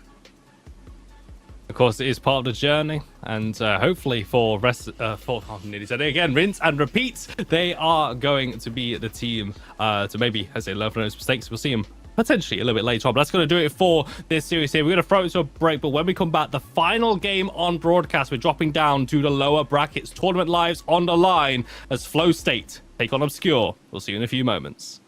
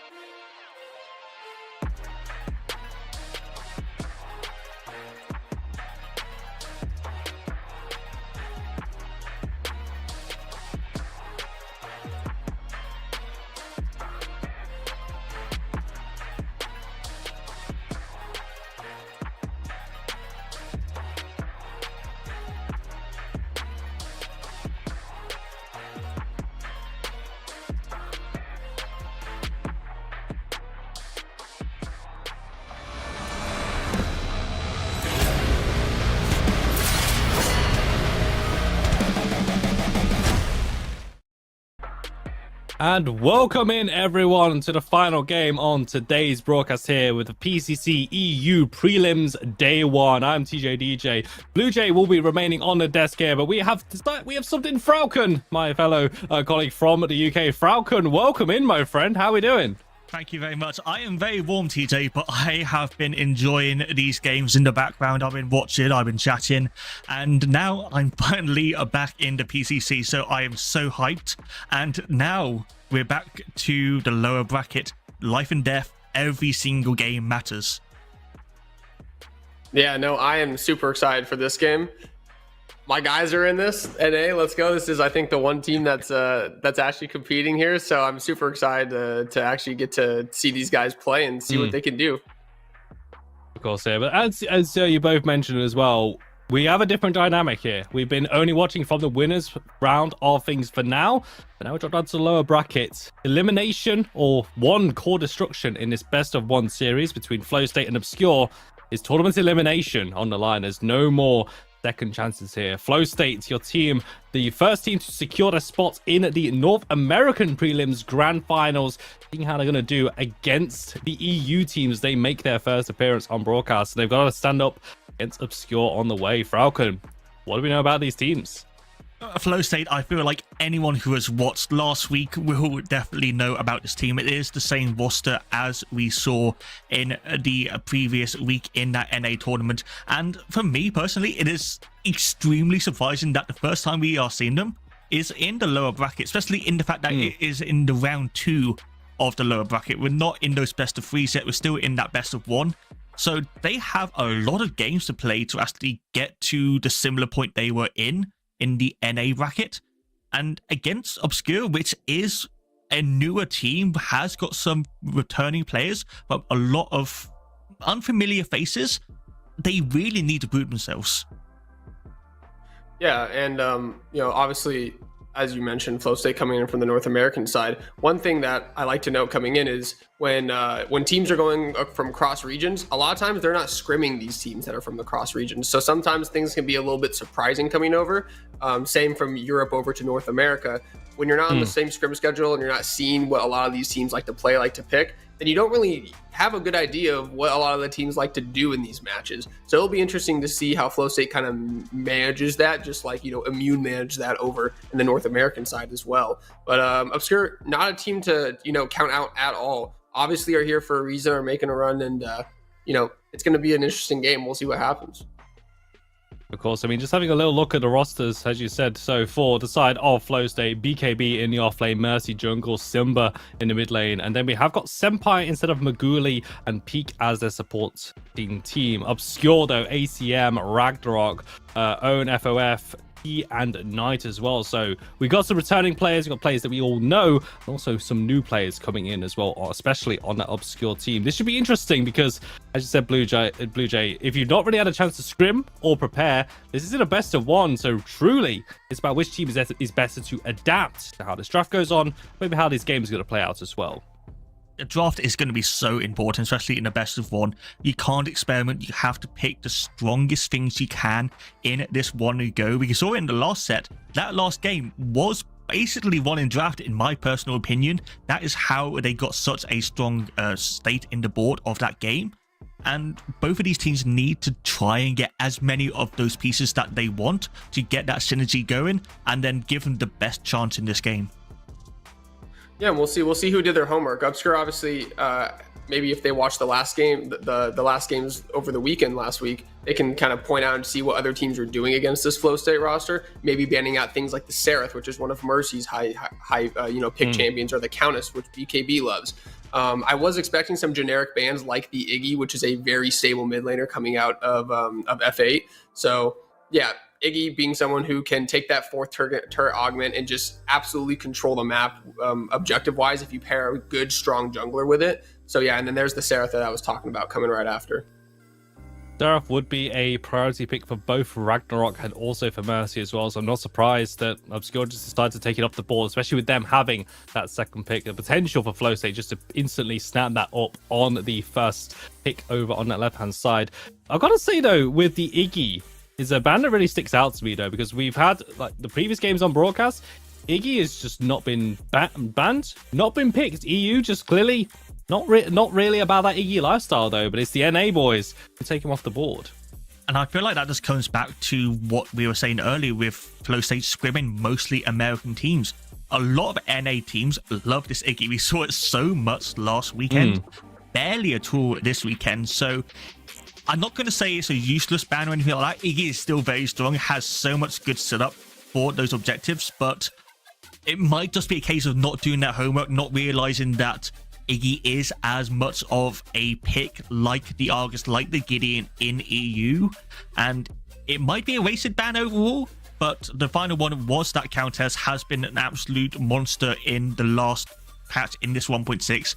It's luckily finally getting nerfed next Tuesday, but it is not going to be on the board. The first pick, it's going to be an interesting one, Sephiroth. Yeah, Sevarog's very interesting. I don't even think that's a very high priority in the North American scene currently right now, but it is a flex for them. BKB does play it, and Mercy does really like it. I would maybe even expect this to go into the jungle. I know Mercy does have a pretty solid Sevarog, so we'll see what ends up happening with there. But like you said, the Countess getting taken off the board is a big one for me. That's something that Mercy and BKB both really like to flex. And then we see Richter Revenant coming out right away, and we saw this in the last set, and we kind of saw what happens when you put a Richter and a Revenant in the dual lane together. It turns out you kill a lot of things. So yeah, this lane is a kill lane. It is a huge wall really that the Obscure squad have taken through, especially with Flow State putting in that Sevarog, which dare I say is probably not really a highly contestable pick here. They wanted to secure it for themselves, but Obscure are like, well, Rev's not banned, Richter's not banned. Yeah, lock it in 1 and 2. So already quite a devastating composition that Obscure have already got grabbed for themselves. I want to see what the Flow State the response from Flow State is. Again, another North American flavor. The Bellica had a lot of high priority in the NA series. EU not really seeing it. Zaras though remains eternal. Zaras is just everywhere. Such a useful pick, especially that Colosseum is going to give that team such good team fighting capabilities. And what's interesting with Flow State's team currently is that there's a lot of flexibility in it. Every single character in this they've picked so far can be played in 2 different roles: Sevarog jungle, solo. Zaras similar. Bellica can be in the mid or in the support. So Obscure don't exactly know where all of them are so far, and that's going to make banning a lot harder. Obviously, they're probably just going to ban the Sparrow overall, or maybe the Steel if they want to get rid of that as well. It is going to be the Steel as we see there. And I mean, it gives Flow State a bit more of a chance. I still don't really like the first 3 picks. I don't think they have that much high priority compared to what we see on the Obscure with that Rampage, Richter, and the Revenant. Yeah, and then Argus Band coming in on the side of Flow State. That's something that's been played a lot in the tournament recently. I think it was in almost all of our games that we've had over the last few ones. And going back to the Rampage pick, I keep saying that it is a flex, right? It can go into the off lane, it can go into the jungle. It is a pick that is being played into the Sevarog off lane quite a bit, so I would not be surprised if I do see that. But it seems like over here on the European side, it's being more used in the jungle from a lot of people. But yeah, you know, kind of from the F8 side, like you were saying, Falcon, just looking a little bit discombobulated. I do like the Bellica into the Revenant because it creates a spacing issue for the Revenant in a lot of these fights, whereas Revenant technically like wants to run in, kind of walk forward, ult someone, isolate a target in the team fight, whereas Bellica kind of just sits and holds her Q ability and is able to kind of take that Revenant out of the fight almost. But we see the gadget coming in over on the side of Obscure, and I really like this one because it's kind of a counter to that Zaras cage, whereas Zaras ults your team, you can kind of ult on top of the Zaras cage and kind of discombobulate the whole other enemy team and make it a really chaotic fight. You're always having to trade those objectives, especially because the Zaras wants to fight in that Colosseum, wants to get those stacks onto his passive, but throw down the Tesdome on top, all of a sudden, be a little bit too hot to handle. And I'm not just talking about the UK heat in that regards there. That Colosseum is not where you want to be. Kira and the Decker locked in for Flow State to confirm their composition. Obscure still have 1 pick left to go, Frauke, but as Flow State have run out of their composition, what's the thoughts? There's definitely some stuff there. You have got that AoE with the Kira's ultimate along with the Colosseum, but I just don't see it with Sparrow on the board. We saw last game how strong Inner Fire is if you lock multiple people in that Colosseum. It's so easy to just hit multiple targets, especially the fact that you got Decacade as well.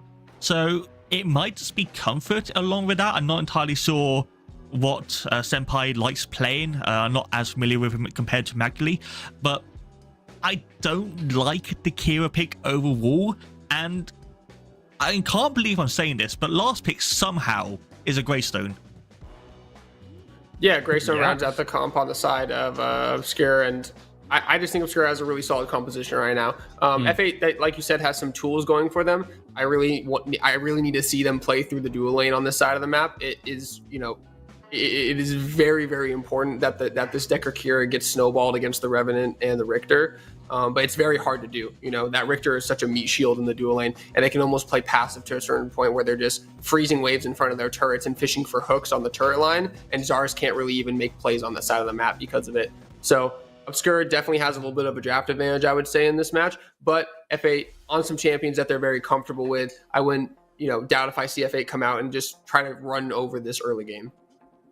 I mean, we know how Flow State like to play. They near enough just go 100-0 on these ones. They're going to absolutely take the game by the scruff of the neck and run with it all the way through, or going to find themselves on the receiving end. Their losses last weekend were very much that. They were games that just they weren't able to, their aggression didn't work. They got punished for it, and it was near enough GG go next after that one. But I get the sense from both of these teams, especially with their last few picks, that they kind of have what they want. Flow State clearly have a way that they want to draft and a way they want to play, and Obscure, again, very much taking what they want. I think both teams pretty happy. I think probably the Revenant Richter might just be like the main sticking point for me, though, in terms of draft priority. I think it's just such a strong lane. It allows so much setup, especially if you add a Rampage into that, a Revenant Scar into that route, into a Richter Pool, into a Rampage Rock. Is basically a guaranteed kill on anyone it hits. Could even be the jungler or the Dispellica in the mid if they want to go for that route into a gank. And it does look like just a difference in metas between EU and NA, both of them not really having any sort of priority against each other. It could be coming down to gameplay overall, but in terms of the draft, Obscure for me just works better over as a team. You have that strong triple front line, you have that gadget ultimate to be put down on top of it, and Revenant is just a completely broken character. Yeah, we've seen the Revenant Sparrow swap a lot in a lot of games recently, but we see teams kind of shying away from that. I know Kira is a pick in the NA scene that is being played a lot in the scrims right now, and a lot of people actually think that it is a really high valued pick. Not per se that they should pick it first or second, but taking it at the end of a draft is okay into a Revenant. But I'm just looking for F8 to really get active in this mid lane, because Zars, Bellica, get an early blink out on the gadget, re-gank it with Colosseum, get it pushed behind, and really roam around the map with this strong jungle mid synergy. I think that's going to be the key for them winning. But if it gets too late into the team fight stages of the game and they're not already a little bit ahead, I think it's going to spell a little bit of trouble for them. Well, there we go. The thoughts of Falcon and Blue Jay, and that's going to do it for us on the desk. Let us know in the Twitch chat who is taking this game. Do Flow State continue their walk through the lower bracket, or for the side of Obscure, to their tournament end here? Let us know who you are rooting for. We're going to throw it over to the casters. It's going to be Lance and Retorific. Take it away, my friends. Hey, thank you so much, TJ DJ. I am still Lance here with my casting buddy, looking sharper than the spear and near. Ritterific, how you doing, man? I'm feeling fantastic. I'm ready to bring some passion into this matchup here. We're bringing an NA team over with us here into this EU side for the matchup. This Flow State roster, Lance, a lot of comfort picks in there going to this Obscure team. Casters or the desk said that they like the Obscure roster, but I kind of like to say I like Flow State a little bit. I've always been more favorable of teams that pick what is their comfort style pick, especially these best of one matchups. I think that can really play in. And like you said, with it being a best of one, really anything can happen. One small advantage, one snowball starts getting going, and all of a sudden your core is destroyed. We do have the final match of PCC EU Summer Prelims for the first day, ready to get down here on to the Sanctuary. Find out how this one's going to play out. That's the big thing is going to be here with the desk was talking about. How are we going to get these engagements? Is it going to be straight to teams aggressing early towards that mid lane? Is there going to be a little bit more focus in that duo lane, like we said before? That Revenant very strong currently in the meta, and without having the direct counter, we would say is the Sparrow. We got Senpai more on that comfort pick with the Kira. Kira laying down a lot of damage in scrims, as mentioned. So I think this is a focal point for us. Maybe not so much the focus on the mid lane, but a little bit more shift towards that dual lane and making sure that Revenant doesn't get that early advantage. You're going to have to try super hard, because if that Revenant gets rolling, especially with that potent pairing with the Richter alongside him in the lane, they've got so much Riplash support in this, right? You get the Rampage Rock that can come in. You can get it off of the Speed Gate from the gadget. You can also get it off the root of Senpai there with the Revenant. Like, there's lots of ways to guarantee that those hooks land, and it's going to be up to Senpai and Peak to be able to play around it. They do have a lot of mobility. They've got that dash from Senpai. They've got the double jump from Peak. They're going to have to play very safe early in this game. That is going to be the key here, to make sure you don't get caught up in those Riplashes. We saw a lot of success with that in the week 1 of the NA side. We see one coming down here. First one already on Peak. Looking a little active here. Good on the side of Obscure. Getting it down early. Get that confidence build. Want to be able to land those first couple of hooks so that the pace of the game gets more into your favor. You're feeling comfortable. Not feeling that part where you're missing a lot of those and you're losing a little bit of discomfort. Takes off the edge. It does get a lot scarier once they hit level 2, though. The level 1 you're kind of able to just walk away from. But once that silent is available to the side of the Richter, once the root is available on the Revenant, it becomes much, much more scary if those Riplashes land. And we saw a lot of excitement in the last week. What Peak was capable of doing, playing throughout the roles. He was normally playing more of a tank style character, playing a little bit more mobile here on the Decker, but there's some good exchange here. Like you said, that level 2 is going to be very important. All it takes is one good hook into a root, and a lot of damage can be laid down in this earlier part of the match. Peak already sitting about half of his life bar, and he's a little bit more cautious as he ventures his way back the lane. Might want to go ahead and take the riverway, see if he's confident just to walk in. A little bit of exchange here in the mid. Nothing too crazy is going to happen to those junglers, just clearing straight to those blue buffs. Focus down towards those rivers here in a moment. Just a small little exchange. We see Simba, like I said, on that comfort pick on the Bellica. I do believe plays very well into the gadget, a little bit better into some of the other casters, such as the Gideon, but still a very good pick here into this mid lane. Gadget going to have to utilize that range, but speaking of range, the extra is going to be enough to get Peak. Put him on the board. Knight's going to put Peak to sleep. And stab that one right on the board, and the Revenant is the one you don't want to get that, Lance. So Knight, good play there. Peak, like I said, played a little bit damage, come back in that lane, is cautious to walk in the way he did. Didn't get secured there, but once that level 2 came down, the Riplash came out, damage came out from the Revenant. Very good play there. Even cost him his blink as well. So that's another setup for a better pick on him throughout the course of these next 5 minutes. We know that's down for that cooldown. Should be a very hard focus point for them, and especially with that Fang Tooth, when it comes up that 5 minute marker, you want to make sure your jungler's over there to get that rotation. Probably get that blink out of the carry as well. Gives you a better stance to go and start picking that first neutral objective. Mercy is going to claim this Scion buff for himself, get a little bit of an XP advantage. Ragnarok going to make an appearance here in the mid lane. Simba on the back pedal here isn't going to be able to quite land the gate or the hat to be able to secure the damage on Simba that they want. So Simba will survive the first gank attempt of the game. But so far, Team Obscure looking pretty good, playing to the strengths of their duo lane. He did play well. And one thing I do want to point out here on the side of Simba is luckily he didn't have to expend that blink. That's going to be a very important point of what the desk had mentioned. If he's going to get focused down a lot and they're going to focus a lot on the mid lane, you don't want to have either one of your mid laners expending that blink. Luckily for Simba, the exchange comes over, but there wasn't a stun that forced him to use that blink. He was able to kind of just cautiously walk his way back and prepare for it. If we see a Riplash coming down here in the duo lane.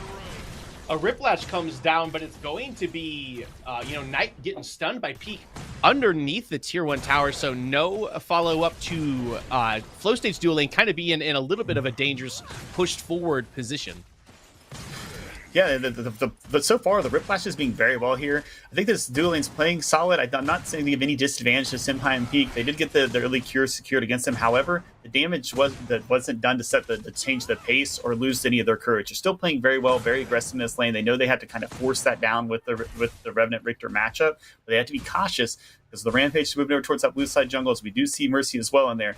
They're setting up that play to set themselves up for this first neutral objective, so got to play a little bit more cautious here at that 5 minute marker coming up. They just kind of slow things down, play the game that they need to play. We know these Flow State team is on a lot of comfort picks, so right now they're doing the same thing. On a lot of comfort picks, but also on a lot of pings, as these guys are from all over North America. Some of them probably have decent-ish 60 to 80-ish pings. Some of these guys probably playing with 150 to 200. That's no excuse. We saw how Team Immune performed in NA's PCC just last week, making it dang near the top 4 in that respective region. So hopefully we can see the same come out of Flow State. Another Riplash going to land on a Peak, followed right up by the Rock. Peak gets almost out, but they're going to just wait, let Knight hit that reload, let Knight get that extra gold into his pocket, and he's already up 2-0. That was a nice start there by Obscure here. They kind of started the objective, thought they were going to play for that Fang Tooth a little bit, knew that it wasn't the right move, but they were able to lay down a Rip Flash into that route to the Rock combo that was mentioned by Blue Jay at the desk. Very important play there. That's something they need to be able to repeat to have success in the course of this match. Yeah, oh my goodness, this Richter is on fire. Another Riplash into another Rock is going to spell the death of Senpai. Ragnarok is going to be able to pick that one up for himself, and they should just move themselves towards this first Fang Tooth. Whew, Lance, the desk called that one perfect. That's the play they're looking for, and they've executed perfectly 2 times in a row here. It should be a chance for them to calmly and collectively take this Fang Tooth with little to no competition. Mercy could come down and try something. Doesn't look like it's a move here. They'll probably just go ahead and surrender over this first Fang Tooth. I do believe that's the play. Smart moves, or smart plays so far. Good execution so far on the side of this Obscure roster. Yes, and they find themselves that first neutral objective of the game. Get that extension to the duration of their buffs. Already feeling pretty good. Jungler hits level 6, so that means the Behemoth available for Ragnarok on this Rampage. That's going to be huge when they want to form these ganks. Having that Behemoth is going to be the key that they need. He's going to need to be able to get himself over there, be able to utilize that to help throw down that rock a little bit faster without the wind up. So more chance to secure those. Those teams still, those 2 dual lane members still do have their blinks down. Senpai and P going to have to be cautious. Looks like they've been a greater part of the focus for the start of this match. Maybe it was just the neutral objective and it won't continue on. But like I said, you want to be able to feed that Revenant early. We saw the success the teams had with him throughout the first weekend. And that's something I think that this team's also looking to build on. And he's already got the Vanquisher available to him, so gets that execute threshold when people get below it. The Riplash is going to be a little wide. Pete's going to pick up the kill onto the Richter to claim the first kill of the game for Flow State. A nice turnaround there for Flow State. That's the kill they needed. They need to start building their momentum, but the momentum started with breaking the ice slants. They needed to get that in there, get that kill, and no better place to get it in the dual lane. You would have loved to have gotten that on Knight, slow down that Revenant a little bit, but you'll take any kill you can get at this point just to break that out, get the comfort flowing, get your team moving in the right direction. We saw Mercy floating there as well. Was looking to possibly get a pick. Got us reset. Going to go back here, try to clear out his blue side jungle, maybe look for them to try to set up a pick of their own and try to move towards this mini prime. Unfortunately, though, that kill does go onto Peak, so the support picking up a little bit of extra gold. Would have loved to have gotten that onto the Kira, but nonetheless, you're still happy to receive that kill. We haven't paid a lot of attention to this offlane so far. BKB going in to ACM. Mercy over on the mini prime side. Simba joining him as well, but BKB does not have the damage or the health bar to be able to take down 2 of them from ACM on this Greystone, who's going to be wise to the fact that they are on this mini prime, but there is nothing he can do about it. That's going to be Mercy picking the mini prime up for Team Flow State. Going to miss the stun onto ACM just out of range here. They're going to have to back up, but there's a little bit of life coming out of Flow State. And that's life we needed. A good play there by Mercy. I mentioned he said he was going to try to clear out that blue jungle. He didn't actually clear out the entirety of it. He just got that 4 camp in his blue buff and was able to move down and get that mini prime. Nice damage there done by his team to go ahead and set that up. BKB just had his general exchange into ACM. ACM looks over, tries to get a look at it, but that's all he got. Nothing more. The buff was already secured. Good play there by Flow State to start changing these things around. They need to get some momentum here building into this next part of the match, set themselves up for a couple picks, get themselves some more of these neutral objectives. We know the importance of those Fang Tooths. So now, right now, he does have that mini prime. He needs to be able to utilize that well, rotating the lane and get himself some towers. Ooh, and a nice stasis bomb is going to land here onto Ragnarok, who's going to have to utilize that blink to get himself away. Mercy now chasing in. The Coliseum comes out, but Ragnarok going to jump right out the backside of it. Purge does come down from Sensei, and Simba's going to pick the kill up onto the enemy jungler. The Richter going to fall. Mercy going to fall tonight as well, so no junglers up for either of the teams, although neither neutral objective is up quite yet. A good play there to secure out those junglers. Definitely to make sure you get those kills taken care of. You really like to call out here the fact that Knight has secured himself a 3rd kill. He now has a bounty as well, so if I'm on the side of the duo lane of Flow State, or even if I'm Mercy, I'm looking a little bit more focused over there, get a kill on this Revenant, hopefully be able to secure that kill onto Senpai on the Kira, get her a little bit of this gold back so she's not starting to fall behind as we get to the mid part of this matchup, Lance. And they got to stop the train from rolling down the tracks. Revenant, already a good conductor, 3-0 already, has that crest completed before the 10-minute mark, has 2,000 gold here to spend on this purchase, going to get very close to finishing his Imperator, just about 1,000-ish gold off from having that completed, and he is the focal point for this Obscure roster right now. He's got the lion's share of this gold, and they need to play around him within these pits, but they drafted this composition to be able to do just that. Yeah, I love the way this game's played out so far. We have had that mass focus on the duo lane. That's been the greater part of our matchup so far. This mid lane and solo lane kind of trade for trade, just trying to get themselves built up for the latter part of this matchup, which is important for both of them. If you're on the side of Flow State, you want this Sevrog on BKB to get as big as he can. Get those stacks spread up so he can rotate over and be the raid boss you need him to be throughout the course of these fights. Then the Greystone just kind of is neutral to try to do his part as well, because we know how important that second life is. When we get these characters coming over and we get these ultimates coming in from these mid laners, I think that's when we'll start to see some really exciting engagements. Right now, we're just kind of seeing the trade for trade on these carries to try to get as strong as they can in the earlier part of this match, because we know how devastating carry can be in that mid to late game if they're already rolling by the time we get there. Ooh, and Mercy and the rest of Flow State going to start this or prime up, but the rest of Obscure kind of gathered around the outside. Foff has his eyes set on to Peak, who's going to take a hat and a Seek and Destroy, but it's going to be Flow State being able to just pick that up. Test the Dome going to be able to just be walked out of by the members of Flow State. Foff going to be the first one to pop. Big Skewer comes out from the Richter Ragnarok, going to be sent flying by the Colossal Blow, gets yeeted away from this team fight, but everything is still popping off. The damage still coming through. Senpai going to be the next one to fall, and it's Team Obscure finding the advantage in this. Only BKB and Mercy remain, and ACM jumps straight back here onto Mercy. Gonna have to use that evade to dash his way away from the team. BKB getting taken on the other side, but Knight very, very low. Is BKB gonna be able to get to him? Knight's gonna flash away as well. Put him into the Reckoning. Put him into spectator mode. Knight's on fire. Man, Lance, here we are starting the game off with an early RGS ace, you can say that. I'm not sure if the game confirmed that, if it was just late. It was, in fact, the ace. You do get the objective of your Flow State, so you got the mini prime into your first Fang 2 back-to-back neutral objectives, Lance, but losing the entirety of the roster, are you sure that one was quite worth it? No, I'm positive it wasn't. It was a weird exchange to see there. It was a lot of confidence, maybe a little bit of arrogance on the side of that Flow State roster. They did feel the potential to be able to take it down, but they needed to be able to execute and escape out of there a little bit sooner. They need to be a little bit more cautious on what their escape route out was. The team kind of split both sides of that Fangtooth pit, and inevitably ended up causing them to get distracted and allowed for the solo laner and ACM to rotate over and lay some backside damage to be able to secure the kill on Senpai. I think that's right about things starting to go a little bit downhill for them. However, you just need to kind of break away, and anyone who could escape need to try to escape. BKB feeling confident trying to secure that kill on Knight, wanted that shutdown, but unfortunately was able to secure it. And Simba gets rooted and stunned from within the tower. Foff gonna pull a bunch of damage down onto him, but that was a very, very good long-range rock from Gilbert Arenas range on to the Bellica in the mid lane. Yeah, and I think this is where we're going to start seeing these plays. We now have this mid tower down on the side of teams of Obscure. I think this is the part where you'll start seeing some more activity out of Mercy, trying to focus in on that mid lane, as our desk had mentioned. This is the part where now that you have a mid laner who has a chance to be overexposed, you can use that to your advantage, and I would look to see Mercy do that here as we get into the middle part of this matchup. Ragnarok hovering the duo side of the map, Mercy over on the 5 camp as well, so we may see a little bit of action if anybody takes a step too forward, but with both neutral objectives down and off of the map right now, just a little bit of farming time for you here. So I do want to ask you, Rit, it's time to pose the question. How did these teams scale respectively into the late game? Who's got the advantage? Honestly, I don't want to go too single side. I like the way that both these comps scale. If you're on the side of Flow State, you're a little bit more beefier on the front line. You have a little bit more overall sustain that can help blow up teams when the Kira comes online, is able to lay down a lot of damage. However, the Revenant is already off to a hot start, and the damage that he can lay down is immense. We see the chance here to go down to the mini prime. They're going to get active as Ragnarok jumps in and is unable to secure the buff.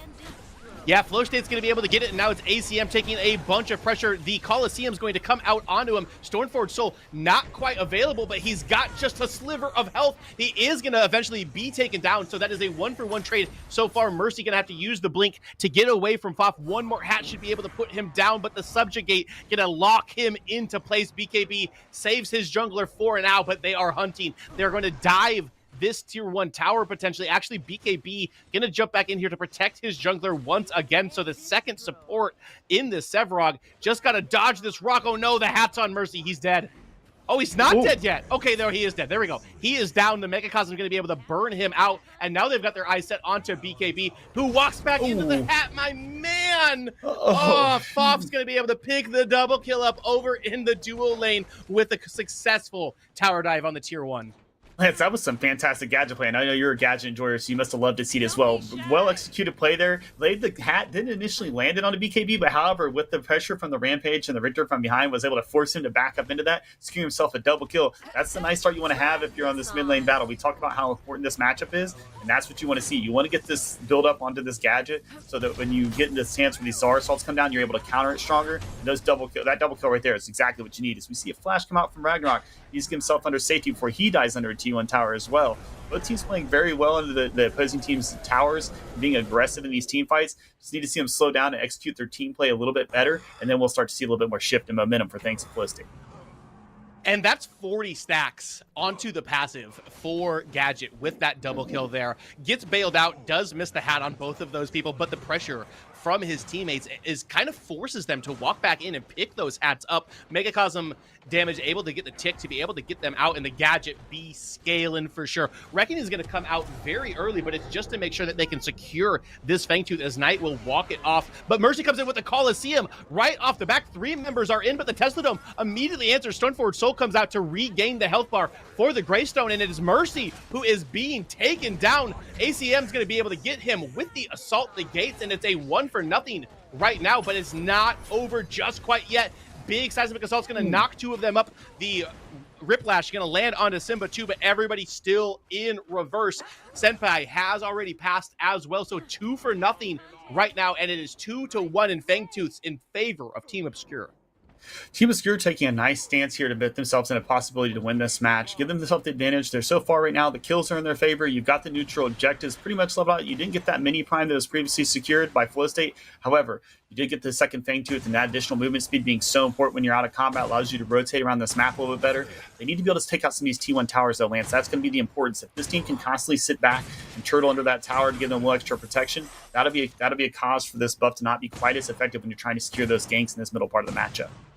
Yeah, it's going to be pretty important, and we really haven't seen too much of any of the towers fall. It's only 2 missing from the side of Obscure. All 3 Tier 1 towers are up still for the side of Flow State, which is not what you would expect if you took a look at just the kill score here. Yeah, I'm really surprised to see that, Lance. The tower defense for them has been very well. The team fight, not so much, but I'd expect to see that come online. We talked about the scaling of these teams, and that's going to be the importance. As this Flow State roster really starts to scale up, I think that's when they'll have a chance to do some of this fighting. We need to get BKB in these to be a front line for Knight. If him and Mercy can get in front and be able to lay down some good CC and defend Knight, I believe there's a chance for him to lay down a lot of damage and execute off this Obscure team. But they have to be able to do that effectively throughout the course of the match. And right now, we just haven't seen that grouping. We haven't seen the grouping, and I do like what they've got drafted to try to deal with this, right? There's decent ways to be able to move around, to isolate, to lock down these targets. We need to see a Coliseum onto Knight here out of Mercy. We need to see a Colossal Blow to kind of push him out of position, because it does still feel like a lot of it is coming down to whether or not this Revenant is available within these fights. When they fought with around Knight and without Knight in it, Flow State's been able to find themselves a little bit of life within these fights. But as soon as that Revenant arrives, as soon as he takes somebody into the Reckoning, they are surely dead, and the team fight is in the favor of Team Obscure. Yeah, Team Obscure executing very well, and that's the importance here, is that they are protecting the Revenant. If they let him go down, I would be interested to see how matchup actually lands when he's out in an earlier portion of the team fight, because right now he's been essentially just kind of free casting from the backside and being able to lay that root, which helps his team even more. So far, very good start by Obscure. I just need to see Flow State regain their momentum here. Not playing quite as confident as I thought they would on these comfort picks. Maybe it's just the matchup, and maybe the desk was right. There's a little bit more solid overall matchup, or maybe overall team confidence, Obscure. On peak, almost within a rock and a hard spot there, able to utilize that passive, get that double jump to keep himself safe from that boulder throw of Ragnarok. But that leaves Senpai alone in this lane. Richter's going to be able to kind of zone him to where they need to be. The Rock's going to miss Mercy here to provide a little bit of defense. BKB moving this direction as well. Fangtooth going to be up pretty soon, and there's the Coliseum that we needed to see, but the Reckoning comes out right away to take him out. ACM going to pick up Peak on the backside of it, and Senpai running for his life as well. Is ACM going to be able to get that last hit? The Stoneforge Soul comes up, the damage comes down, and he's going to be able to get him. Jumps out of the Tier 1 tower, still in a little bit of damage, but that's a hashtag worth, even if he does get picked by BKB here in the last side of it, actually, he's going to be able to get himself out. Richter taking a bit of health himself, but he is the support. It's not that big of a loss. Simba now very low. He's going to fall as well. 4 members down. Only BKB is left up, and he is CC'd right now. Are we going to get another RDS? Rock comes down. Riplash comes down. Hat is on him as well. That's so much damage. BKB surely cannot survive. Peak does respond in time, but that's the second RGS ace of the game. Great play so far here of Obscure. They're very confident in these tower dives. This comp up does provide that with the Greystone and the Rampage. They have a lot of tower dive ability, and why they're sucking down those damage to towers that aren't quite hitting so hard at this point of the game. Knight laying down immense amounts of damage. It's a shame that this is one of those one-game sets. You don't get the opportunity to say, hey, we don't want that on the board the next one. But maybe the next matchup we see that is the best of one. Maybe just go ahead and get that Revenant out of there, Lance, laying down a lot of damage. It's been doing so much damage to them, but I don't think it's just the Revenant. Yeah, he's the one sitting at 8-0-4, but it's the way that this team is playing around it, right? If he hits a root, this Richter's not missing the hook. Ragnarok's not missing the boulder throw. They're landing, they are true, and they are playing together as an entire unit. This team Obscure about to be well known if they keep playing like this. Absolutely. They're playing great. I love the way this is going so far. They do have a chance to try to prep up for a Primal Fangtooth here, but I believe if they do so, it's just essentially going to be a bait, Lance. At this point, you're just trying to get that pick. You want to try to get Mercy to come down, maybe be the one to face check that, and you can lay that rock to the Riplash, to the root combo, and get him eliminated. But they don't want to freely let him get in there and get this Fangtooth, so I expect to see them just dance around this. No real attempts to actually take it, just posturing to try to get the opposing team to make a mistake. And it's going to take a little bit of time to be able to get that down. We're only at the 21-minute mark. It is Primal Fangtooth at this point. Nobody looking to be too aggressive, take too big of a step, because you know how giving that buff up can snowball into the later stages of this game. Obscure is in control. They need to just kind of try to take this easy, wait for that common known aggression from Flow State to kick in, wait for them to cross over one of these lines and secure these picks that you've built this composition to be able to do. I believe what they're actually looking for is they're waiting for that rotation over from ACM. Every time they've had him into these grouped up team fights, they've had a lot of success into the Flow State roster. Right there, we saw him set his solo lane. He backed, then goes and sets the mid lane. He sees his team floating near that buff. Now they're starting it, but you're going to use him as a distraction here. He's just going to kind of posture himself in the mid lane as they stance around this. Kind of not like Flow State is not exactly aware. They know that they're probably near it, but probably not quite sure they've exactly started the objective, Lance. This one's kind of freely falling into the hands of Obscure, and if so, it can make for a bad situation for the Flow State roster, who isn't winning the best of team fights. If they rotate in here, it can be a very bad situation. Yes, and there it is. Primal Fangtooth picked up. BKB going to get hit in the back of the head by a rock. No follow-up damage there quite yet. Ragnarok going to be the only person that gets hit by that colossal blow. Senpai running for his life. His health bar is low. The Primordial Blaze should be applied to him. He should be potentially seeing, yes, he will see the death screen now, followed by BKB. Now it is Mercy eating in the entirety of a Tesla Dome from Foff here. And just like this, 2 members already down. Ooh, Peak, does he have? The Primordial Blaze gets him. That's a 3-for-0, and the Primal Fangtooth secured for Team Obscure. Yeah, Lance, I look for them to rotate over here and maybe try to take this Orb Prime. They do have Mercy and Simba, but it's not quite the rotation in with those 20-second death timers. They should be able to secure this one if that's what they so choose to do, and it looks like they're going to do so. Do not blame them for this. If Mercy can come in, he has the best chance to maybe lay a hunt and take it and secure it for the remainder of his team. But I wouldn't look for the Flow State roster to rotate into this one, as the Obscure roster has this Primordial Blaze and a lot of damage with their whole team down. You cannot afford to trickle into this one. As we see it happening now, Mercy getting himself killed, rotating a little bit too quick. Lance was able to lay that hunt. Looks like this one's definitely going to fall straight in the hands of Team Obscure. Just will they be able to get out without getting killed on some exit kills? There's no way the exit kills happen. If anything, it needs to be Simba who needs to be careful. The tiny Titan gonna come out, gonna pick Simba up as well. And as you were saying that, Red, I was like, well, you don't know Mercy if you don't think he's jumping into this pit. He does it, and it leads to his own death. It leads to a double buff for Team Obscure. And this double up is exactly what Obscure needs to keep their confidence running high and to secure themselves this win here and make their name known throughout this PCC markup. Like you said, we talked previously for this match. These names are known players. They're well known, but not per se the teams and the units together as an entirety. This is a chance for Obscure to say, hey, we saw one of the better teams on the NA side of the competition scene, and we're here to let you guys know that we mean business. And they're trying to knock out NA's #1 seed very early within this tournament. There would be no NA representation left if Flow State were to lose this match here, which right now is looking like they're going to. Yeah, Lance, this match very grim. The double buff is very strong. Revenant being 10-0 is a massacre. You don't want him to be anywhere near these fights. If anything, you would be able to try to pick him off here. You see him kind of face checking this jungle, though he does have the Richter and then behind him. Almost be a chance to try to play semi-aggressive, but not get too far, as we've seen them get exposed in a lot of these team fights. The CC chains have been coming down hard on the side of Team Obscure, and I'm sorry that I even doubted their roster composition before the matchup. And they're going to pick this tier 2 up with really no hesitation, no reservations. Knight, I will say, does not have a cleanse available to him, has that pacifier, so he's going to have to try to dodge the damage. But with this lead that he's got a level advantage. He's definitely got item advantages. Sitting at 10-0-5, it's going to be a hard task to be able to blow him up, especially if he sticks around and stays with his team. And that's the best part I can say for Knight here in Hasselhoff, tend to be surrounding himself by these tanks numerously. We always see him in engagement. Whiplash coming down, Lance, and a stun as well. Yes, and BKB, lucky that he is a tank, going to be able to get out of there. The poor Richter going to sacrifice his life for his team as he gets knocked up underneath the tier 2 tower. But this will also fall. That's all tier 2 towers down for the side of Team FlowState, also going to lose their right side in him as they pressure the mid one. Simba's got a decent amount of wave clear, able to blow that up, but with this next minion wave coming, it's going to be up to FlowState to try to stop this push. FlowState has to be very cautious. We see Ragnarok landing a stun here as well. This team is very comfortable in the diving, and ACM is playing very aggressive under this already taken inhib. We see a chance for Mercy to go down here. Looks like BKB to go down here. Excuse me. Still surviving. Lays down a Colossal Lance. I don't know if he's going to be able to make it all the way out as he's being chased down by Knight as well. He's just going to freely come up his way. They might be able to end this one here, Lance. They might be able to do it. Coliseum comes down, but it doesn't yield to any kills. It's going to be Senpai being the first to fall. That's going to be followed up by Simba, and BKB needs to get back and touch his fountain as his health bar super low. He's on the reset. The big Tesla Dome comes down, and just like that, all NA teams have been eliminated as Obscure put on a master clinic of how to play this composition.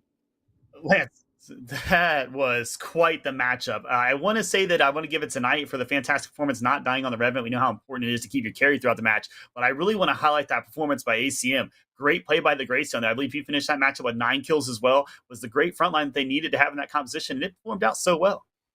It performed perfectly. Obscure will move on. We'll find them tomorrow in a best of 3.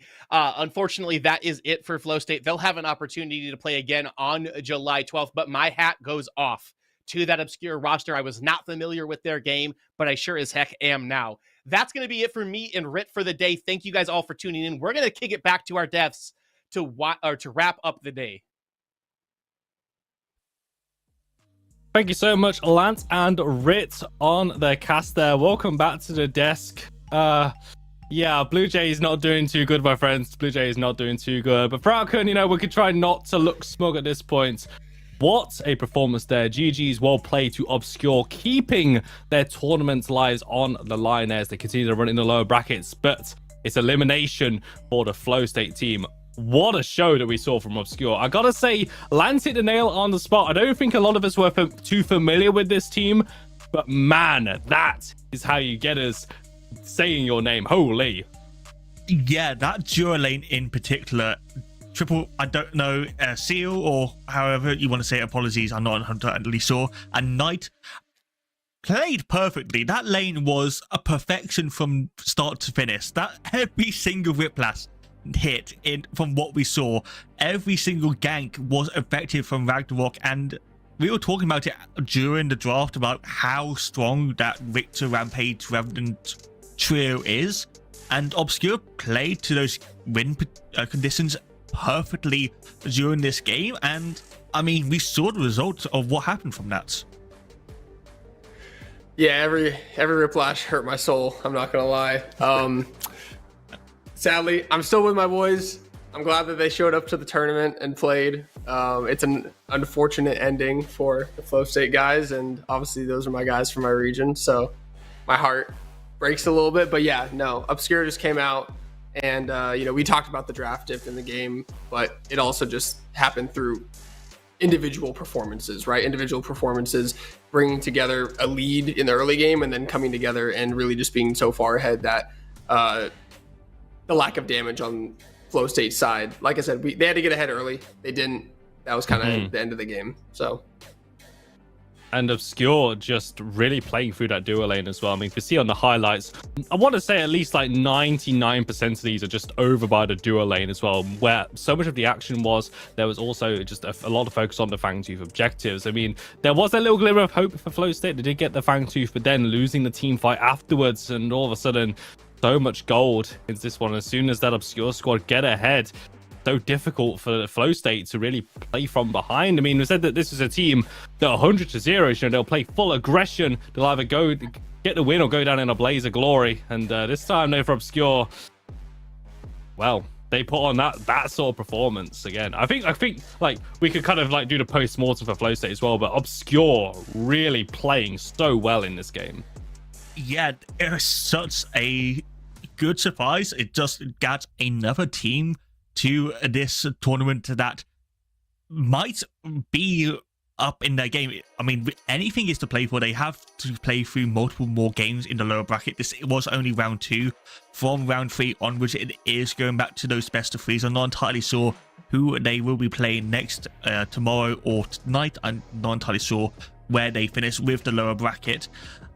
But there is a chance, if they keep playing like that, they just beat one of NA's best teams. Yes, it's on ping. Yes, all of these excuses. Yes, everything. They still won. They still won in a dominant fashion. And if they can do that against Flow State, they can definitely do that against multiple EU teams, as long as they just keep this momentum going. Yeah, I'm gonna give all shouts to Obscure. They played a great game. They kind of took what we said needed to happen for Flow State in that game, and that was get an early lead in the duo lane, get jungle mid pressure, transition it over to Fangtooth side of the map, and put that Revenant behind. And they just kind of threw all their cards over there and said, "We're not gonna allow this to happen. We're gonna do this." And there was really no answer coming out from the Flow State side. So shout out to Obscure. I hope we see them farther along down the line in the tournament, as I know that multiple people have now said that this is a newer team and that there aren't as many notable names that people have seen in the past on this team. So it's nice to see some new faces coming into the scene and really making a statement in a game like this. Making a statement on the biggest stage that we have in competitive Predecessor. That is going to do it from us on the desk. I'm going to do it for the entire broadcast. I want to say a huge shout out to all of the on-screen talent that we had here. Blue Jay, Falcon, we also had Tang joining us as well. We had Lance, Rit, and F6 as well. We had Choice in the background running production, spectator duties to Bengal Mac, and also to Tedium as well. Huge shout out to all of the players and teams for taking part. Put on one heck of a show. Can't wait for tomorrow. We will be back at the same time, 1 p.m. UK time, 2 p.m. Central European Standard Time, CEST. And we have got some bangers for you. Best of 3s, winners bracket round 4, winners finals, and then the lower bracket round 4 games as well. A lot to look forward to. Any final thoughts, any final sign-offs from you, Falcon and Blue Jay, before we close it off? Yeah, one final thing. If these games have you hyped today, then tomorrow's is going to be even better. We're going to be finally seeing the top EU teams fight against each other. Many events, Immune, which we haven't even seen once. We have Sin. We have so much talent in those teams, and they will be playing against each other, and we will be watching them on this broadcast. I can't predict who the top 4 is going to be, but I can guarantee you that every single game is going to be a banger for them. Yeah, games tomorrow. I'm super excited to see them. We'll see what happens with them. But yeah, thanks for tuning in. Thanks for having me, guys. Yes, thank you so much, everyone, for tuning in. You wonderful bunch. We'll see you back again tomorrow, same time, same place, for day 2 of the PCC EU Prelims. Until next time, take care. See you later.